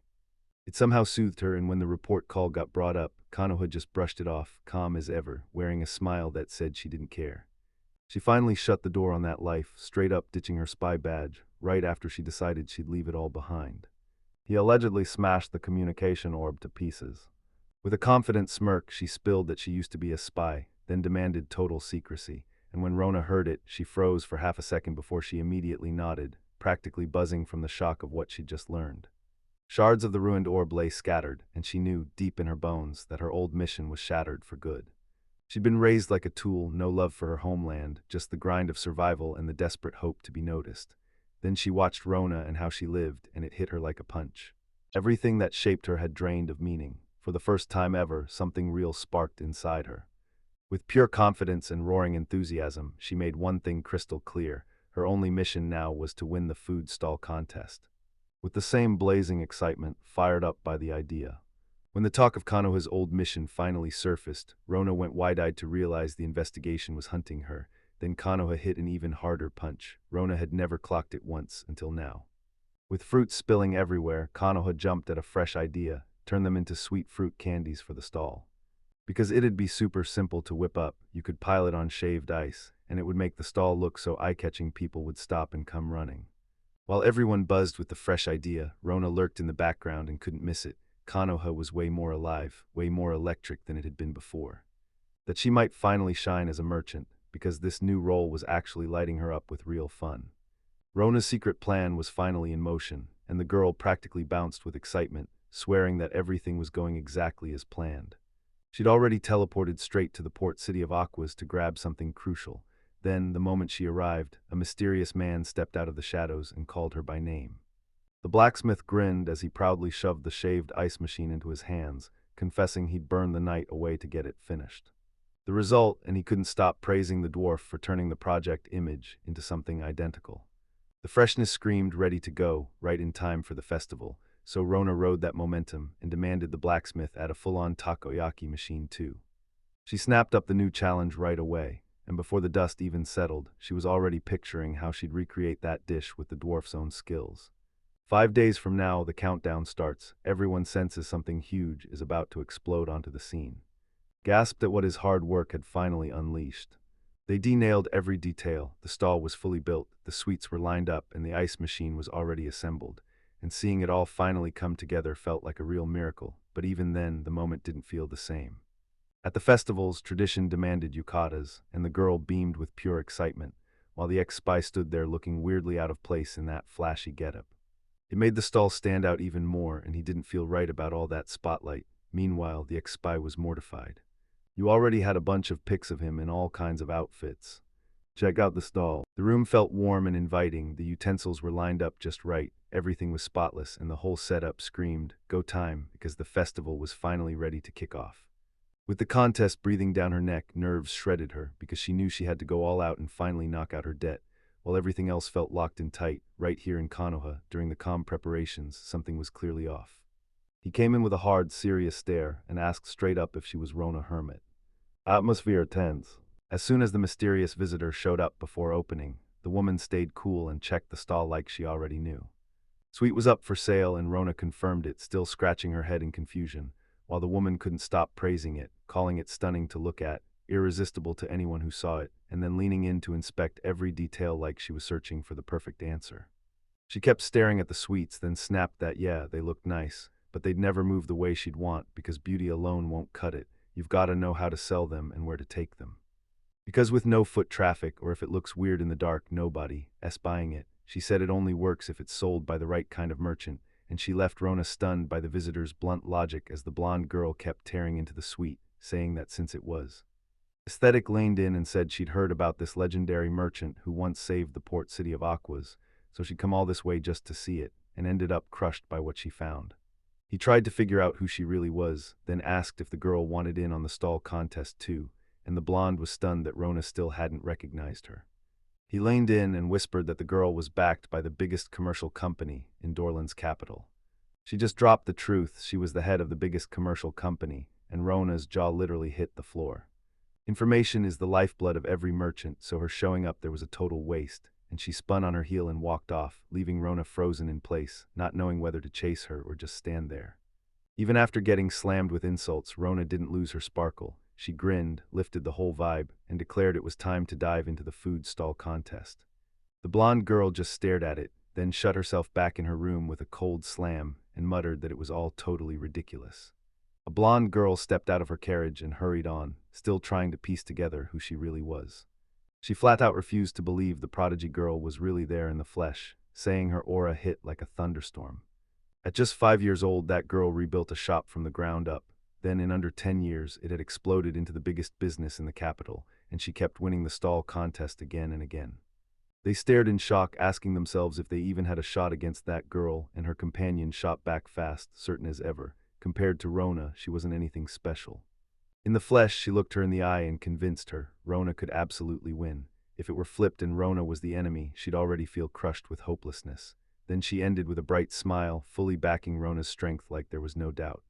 Konoha clutched his nerve, ready to launch the secret plan, and with a razor-sharp grin, he declared it was time to land the final blow.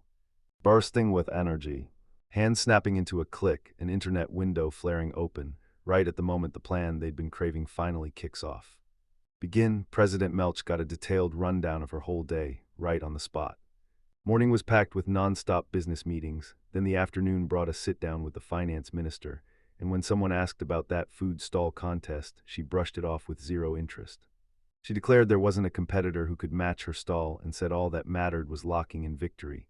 Then she had to sprint through the list and confirm which stalls were even showing up that day. The shop was born from one pure wish: make every parent smile. Modest in her style but packed with love and grit, she watches her parents pour their hearts into every shift with pure dedication. Good stuff wasn't enough. She realized you had to know how to sell it the right way, or the whole deal fell apart and nobody walked away happy, no matter who made the product or who bought it, and that hard truth lit the fuse for her journey in commerce. She started pitching ideas to boost sales at the family shop, and her dad, curious, lined in, listening hard, then straight up asked if those plans would actually sell better. Then the Dorland shop blew up with customers, turning that once simple place into a roaring, bustling hub, and as time passed, the shop thrived so hard that it filled her parents with pure joy and pride, watching it packed with happy people snapping up their products. The girl vowed she'd sell a ton of products for her father, sure that boosting the profits would change everything. She broke into that smile, and with it came a fierce sense of responsibility, handling every product like it could feel her touch. To her, making a sale wasn't just business, it was her way of honoring everyone's hard work. And it'll make you wonder why everyone else got stuck on something so basic, because with a little more knowledge, you can turn it into something fun and actually enjoy the transformation. She plunged into the business world with a wilder dream: build factories using her brand new production model, ride the wave of mass production and hungry consumers, and swear to her father she'd deliver him a mountain of work, all to prove she wasn't playing small. The records kept climbing just like everyone expected, but that childhood spark she once had vanished, and even after winning, she couldn't shake the hollow emptiness that replaced her old, burning drive. Milch chased success and growth, but somehow still felt completely stranded. And everything felt easy and unbelievably fun. The brutal, cold reality of business hits like a punch. How do you love what she does again or rekindle the smiles that once powered her? The spark from the start is gone, just doubts and a hollow emptiness no amount of progress can fill. Then out of nowhere, something yanks her out of her spiral and slams her back into the here and now. Full of doubts and frustration, Melkia suddenly heard movement outside, then that loud buzzing from the street snapped her attention wide open. She rose on tiptoe, still clutching her doll, and even though she had no clue what was going on, she could feel it. This felt like the very first spark of something totally different. Outside, a crowd surged together, buzzing with the news, while a shaved ice stall popped up with a treat most people had never tried. But it looked so irresistible even Melch couldn't help staring, and the crowd's excitement yanked his attention straight in. The announcement crackled through the air, same voice as before, shaky with doubt, but refusing to back down.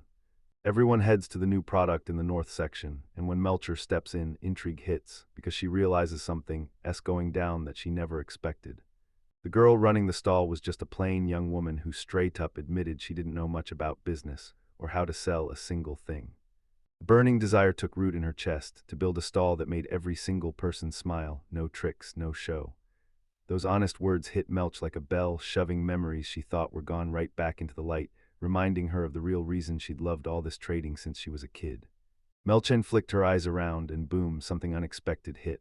The crowd surged like a tide, stampeding toward another stall because the vibe there was electric and totally new. People even chimed in that they'd already raided the famous Dorland stall a bunch of times, and now they were craving something different. Melch went quiet, eyes locked on the scene as her mind started racing, while her assistant stared at the movement, totally thrown off. Shoved into a weird, impossible moment, she snapped into action, jacked her entire schedule because there was only one way forward. She had to see it with her own eyes. Melchek spun around, snapped her fingers, and canceled every single appointment because they had to rush her straight to her own stall right now. Relying on Rona to carry the movement, she realized she'd totally underestimated the competition, because Rona, with all her simple heart and honest drive, wasn't someone you could just brush off, and admitting her arrogance hit hard as she trailed off. Even knowing she'd already broken her own rules about information and strategy, she vowed to take the win, no shortcuts, no second chances, and zero more mistakes. She couldn't stop smiling, her stall's wild success had taken her by surprise, and somehow everything turned out even better than she ever dared to hope. From afar, he couldn't believe the genius tucked behind something so simple. Melch didn't use some fancy trick. He dug into accessible tools, hunted images online, slapped together floating signs with art sites, grabbed sound effects from free pages, and even pulled background music from videos. And sure, it wasn't some master plan, but it felt real. You could tell he poured his heart into it just to make people smile, something Melch hadn't seen in forever. After scrolling through those online ads that snatch your attention and make you click instantly, she got the idea and ran with it, inspired by that.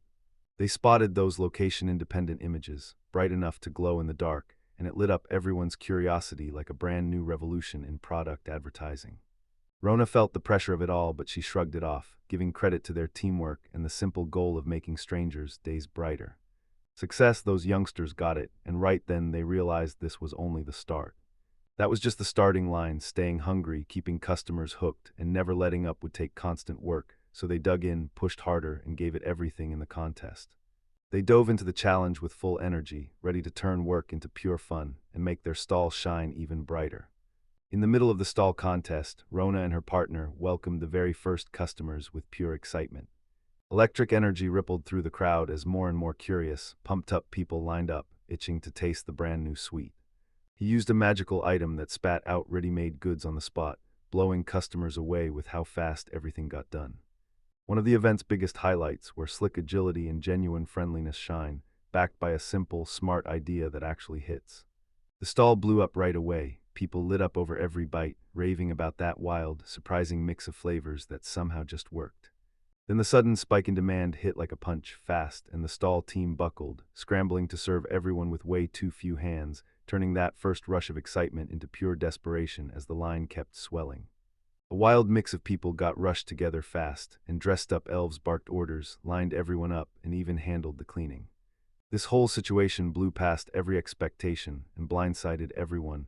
Turns out even the planners had zero data that could have predicted just how wild the popularity would get. During those scenes, a shadowy team in dark cloaks handled the dishes, but their terrifying look scared everyone off before they could even ask for help. While they scrambled for answers, it was obvious what went wrong. They were missing chances because they weren't prepared, even with all that dedication, and the whole chaos hit hard because they were short on staff. She ripped a special skill from her gear and boom, split into 3 perfect copies, shocking the whole place. It was the water clone dance, letting her temporarily multiply just long enough to cover the missed throws, snap the stall back into action, and keep the service moving with blazing speed even while everything went haywire. They worked side by side and the whole scene spiraled into pure chaos and comedy. Her teammates scrambled to control it, but with all 3 chiming in together, it was impossible to spot who started it first. The copies nailed the service pace, keeping everything running smooth and right on time.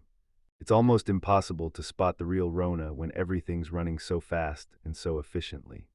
Chaos exploded the moment even the copies couldn't say who the real one was, so a teammate stepped in and slapped rolls on everyone to bring order. With the whole operation finally set, Rona B would start scribbling down orders while Rona C sprinted off to fetch the sweets. Sure, everything ran cleaner and more controlled, but deep down it still felt like the team didn't have what it really took for the domain.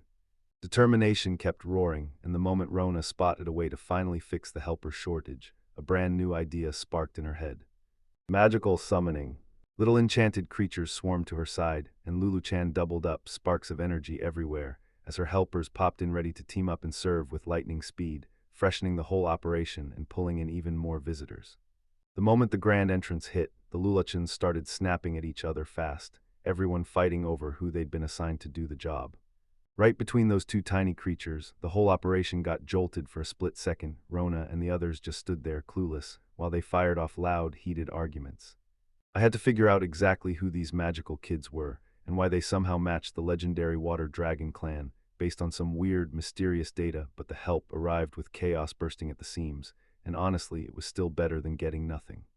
Lulu's crew, turns out they weren't just Lulu-chans at all, they were the princesses of the Water Dragon clan. They locked in, pushing even harder, like there was no end in sight. They were blown away by the shop, the magic in the air, and that melt-in-your-mouth shaved ice, so full of gratitude, they stepped in to help at the stall, acting like extra hands even when things started messy. Still, Lulu's spellbound presence sparked non-stop fun, and soon, doubts vanished as everyone gladly took the help. Rona's sincere spirit lit up the contest, and even though everyone started out doubting the Water Dragon clan princesses could handle the spotlight, Luluchan shocked the whole crowd. They cranked up the charm, and before long customers flocked in, totally swept away by their cute smiles and perfect politeness, turning that stall into the talk of the town, not just for the food, but for their adorable presence too. They stared in shock at how fast everything turned, stunned by the sudden efficiency, but clueless how things flipped so quickly in such a good way. By Luluchan's performance, people in service leaned in and asked, how can someone royalty level be this good with the public? And the answer came so naturally, like serving was just part of the royal routine. Lulu's crew burst into the scene, taking orders with contagious, unstoppable energy. Rona came in soaking up the praise for how hard that ad hit and just how packed the stall was, because the wins were right there in front of her, and now she was finally cashing in on her creativity and the teamwork that fueled it.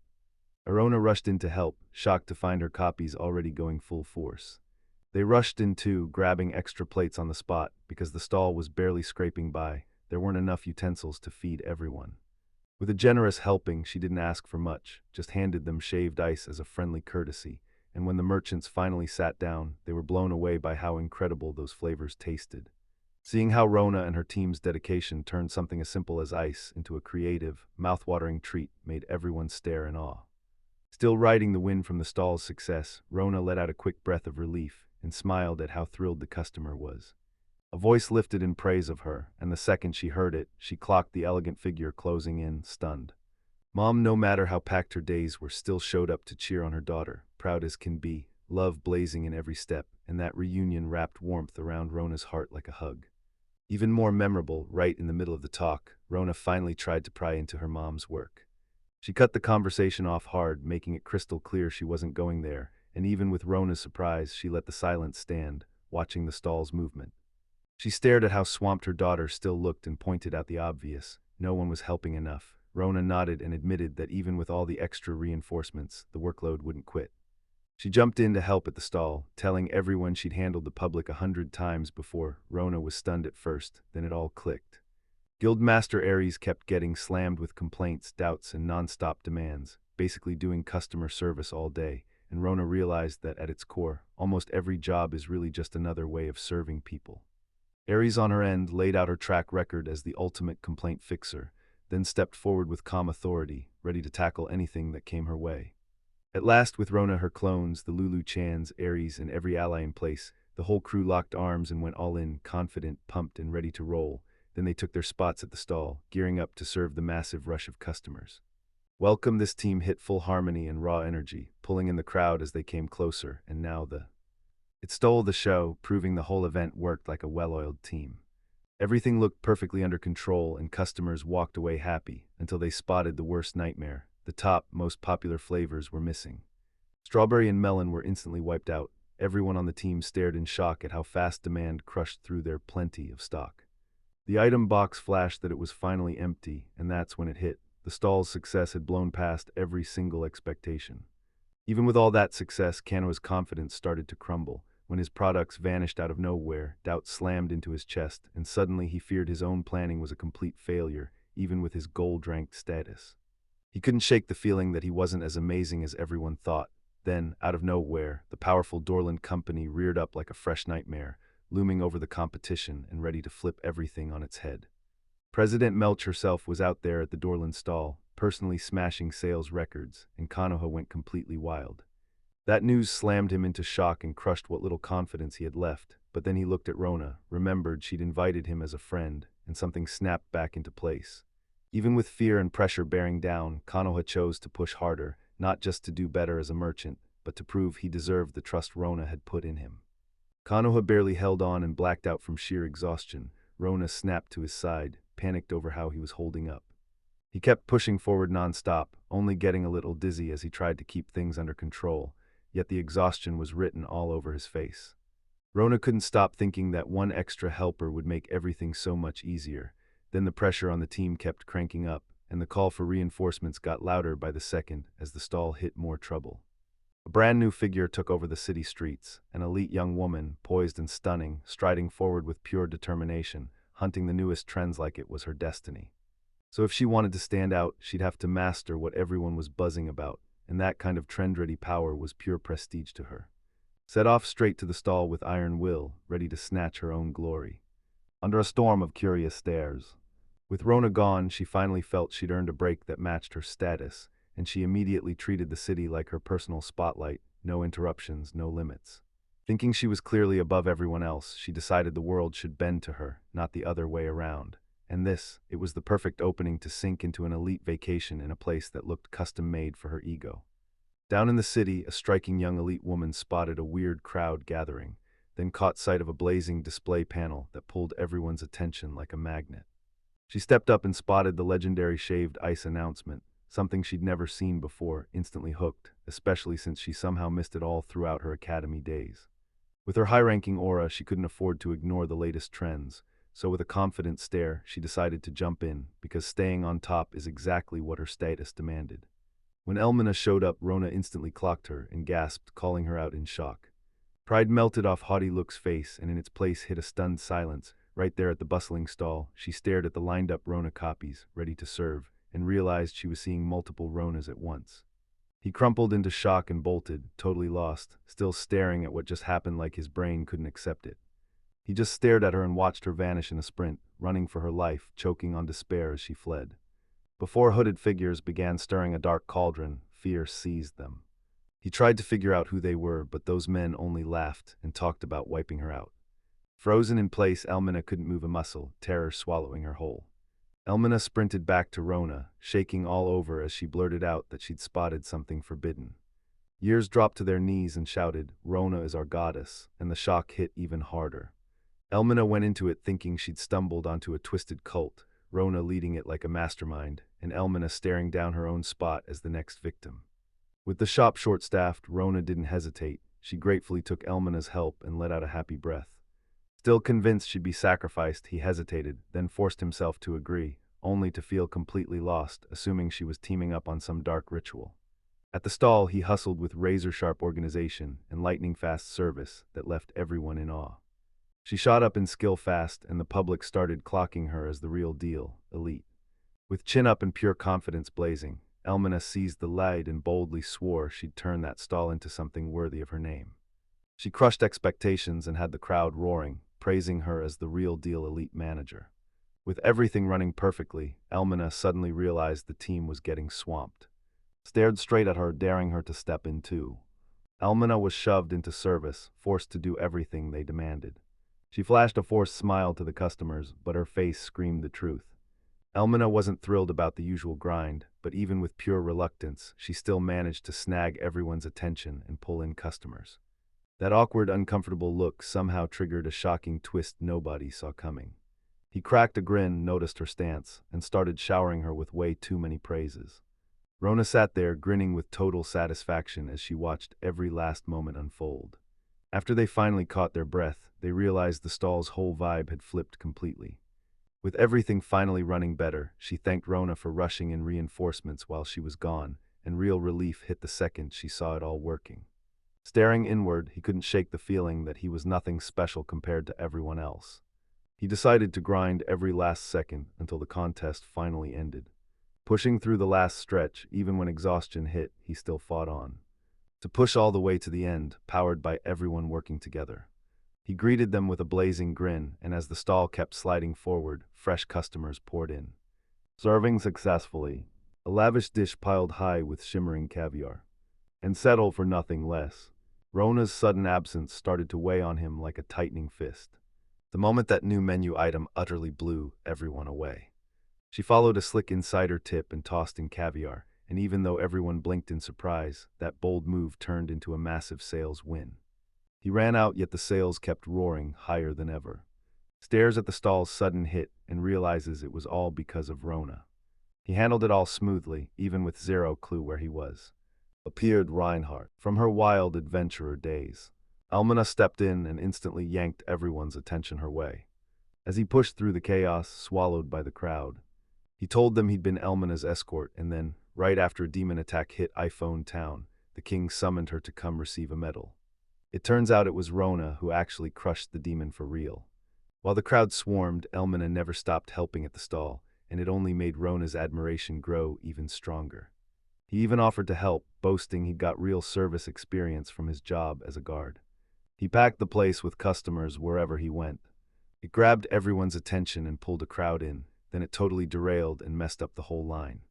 Getting ready to organize. It stayed razor sharp and everyone kept their feet moving, pushing hard to hold the pace. The crowd watches in tense silence as Konoha grins, pure satisfaction lighting up his face. Dish's success was the talk of the moment. Then Rona swept in, grabbed his attention, and called out to him about something wild is about to hit, and you can feel it coming.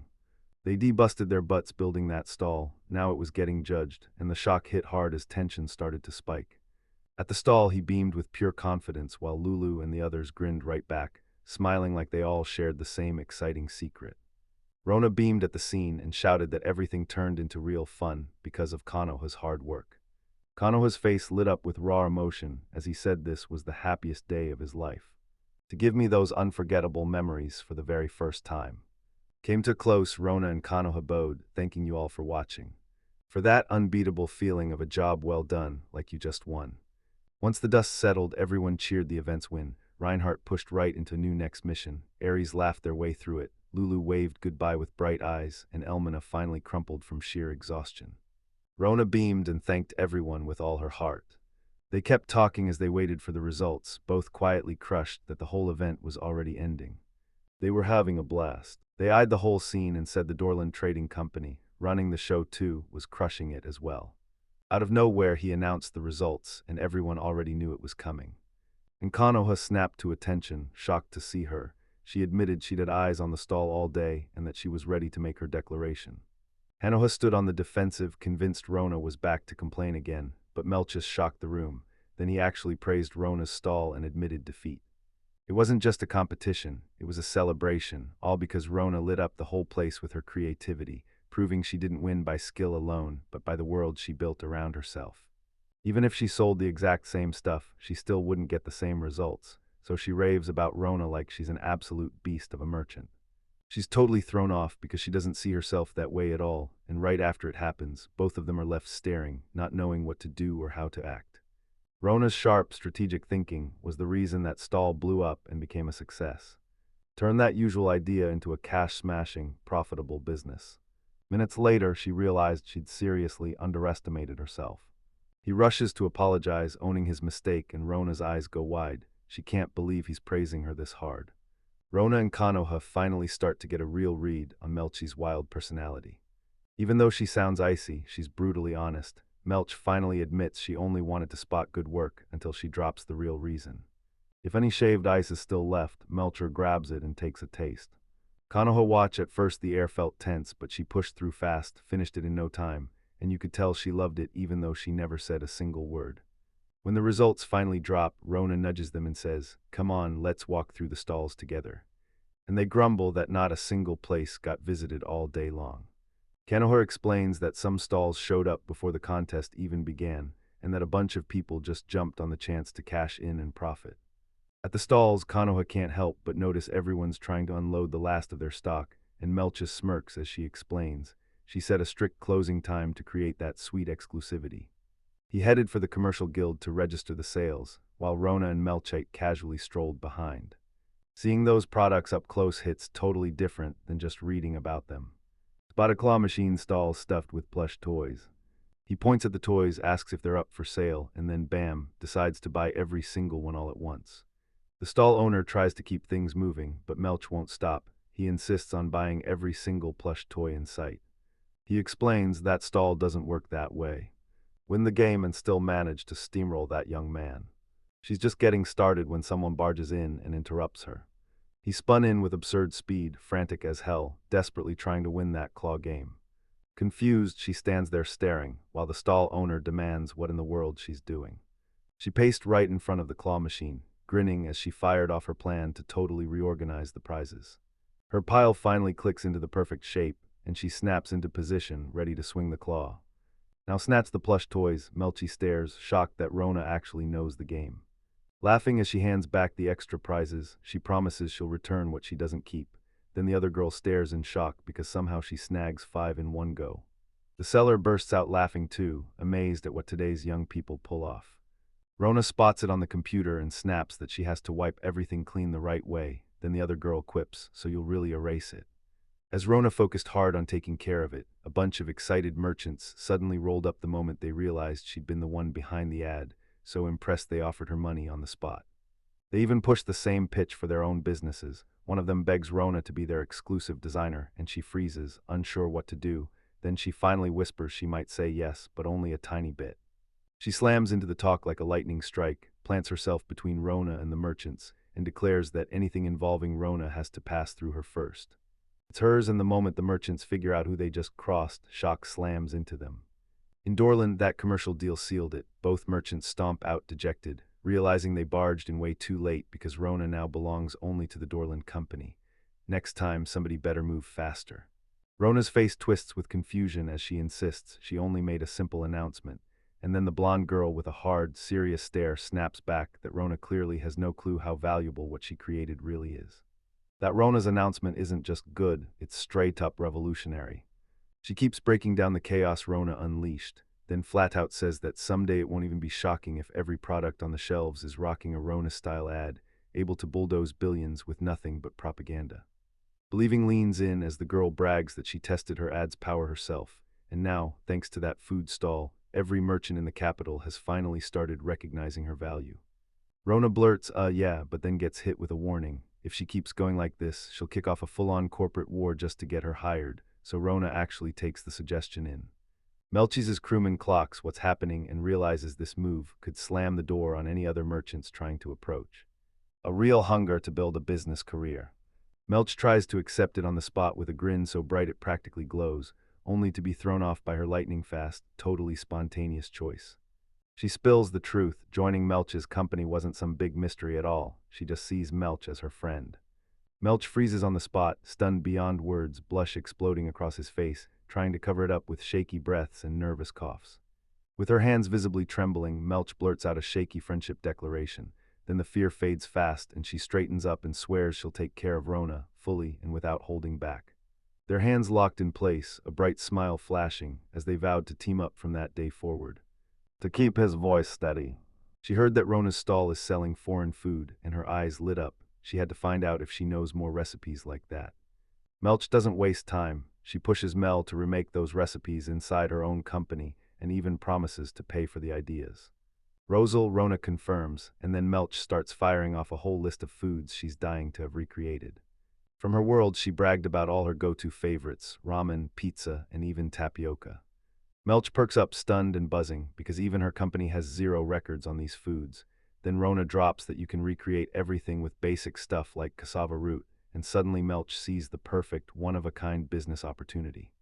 Melchia's eyes snap to the knowledge. She's stunned by how much information he's got, and it all hits her at once. The internet. Melch goes totally blank and admits she's never heard of it, leaving Rona wondering if this skill, or even this term, might mean something bigger. In that wild world, everything could change in a split second. Everyone around there treats Rona's modern know-how like pure sorcery, something almost magical they've never seen before. Rona starts spiraling into her own power, wondering if, with what she already knows, she can dig up the truth behind it, and the scariest thought hits her. Maybe even her identity is tangled in something way bigger. Melchi clocks the tension right away and presses her, asking what's wrong, because Rona keeps stopping before she can even speak. Rona's smile fades and the whole story hits a serious gear. Then she leans in and admits she tried digging up answers about herself, and instead stumbled on something totally bizarre. A novel that spells out everything she did and every thought in her head.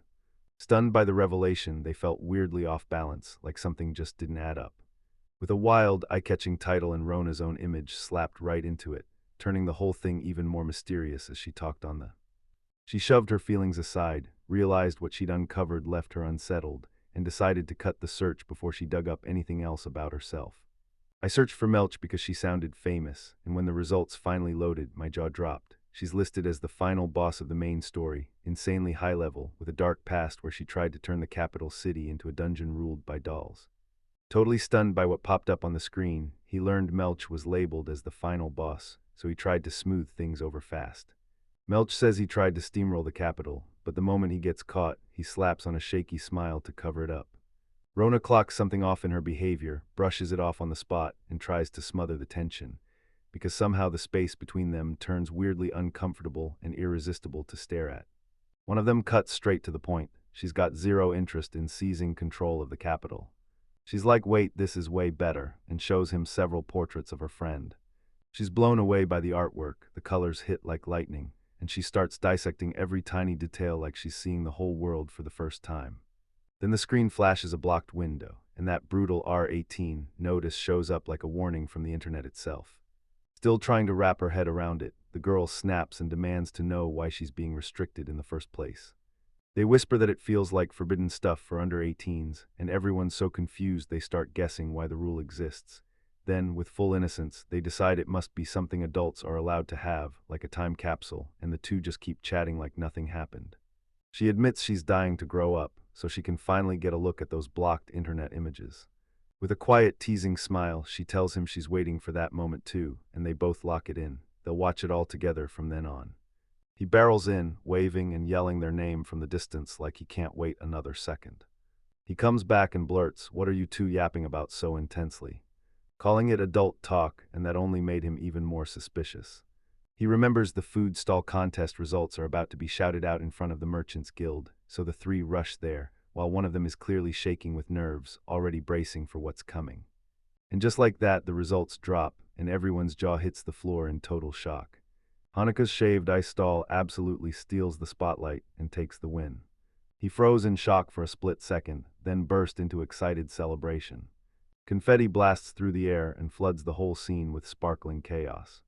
Joy explodes as Rona and Kanaha celebrate their win, and Melch watches the whole thing with a calm, warm smile. She shuts her eyes, leans into that feeling, and you can tell she's genuinely proud of the results and everything they built together.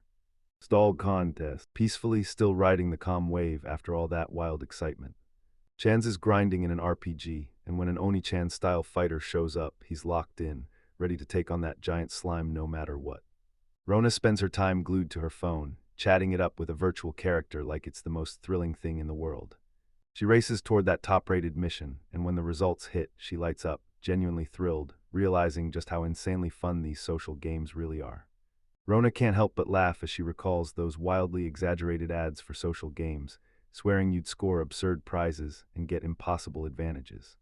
She's still buzzing from the whole experience, then out of nowhere her face drops like a bomb. The game just won't act the same anymore.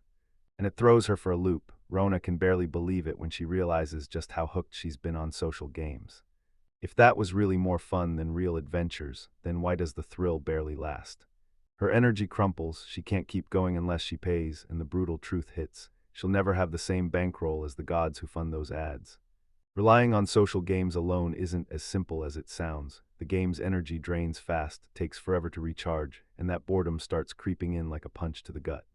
Screaming about grand miracles, burning rivers of money like the gods, and those ads begging for more, but deep down. She gets it, there's still a whole life waiting for her in the real world, so she's itching to roam the capital, dive into dungeons, and uncover new paths nobody's tried yet.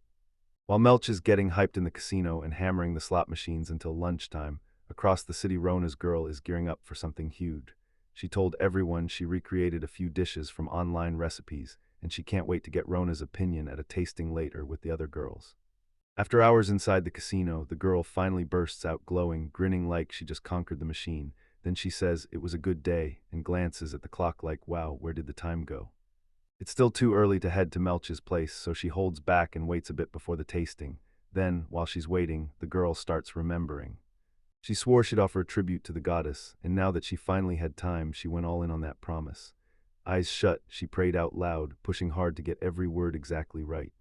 A blazing light bursts around her, and in an instant, she knows it, her summoning worked. To realize the goddess had truly shown up in front of her, beaming with a smile. She steps in and tells her she's brought the promised offering, but the goddess just stays completely silent, staring her down like she's being judged. With a hard, focused stare, she tells the girl straight up, she's been watching every single move she's made. With the tone switched, the goddess finally steps in, and admits she's been watching the girl's every move for ages, judging who she truly is.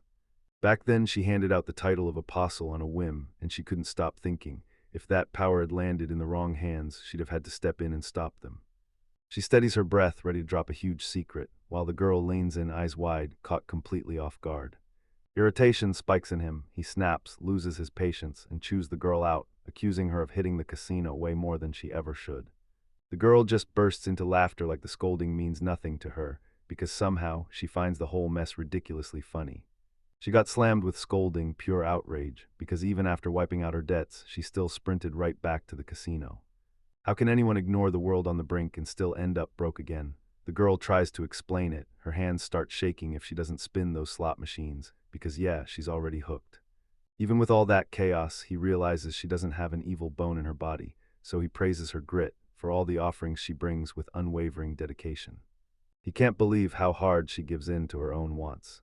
The goddess warns she can't show up forever, and the girl exhales, because for once she's been recognized in the best way possible. That bright, cheerful grin makes it obvious. She's way more hooked on the sweets they bring as offerings than on anything else. They push for answers about the world crisis, until something cuts in and slams the moment shut. He totally dodges the serious topic and straight up begs for sweets, and that's when the girl realizes how terrifying that kind of craving can be. For the first time, and he's stunned, because the taste hits him way harder than he expected. She leans in, burning with curiosity, and asks if gods see this kind of thing all the time, but the goddess just stares, admitting she's never even heard of it before.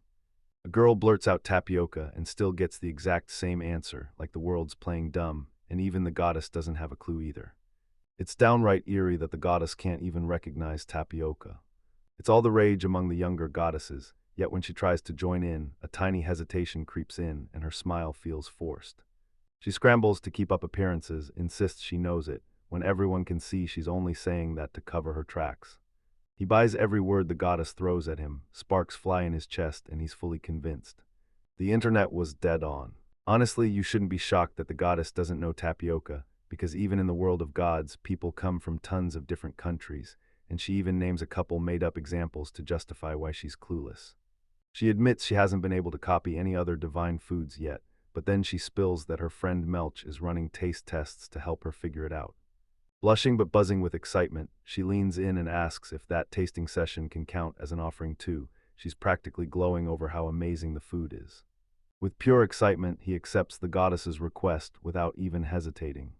The god finally looks pleased. Going with Rona as an apostle was the smartest move, because she's not just great, she's the greatest apostle in history. Rona feels grateful until the goddess drops the bombshell that they're almost out of time, and that sudden farewell leaves Rona utterly blindsided. Rona beams and thanks the goddess for the compliment, then vows to train even harder next time.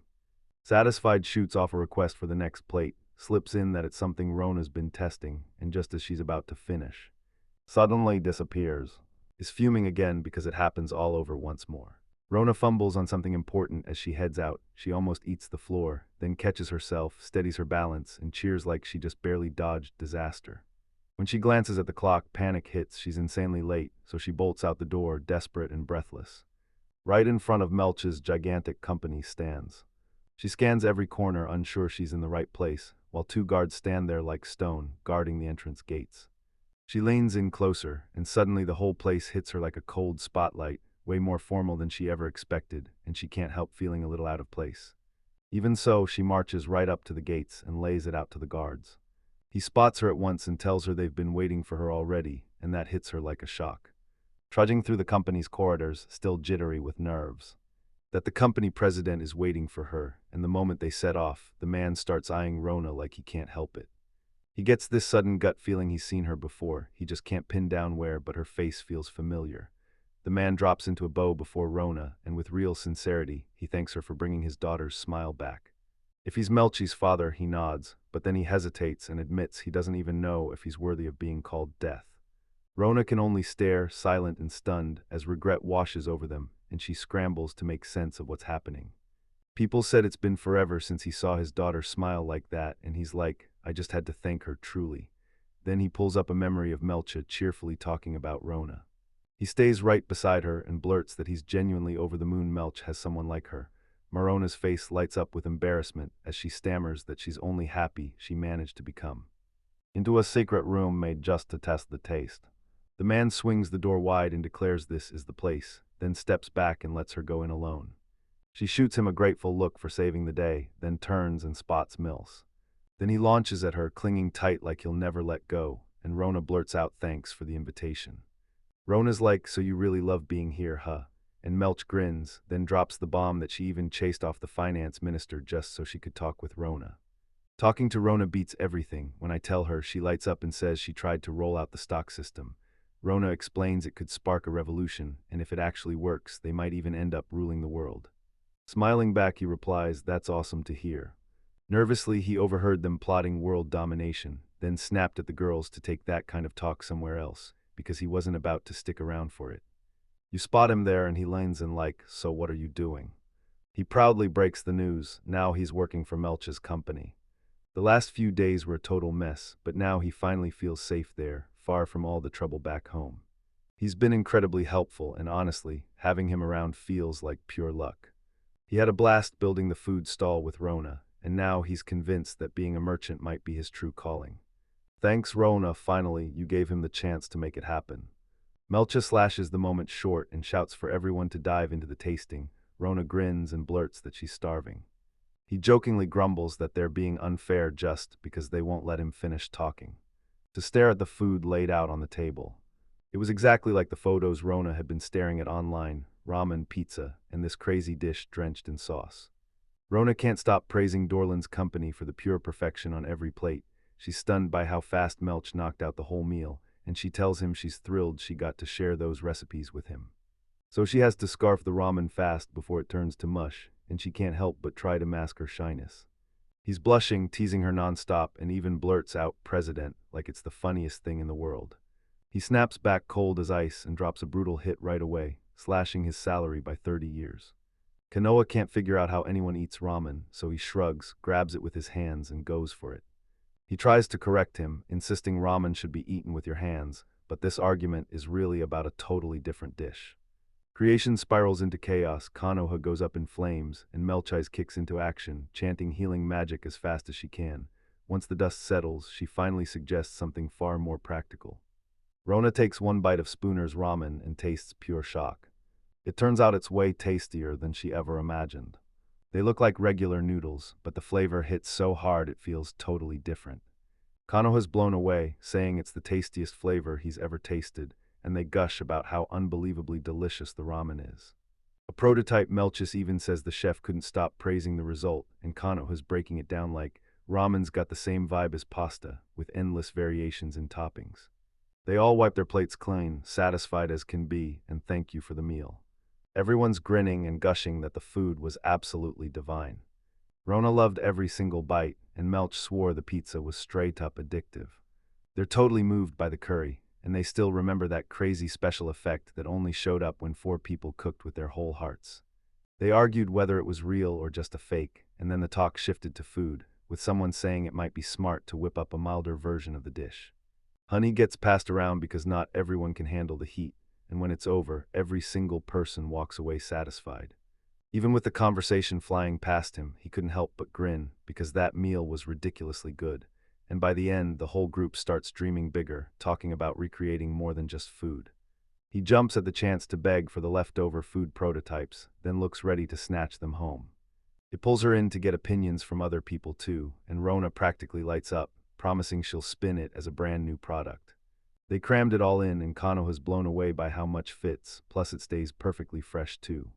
She can grab whatever she wants and straight up stashes it in her item box, so Melkia can't help but mutter that any merchant would be jealous, then she still bites her lip, worried about how much she's taking. Rona hits the 100-item limit, and to her shock, she realizes she already filled it without even noticing. Can 100 slots really be that big a deal? Even with an item box at her disposal, she still can't shake the weird feeling, like, how is she managing to cram it full so fast just by dumping in tons of different items? She can stash 1,000 units of the same item, but when the others finally catch on that something's wrong, they realize the box is already packed solid. Melch peeks into the box and asks if this means the space hit its cap, while Konoha leans in and explains that an item box tucks everything away into a weird subspace pocket. If she can ditch a few things from the item box to make room, and Melchi gives the okay, so long as it isn't something that would cause trouble, then she can do it. Seriously, thanks for telling me that a bunch of places won't take certain stuff. That clears it all up for me, and Melch even offers to buy it himself. Rona demands, do you have magic stones? Because the price has spiked hard thanks to a total mono scarcity, and Rona shoots back, yeah, I've got several. She shoved those magic stones aside like clutter, and said she'd already planned to sell them. Stone cold honest, she says it like it's nothing. Their power comes from 2 insanely rare monsters, the Apocalypse Dragon, Ragnar Deck, and the Primordial Water Crystal, Eve, and the other 2 are instantly rattled, freezing mid-step at the revelation. When they try to crack the rare magic stones, they realize Rona isn't just capable, she's absurdly strong, especially with all that high-end equipment she's using. She caught a weird title on her status and couldn't stop staring at it. Anna blurts out, not quite getting the surprise, would you want a dungeon core? Like it's no big deal, and that line leaves the 2 of them even more stunned. He crushed the dungeon in one go, yanked out its core, and handed it to the adventurers like the whole thing was a walk in the park. Stunned stiff, he couldn't even react. But the core hogs the whole inventory slot, and since nobody will agree to let her sell it, she decides to do it anyway, leaving one of them reeling like, that's unthinkable.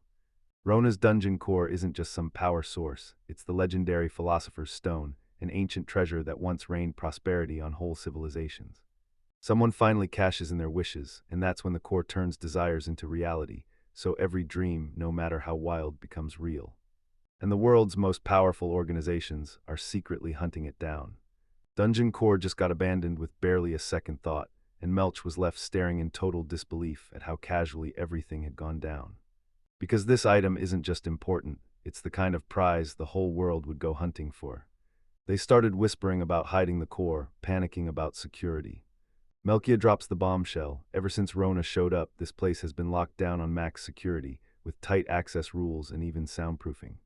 Freeing a bit of space in the item box still isn't cutting it. She's already watching the food refill, and she knows it'll all jam back up again fast. After leaning on this magic box for so long, she can't imagine living without it, but the moment she realizes she won't be able to use it properly, panic hits because that's a real disaster. She dives straight into boosting the box's capacity, then heads right to the beginner's FAQ for answers. She can supercharge her item box by grabbing premium gems, or by going toe-to-toe with brutal dungeon bosses. Divine money won't fall from the sky. She's stuck hunting slots by charging into dungeons, and it hits hard when she remembers the first time she ever got an item box, back when she finally crushed the boss of the underground. She spots a bunch of dungeons hiding near the capital and thinks, perfect time for a brand new adventure, and just like that, she's already hunting for more. She stares at the golden land of Eternia, and right then and there, she decides she's going to visit it. She shot her arm up, grinning as she promised she'd do tourism there. Just watching in shock, thinking she's about to stumble into another deadly mess. Golden Island, that was the name of the dungeon sealed in the very depths under the royal capital. This Rona finally snaps and decides she's done with the Golden Island. She's leaving right now, because she loves eating her food out in the open. Jonah shoots, is everything okay? And she flashes a quick smile, yeah, I'm fine. Once she finally got the meaning of her apostle role, she realized her purpose, and on that journey to the Golden Island, she chose to fight the evil goddess herself. And terrible, so tell me, do you have something she can do? Rona says that's exactly the case. Right there in that space with her, only the woman's still confused, so she asks if everything's okay, and Rona reassures her, everything's fine. One step, then another, until you hit 17,142 steps left, and the whole countdown starts screaming. What Rona was up to. He slammed on the brakes right there, because an invisible wall sealed the path. He slammed into that barrier hard, heart pounding as he stared at it, desperate to figure out what the heck was happening. It was a mystery, all right, and her side of it was the kind of truth you could actually say out loud. After 128 grueling steps, Rona finally stopped insisting that it was there. They were right where they needed to be, because yeah, it really was the perfect spot. The woman blurts out that the Oracle's countdown is about to run out. So the girl grins and declares it was perfect. She's about to set sail for the Golden Island, and she's still totally lost on what's going on. Just as she was about to drop, she snapped her wings into action, so hard and so fast that it totally blindsided her.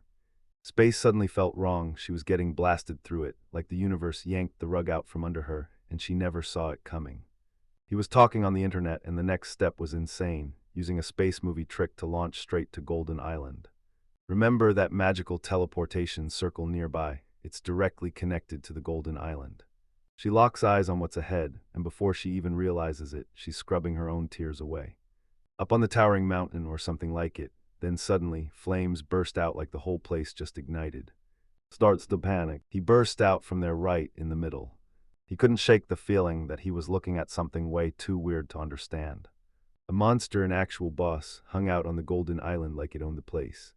The light on the body and the physical mark on his right arm. Picture the left arm next, because it holds a description for the asterisk second form of the main story from part 2 of the last boss of the terrible goddess asterisk.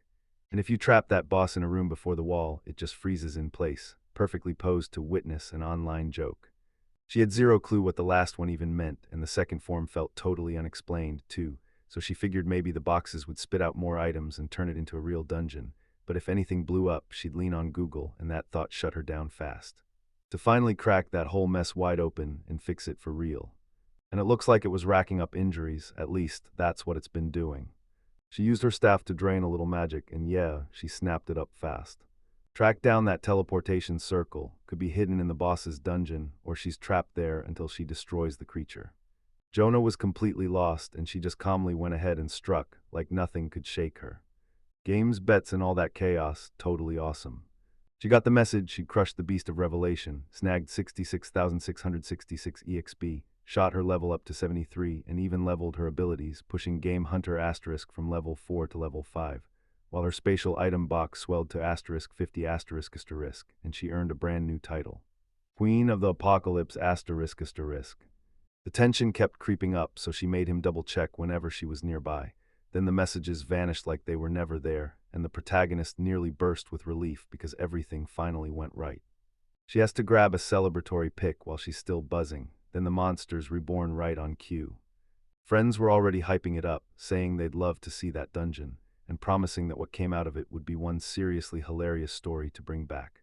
Then out of nowhere that circle forms, and it looks exactly like the magical one that can teleport them. Then she leaps without a second thought.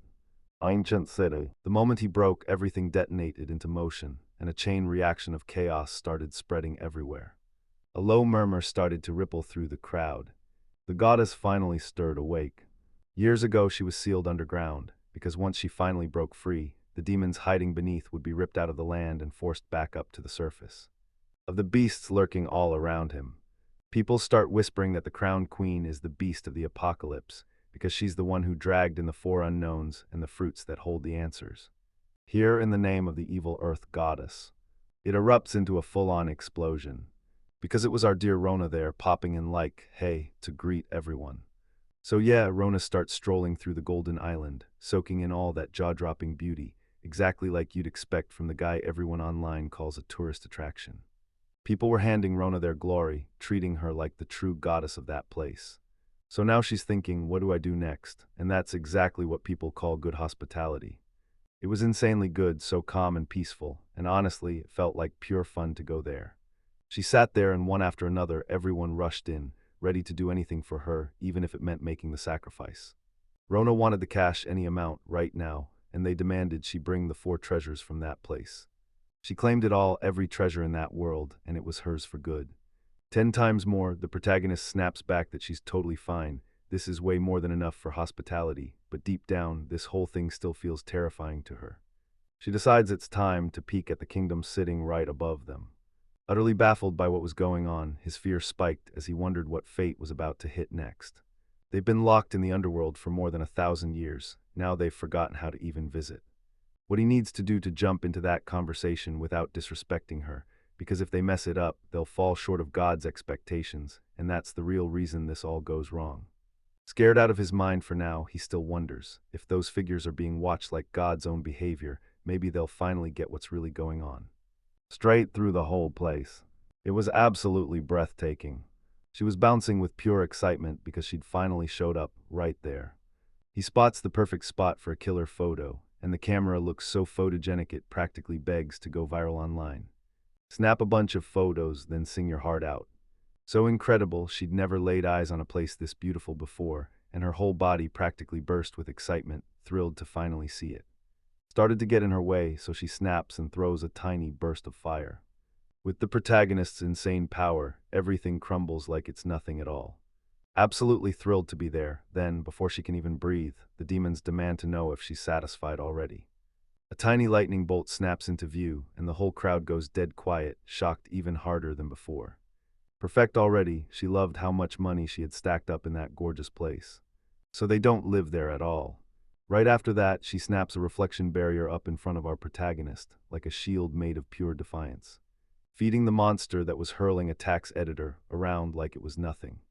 She snaps into focus and realizes it's getting way more fun by the second.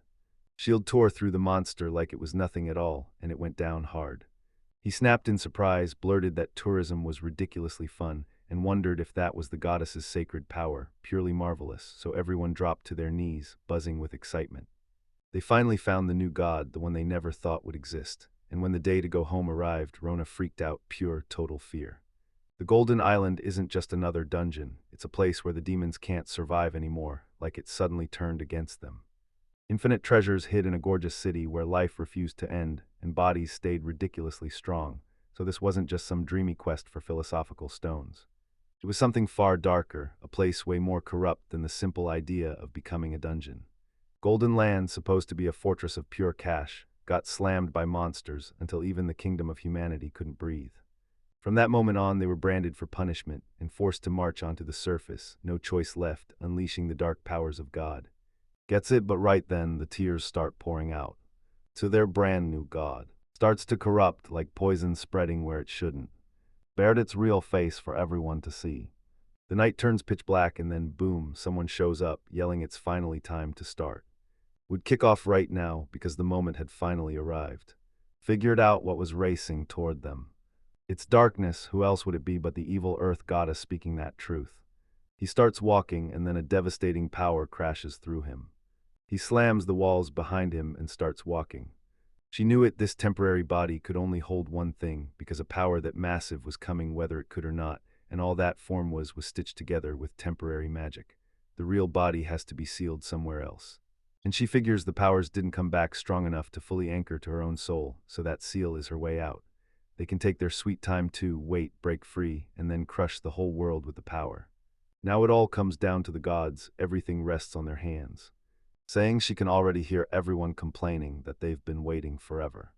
They were so far out of reach that everyone kept backing away from her, and then she realized the voices were even farther still. To figure out what the heck was going on and why it felt so strange. She got sent to revive her just like the professor promised, but when she showed up, nobody was there to meet her, and something felt horribly off. The town bustled with life, but the Golden Land was the only temple left to stand. Everything else got swallowed, and the monsters took the people along with their food. You've got no idea where the demons ran off to, only that everyone's whispering how hyped they were for one particular god. The real goddess freezes because she's been right there this whole time. Then she bolts for the door, swings it open, and checks what's going on. They were partying with everyone, and that's when the true goddess vanished, totally gone. They're bragging like crazy, our goddess is the absolute best.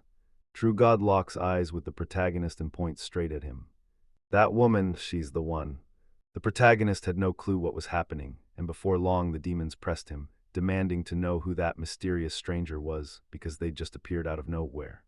Her presence blazed in front of them, and then boom, she strides straight up to the protagonist, who blurts, "So who are you?" She smiles and declares, "I'm the evil earth goddess, the one they said was supposed to be perfect." She snapped, insisting she wasn't, then tried to crank up her voice like she was cosplaying an evil goddess, but it backfired hard because she was actually drawing attention, and that was terrifying. At that rate, she'd become a mega girl, one nobody would be able to forgive, not after what was happening right then. Afterward, she can't shake the feeling, why is this happening to her? And then it clicks, this is the true evil goddess. People start warning everyone, don't let them trick you, because right now there's nothing she can actually fool him with. They finally peeled back the truth and stared at the real power, and when they did, they realized Rona was packing way more than anyone expected. Why did everyone burst into laughter the second they pictured the power she wielded? God explains that this was only a temporary body, and her real form is far stronger, and you're out here yelling that you're stronger than that person ever was. But that claim was wildly debatable, because right after that, these demons insisted they only brought it up to get a good look at Rona, knowing she's the only real evil goddess in that whole place. Breaks down in tears, begging, how did things get this messed up? She can't shake the feeling, what if her name isn't just a name, but the evil goddess herself? The demons started to panic, was she the real one or wasn't she? Until the protagonist snapped, no. He pointed at the other girl and declared her the true evil goddess, and once he said it, everything clicked. She never even called herself the god of evil, which was honestly shocking. So yeah, they stare at the protagonist, trying to figure out who she really is, because she never introduced herself. Rona, just a normal person from the surface, that's the story she sells, and it's a total lie to the paralyzed demons. Now they've got to decide, what do we do next? It felt almost impossible for them to push ahead, but from the surface alone, there was still plenty to tear apart. Was honestly way stronger anyway, and they still owe Miss Rona big time. Soon, the real demon starts panicking, wondering what she's going to do now that they promised they'd take down the surface together. If they really meant to wipe the surface off the map. It's just the surface, but somehow that alone flips the whole vibe and fires up the enthusiasm like nothing else. Trying to take the world for himself like some kind of god felt suffocating, so that's all they could think about. The real queen couldn't charm them worth a damn, so she couldn't win them over. And he demands to know what that girl would do, because this is on her, pure and simple, even more than she realizes. Turns out the demons were the real problem, and she should have been approached first, plain and simple. He apologizes, and that's when the goddess demands a duel, because this isn't about mercy, it's about deciding who's truly worthy of the title of the true evil goddess. To build something around them. It was finally a duel, and right on cue, the goddess leaned in and asked the hero, "Are you ready to fight?" burst into screams, roaring with cheers, and already pointing at who should decide next. She asks, "Can I say something?" And the goddess snaps back, "What is it? Are you about to lose your nerve or what?" Honestly, she's not even hungry to be the real evil goddess, so if she wants that path, then fine, go for it, no big deal at all. She snaps and says they'll never pull a stunt like this again. He can't be wrong, he's trying to prove his real power, and now they've got to finally get what they're supposed to do in that exact moment. They break it down together with the demons, and the verdict hits hard. It was all her fault because she sparked the whole mess in the first place. Morgana tells him it's fine, then swears she'll make sure she gets you to lose right there. So the goddess finally gets her own spotlight, right when it matters most. The moment she proved her power wasn't just talk, it was real. An absolutely massive blast of power erupted out of nowhere. Demons were left totally baffled, staring at the chaos like, wait, this was an insanely engaging, brutally destructive hour, and it all came down to what that whole situation was really saying. They realized she wasn't here to talk, she was ready to end anyone standing in front of her. She's basically saying, yeah, I get it now, that was Rona's real power, just like she figured it would be. Stronger than the true goddess herself. If she was on a whole different tier than the evil goddess, then right then they could get exiled not just as the true goddess, but as something far bigger. Rona won't drop dead right there, because this isn't a real showdown, it's just a duel where it clicks that her movements are pure amateur and any. She's insanely strong because she's never even had to fight. No combat experience, yet that raw aura still blasts out of her like it's nothing, and with all those questions in her head, she's basically betting everything on one thing. Her chance to win.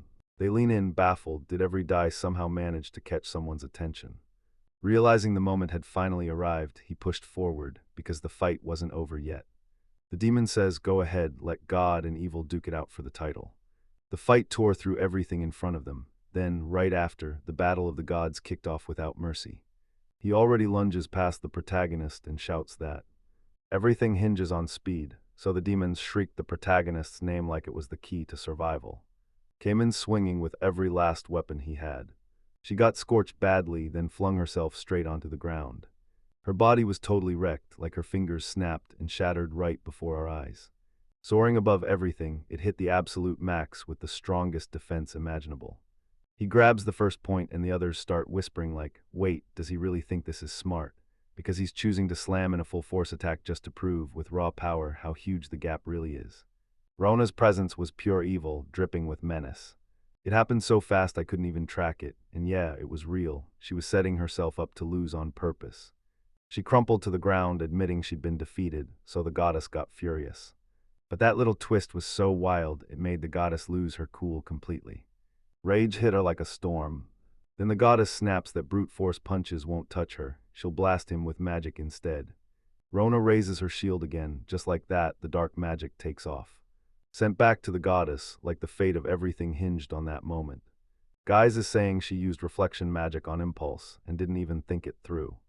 Was totally cheating. Rona swears she's horribly injured. The goddess sealed her fate once and for all.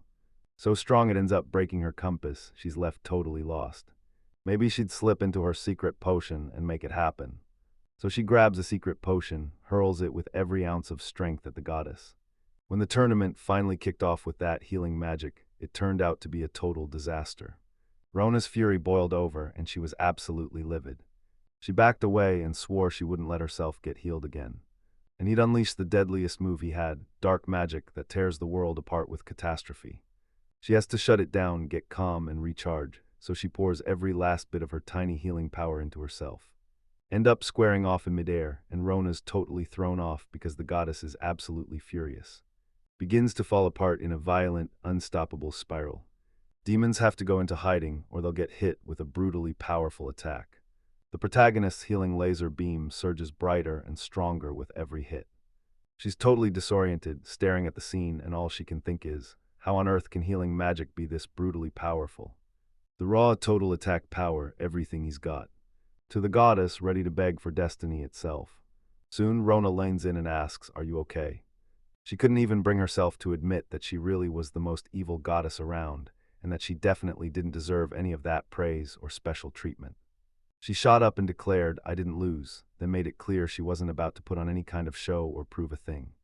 Time's up, she'll finally show Rona her true form once and for all. A surge of pure power floods the goddess as she realizes, after a full 1,000 years, that the sealed stone didn't vanish at all. It drank in humanity's desires, dreams, and nightmares, and forged itself into something terrifyingly powerful. To tear the world down all by himself. And at that point, forgiveness was already dead. Just so he could finally see the real her. Nothing had changed, yet the demons couldn't help but wonder if something went wrong, or if something else had happened, and whatever it was beyond anything they could even imagine. Rona tells him she's pretty sure she looks way cooler now. To refuse again the truth of who she is, and once more, her body won't shift at all. Paralyzed, he froze in shock, dying to understand what in the world just happened. If anyone caught sight of her real form around here, it would break them, so she spirals into sadness. Decides to reach out to the demons on the spot, and begs them to help him uncover their true form. Maybe she ditched her real form at the laundromat, but come on, a whole decade wouldn't magically let her do something like that. Rona snaps back that all those 1,000 years of sweat and tears meant nothing, and then she grins like it's fine, because finding what was lost is exactly the kind of mystery she can't stop chasing. But Rona's a sweetheart, and right then she asks, is there any way to track down your true form? Claims it looked like a colossal beast, like the whole night had erupted in wild color. Beast of the apocalypse, terror in flesh. Rona eventually blurts out, so, does my real form show up after all that? And that was the shock when the photo finally revealed it, that was truly her real form. Then the evil goddess got absolutely crushed by Rona, and those 1,000 years of hers were shattered for real, broken beyond repair. She starts crying, begging him to stop and insisting she doesn't want to play anymore. She wants to go back to where she came from. She just wanted to have fun, but everyone kept nudging her to come take a look and grab a drink, trying to make her forget, yet her stomach was growling louder than anything. Starving, so Rona didn't waste a second. She went hunting for a plate of food with pure determination. Rona tells her, yep, I did that, and explains it's food, seasoned rice. It was brutal, and it feels like something way worse is closing in. Then it was finally time to all sit down and dig in, everyone praising that seasoned rice, because in the end, turned out to be seriously amazing. Snatches a piece of food, grabs a spoonful, and decides, right then, to dig in. In a world where flowers glow like they own the sky. If she was okay, she still practically collapsed on the spot. The goddess snaps, demanding to know what happened to her, and then she points the blame straight at that rice. But then they blurt out, we're eating all this rice, just us. That was pure magic, and there's no way something made by someone so rotten could turn out that perfect. That human food was straight up magical, absolutely marvelous. But that was a terrible idea, because she's an evil goddess, and she's trying to control her just by handing her a perfectly made bowl of rice, and if the demons catch wind of it, they'll never let it slide. All of it was so packed with wild, mouth-bursting flavor that even the seasoned rice couldn't hold on. Everyone started fainting. He raced back with the second plate, and the goddess devoured it like it was made just for her. Even after you told him if she's enjoying it, then that's all that matters, he still let her scarf down that seasoned rice from someone right next to you. It tasted insanely delicious, and everyone acted like it was some rare treasure, but nope, it was just a common dish, a prototype straight out of the lab. That was just a prototype, and they're still grinding through research to make that rice hit even harder with flavor, testing new flavor power setups and tweaking the salt balance until it's perfect, because everything can shift depending on the ingredients, and yeah, there's a real way they're aiming to make it way more delicious. I've always dreamed of ripping the surface world apart and rebuilding it into a flawless paradise. Goddess, the humans were crushed by poverty, and they fought nonstop to survive. Everyone was packed with power, like the whole world was about to explode into strength, so when she hauled the philosopher's stone to the surface, she turned its philosophy into a forbidden fruit. Humans grabbed the stone, used it to smash their every craving, became immortal demons, and spilled into endless wars that never end. The doors are sealed by gods, she spits that it's sickening, and then demands humanity vanish so she can rise as an evil goddess. She unearthed the beast hidden deeper than all the rest, and as it tore through, it called itself the Calamity. Then, just like that, it got sealed away in the world below. She finally got it. She could twist even the ugliest things into perfect, shining gold, and all she needed for it to be beautiful was to wipe that painful world clean. She had no idea she was about to know more than she could possibly focus on anything else. Food hit her like a punch, so damn delicious she forgot everything else, because the power of that meal was straight up unstoppable. Rona nods and says it might be different now, that this change could actually bring out a way better taste. Tells Rona that up there, the world was finally something she should care about, and she couldn't wait to find out everything. And right then, the goddess admits she's been dying to figure out what those human demons even want, so she can crush them. As the years rolled on, humans built everything she couldn't even imagine, and now they were finally pushing in, demanding she learn even more. Now think about it, what kind of paradise were they even building? What weird tech was growing all those foods? What random wonders they had in store? And most of all, she needed to figure out what kind of person lived behind it. And seriously, what other kind of food is even left? Rona then blurts out, "Can we finally go up to the surface?" Right as it appeared there, right nearby. To the Golden Kingdom, an empire so powerful it felt untouchable. And it wasn't just any door, it was a sealed door built by the light goddess Raphael, and it was eating her up from the inside, so yeah, there was no way through. That was more than fine, honestly, it worked out perfectly. She looked like she was ready to quit right then, muttering that the surface wasn't living in that era of evil anymore. The whole plan was to rip the surface apart, because once that seal finally cracked, the world would come flooding in from the couple, with no reason left to stop it. He just sat there quiet as a whisper, like that was all he had to say. He shoves the door and it jerks open like it's been waiting for him. "Understand anything?" She goes for the twist, and the moment she opens it, confusion starts piling up fast and won't stop. She sees it through her own eyes, and suddenly everything clicks. Grabs everyone's attention and starts calling for them. It was just starting to crack open.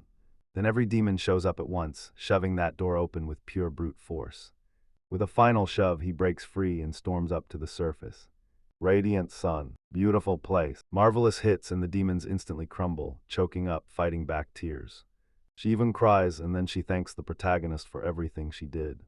Rona said she was happy, and that was the only thing the surface needed to hear right now.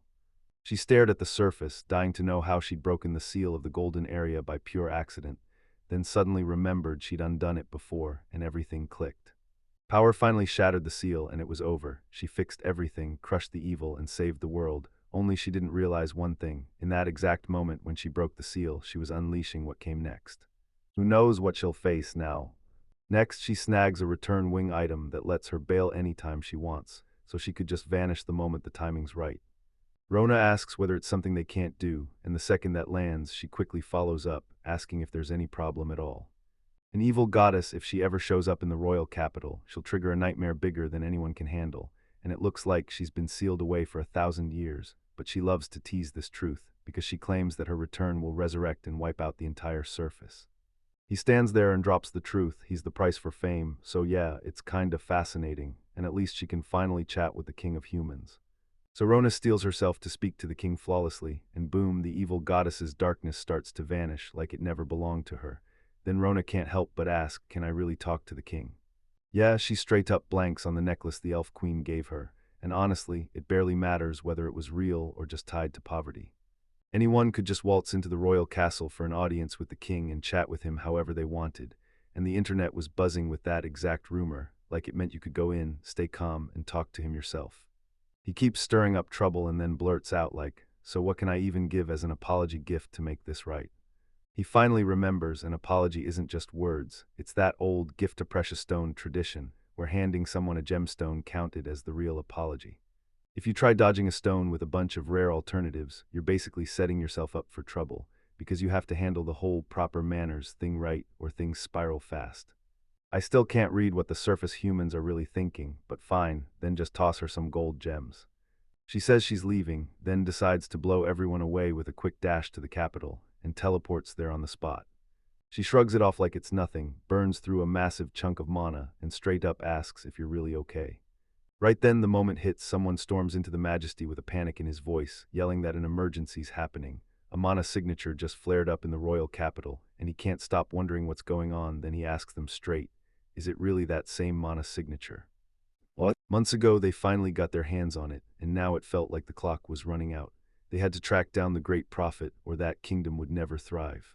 They've got to grab that mana point ASAP, because it looks like it's hiding right inside the castle. Blow the alarms right now, and demand to know where everyone else was. Basically, the night keeps repeating itself like a cursed loop, and they just can't handle what's happening.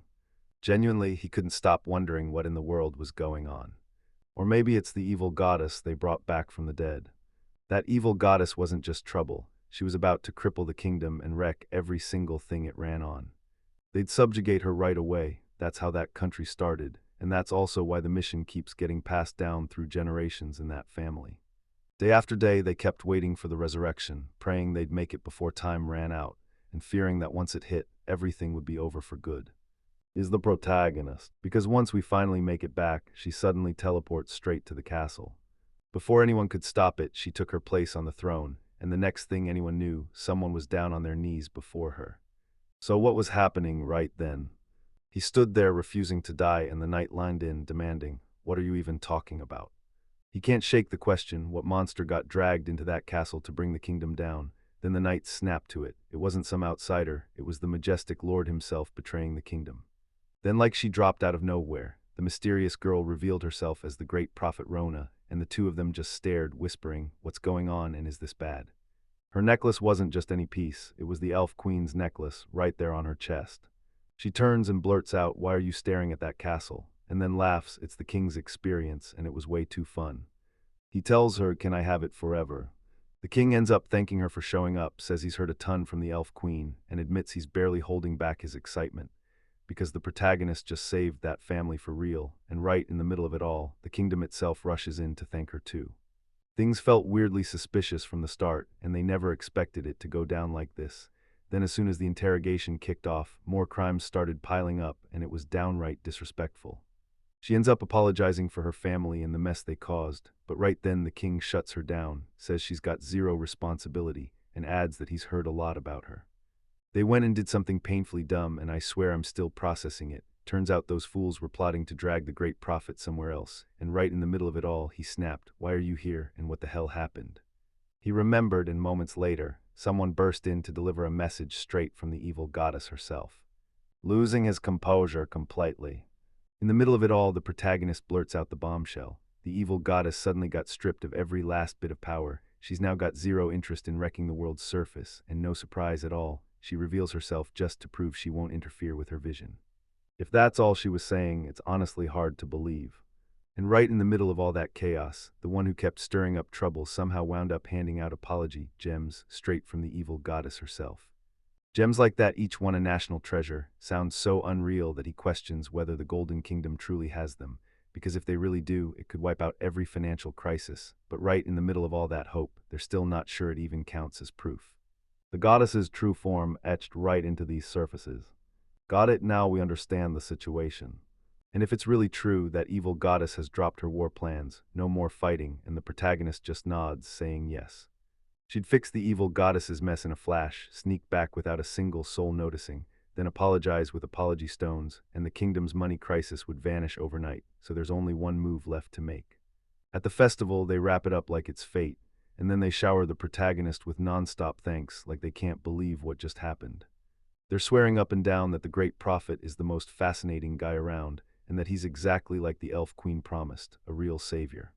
The protagonist has zero clue what anyone's saying, so the king steps in and orders her to get swept up in the festival, and somehow bring the evil goddess along too, since she thinks they could become friends, and that's exactly what she goes and does.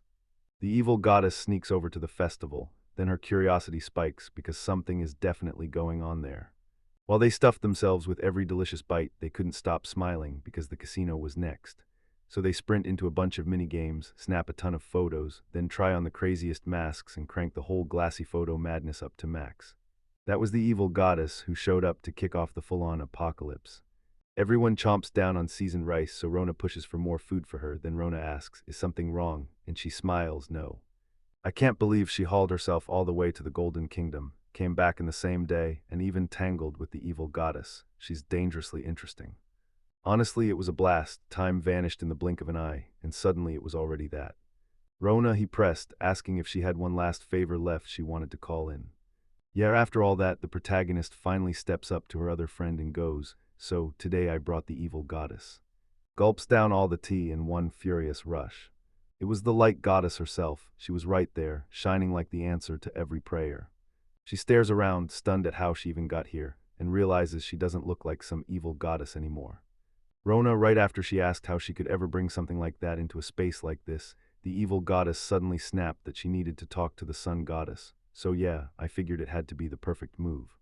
She finally caves and apologizes for everything she's done, and after talking with Rona, it clicks. She remembers the truth and realizes she doesn't have to destroy the surface anymore.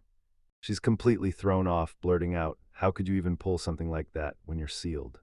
The goddess stared in total shock, like her whole world had tilted, until she finally found it by following her nose. He finally asked what in the world she was laughing at. The evil goddess drops her guard and apologizes. She basically says if you bring it back, it's fine, not because she's out of excuses, but because she refuses to worry again. Then the girl drops to her knees and apologizes. How everything used to be back then. She breaks down in tears, whispering that she's unbelievably happy he's back. The goddess snaps that she's got no reason to cry, because the truth is, she's insanely happy. They could shove all that work back on her, maybe even split it up, and the poor girl is left totally baffled. And all of that just because she turned out to be an evil goddess, dumped a mountain of work on the goddesses on Earth, piling year after year, until a full 1,000 years stacked up on her. She's not an evil goddess, she's just done with working, so she bursts into laughter like it's her escape route. She feels something off, like the place is rotten with bad energy, and then she realizes there's already an invisible wall blocking her path. Now she's stuck wondering what that empty space even was. Then the oracle's clock hit, time to drag the protagonist into the session. Stares straight into the light goddess, like he's daring her to blink first. He headed into the city, and before long there it was, a statue staring back at him. So the evil goddess drops this bombshell. 1,000 years have already passed since you two last saw each other. To find out if everything was truly finished.